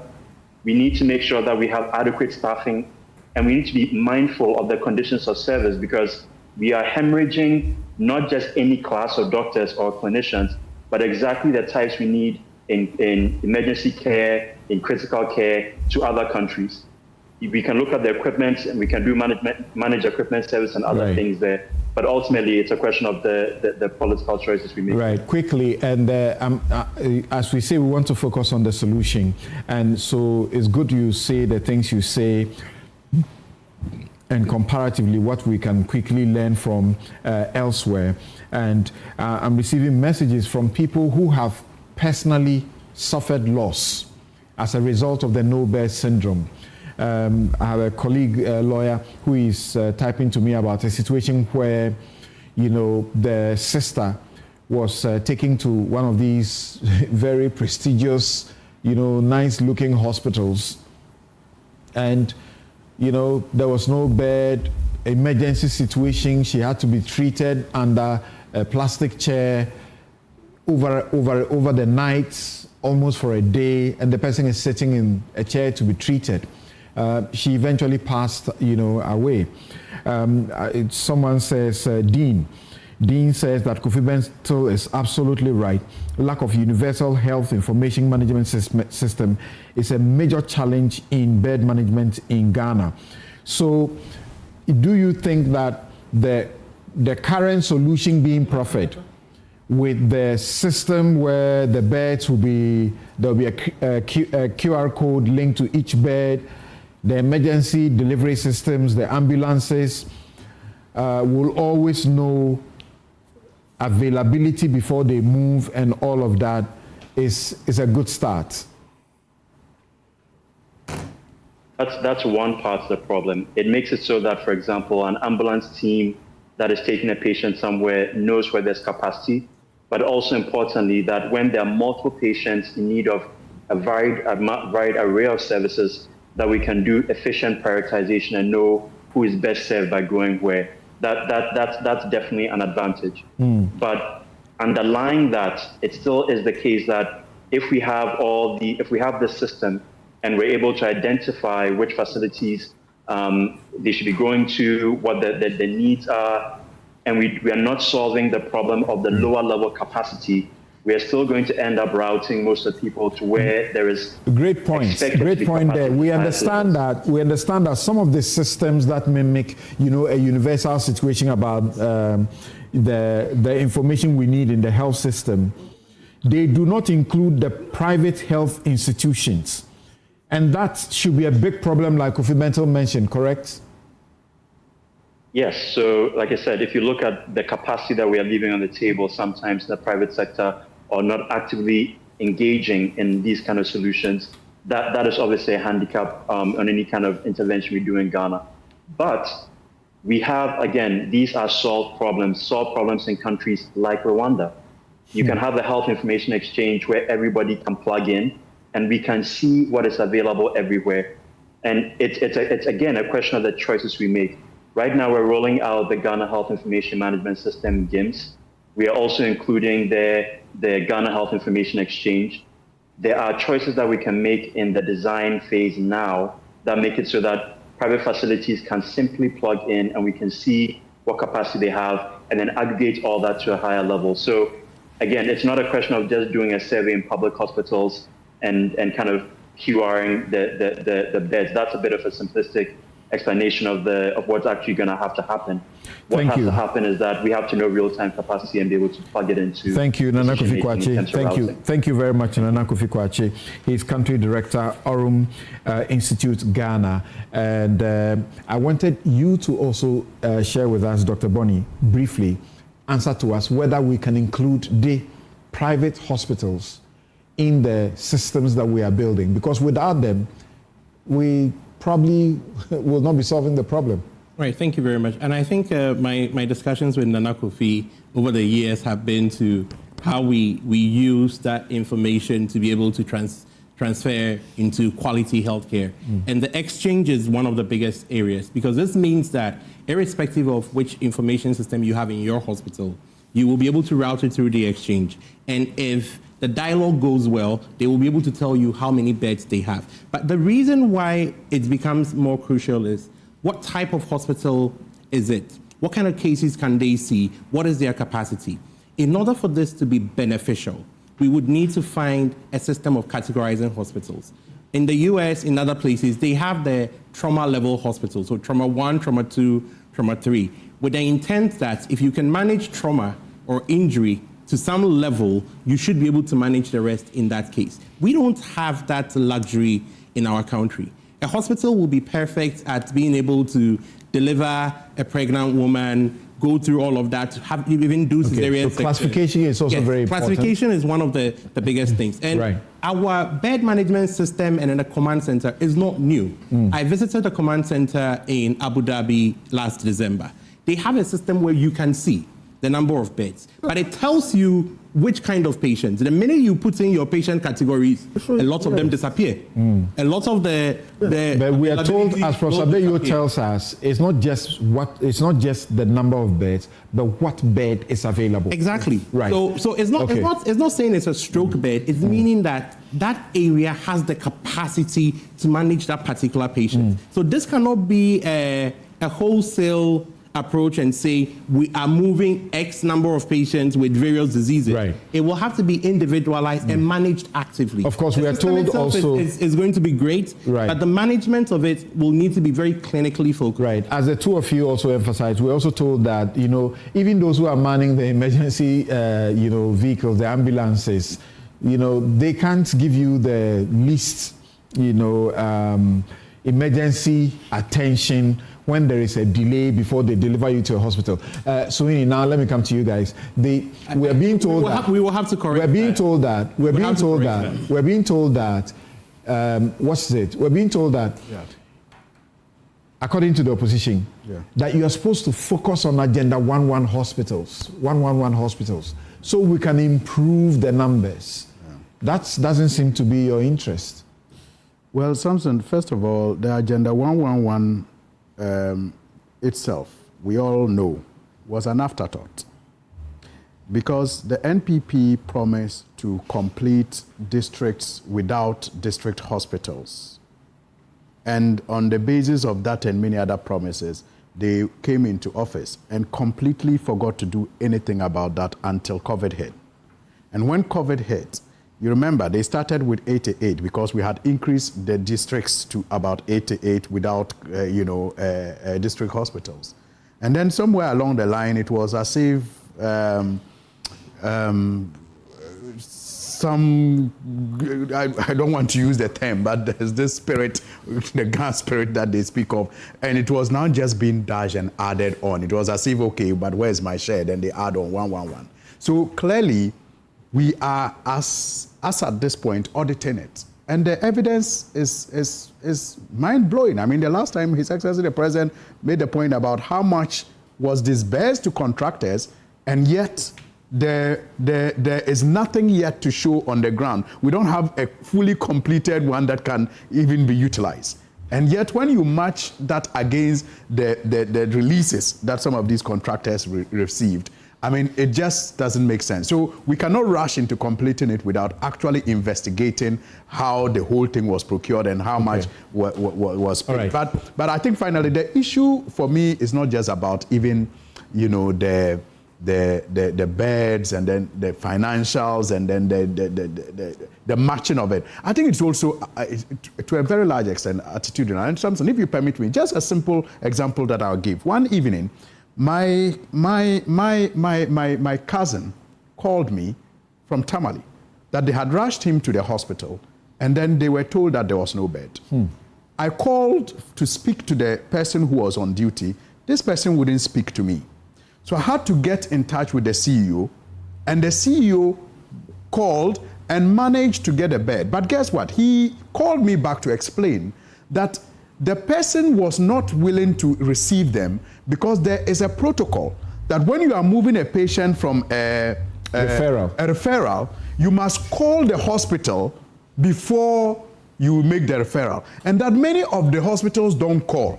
And so when they don't call, they also don't receive them. How must you punish the patient for that? Exactly. When lives are at stake. And that was the question Nana. I was being asked. So should the patient suffer because the hospital that was referring him didn't call?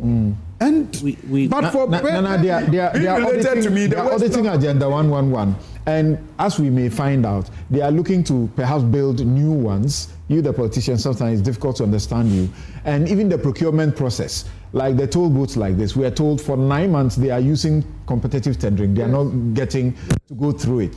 They will use sole source and will come here and say they've done the wrong thing.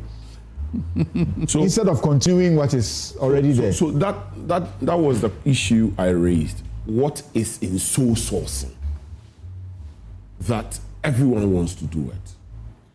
You see, our problem is simple. We are not solving problems as politicians. We are not interested in solving it. It's very sad. And it's because we do not have respect and value for human life. If we do, we attend to so many things differently. Look, you have come to meet Agenda 111.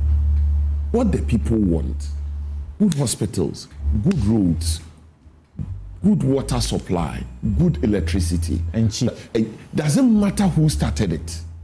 That's not the question. And so if you are well-intentioned, should it matter that somebody started it? Look, just this week, something happened which I have applauded.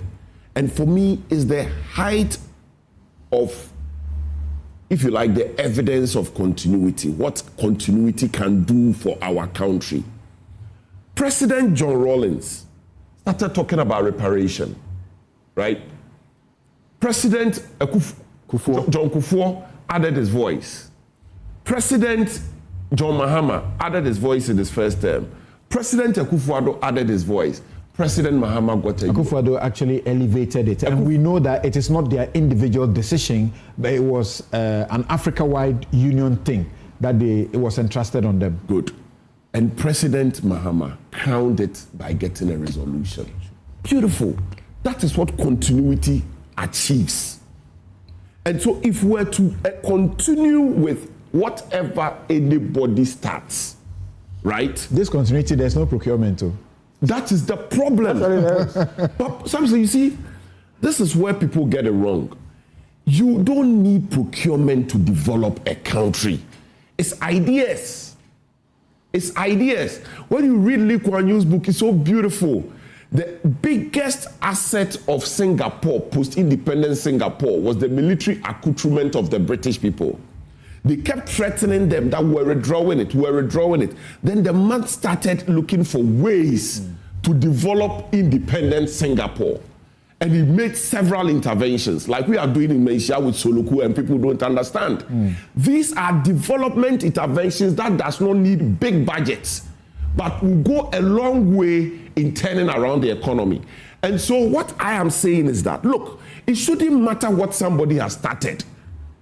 Continue with it. You have come to meet Agenda 111. The other time on the floor of Parliament, a member of the NDC... But if there are problems, we should audit and be sure that we are not continuing with the problems. You are auditing. What are you looking for? I got to know some of the people who got some of those contracts. You are auditing to find out... It should not be anywhere close to a contract. You are auditing to find out suitability in terms of location. Suitability in terms of, if you like, pricing. But the pricing is contractual. So you cannot terminate it unless it is fraudulent. And so in the circumstance, what are you going to do? So if you say that, look, you've taken over liability, you've taken over assets, complete it and let's move on. Okay. You just don't complete it. You need to investigate, analyze, and rationalize. Please. You can't I just said it. Yes, so that's what we're doing, The heart of this problem is a comprehensive medical or health information system. Listen, as we speak, there are private hospitals, there are labs, there are government hospitals. There's too much focus on the government hospitals. If somebody has a crisis in Medina and you are thinking of bringing them to 37, they may die because of traffic. Meanwhile, before you get there, there are hospitals and airports, residential, all kinds of things. You are thinking private hospitals, they're expensive. That's not the issue. The issue is that today, if you Google restaurants near me, even fufu joints near me, you get it. My point is this. We actually started a $100 million project by LIMS. Okay? We've spent over $40 million. Some of these things, you build them over time. As we speak, they've taken it, thrown it out, and we're trying to start from scratch.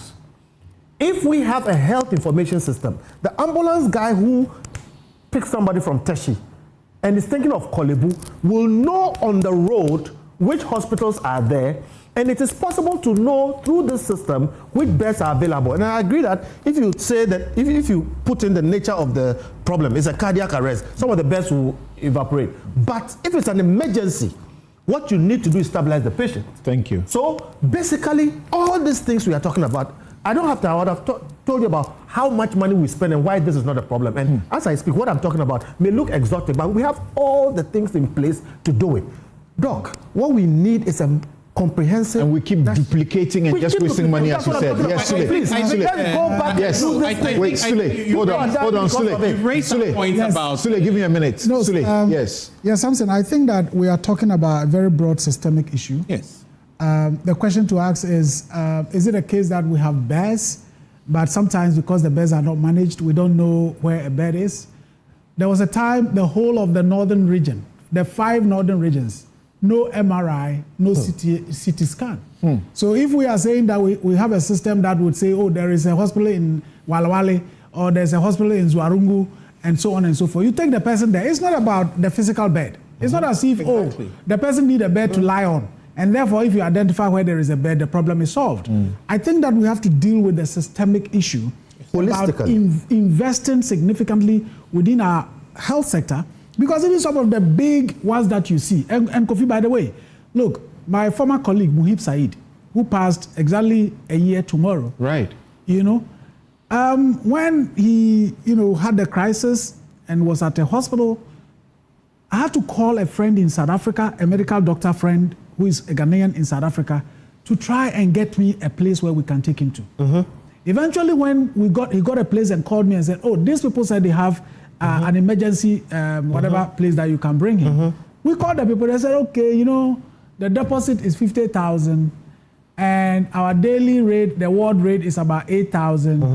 We want this in South Africa? No, Ghana. Ghana. Yes. Okay. But the solution is inherent. So we want to be sure that you can pay before you bring the person. And this was a person in crisis. Yes. Eventually we lost. And that's a private institution. That's part of the issue. Yes, Dr. Bonnie, quickly. We've raised a couple of issues that I would like to clarify. We have just 30 seconds. Yes. The first one is the staffing. We have about 100 emergency physicians scattered across the country. We would admit the population density will be in the urban area since they are training institutions. You still need to train. But you do not need an emergency medicine specialist to get emergency care. Yes. And that is where we have made the errors along the path. Are we ensuring that people have been trained? Are we ensuring that through medical school, we have emergency medicine as part of the training? Are we ensuring that when people come out of medical school, they get the ability to get trained? Because see, it is a systemic issue. If we always conclude that the healthcare worker, who is at the tail end of everything, because he's the only one that is interfacing with a patient, that becomes a big burden to the health worker, which is unfair. Just as I heard a comment saying that the ambulance staff might not be well trained. We need to get to this issue in a more comprehensive manner. It's a system that is not helping them. My guest, as you are listening now, is Dr. Joseph Bonnie. We had Nana Kofi Kwachi. We also earlier had Kobna Atabedu. Alhassan S. Suhini is MP for Tamale North. Nana J. Bafo Ewa is MP for Mensha South. Kofi Bento is MP for the streets. He's a rebel lawyer and senior vice president of Humani Africa. Suleimana Brahima is MP for the Fourth Estates. And making sure that people are sweating on the facts. He's the executive director of the Media Foundation for West Africa. Have a good afternoon. I'm Samson Ladia Yanini. Those going to quote, when you are done with Quo on Sunday, the little money left in your pocket, please come and spend it in Malaysia South on Easter Monday for me. Thank you. So local festival. I'm also going to for the e-waste awareness creation with the Archdiocese of Accra. Have a good afternoon. Thank you very much for joining us.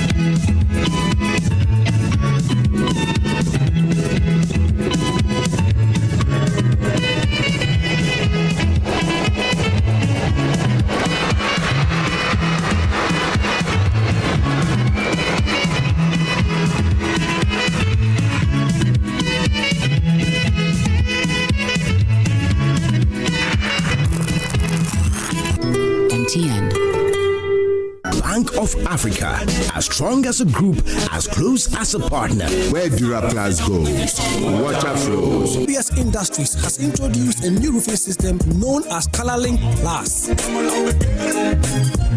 Flamingo paint, simply superior. Syntax tank, are you strong? Are you tough? Cherry Tree Properties. We develop spaces as though we were going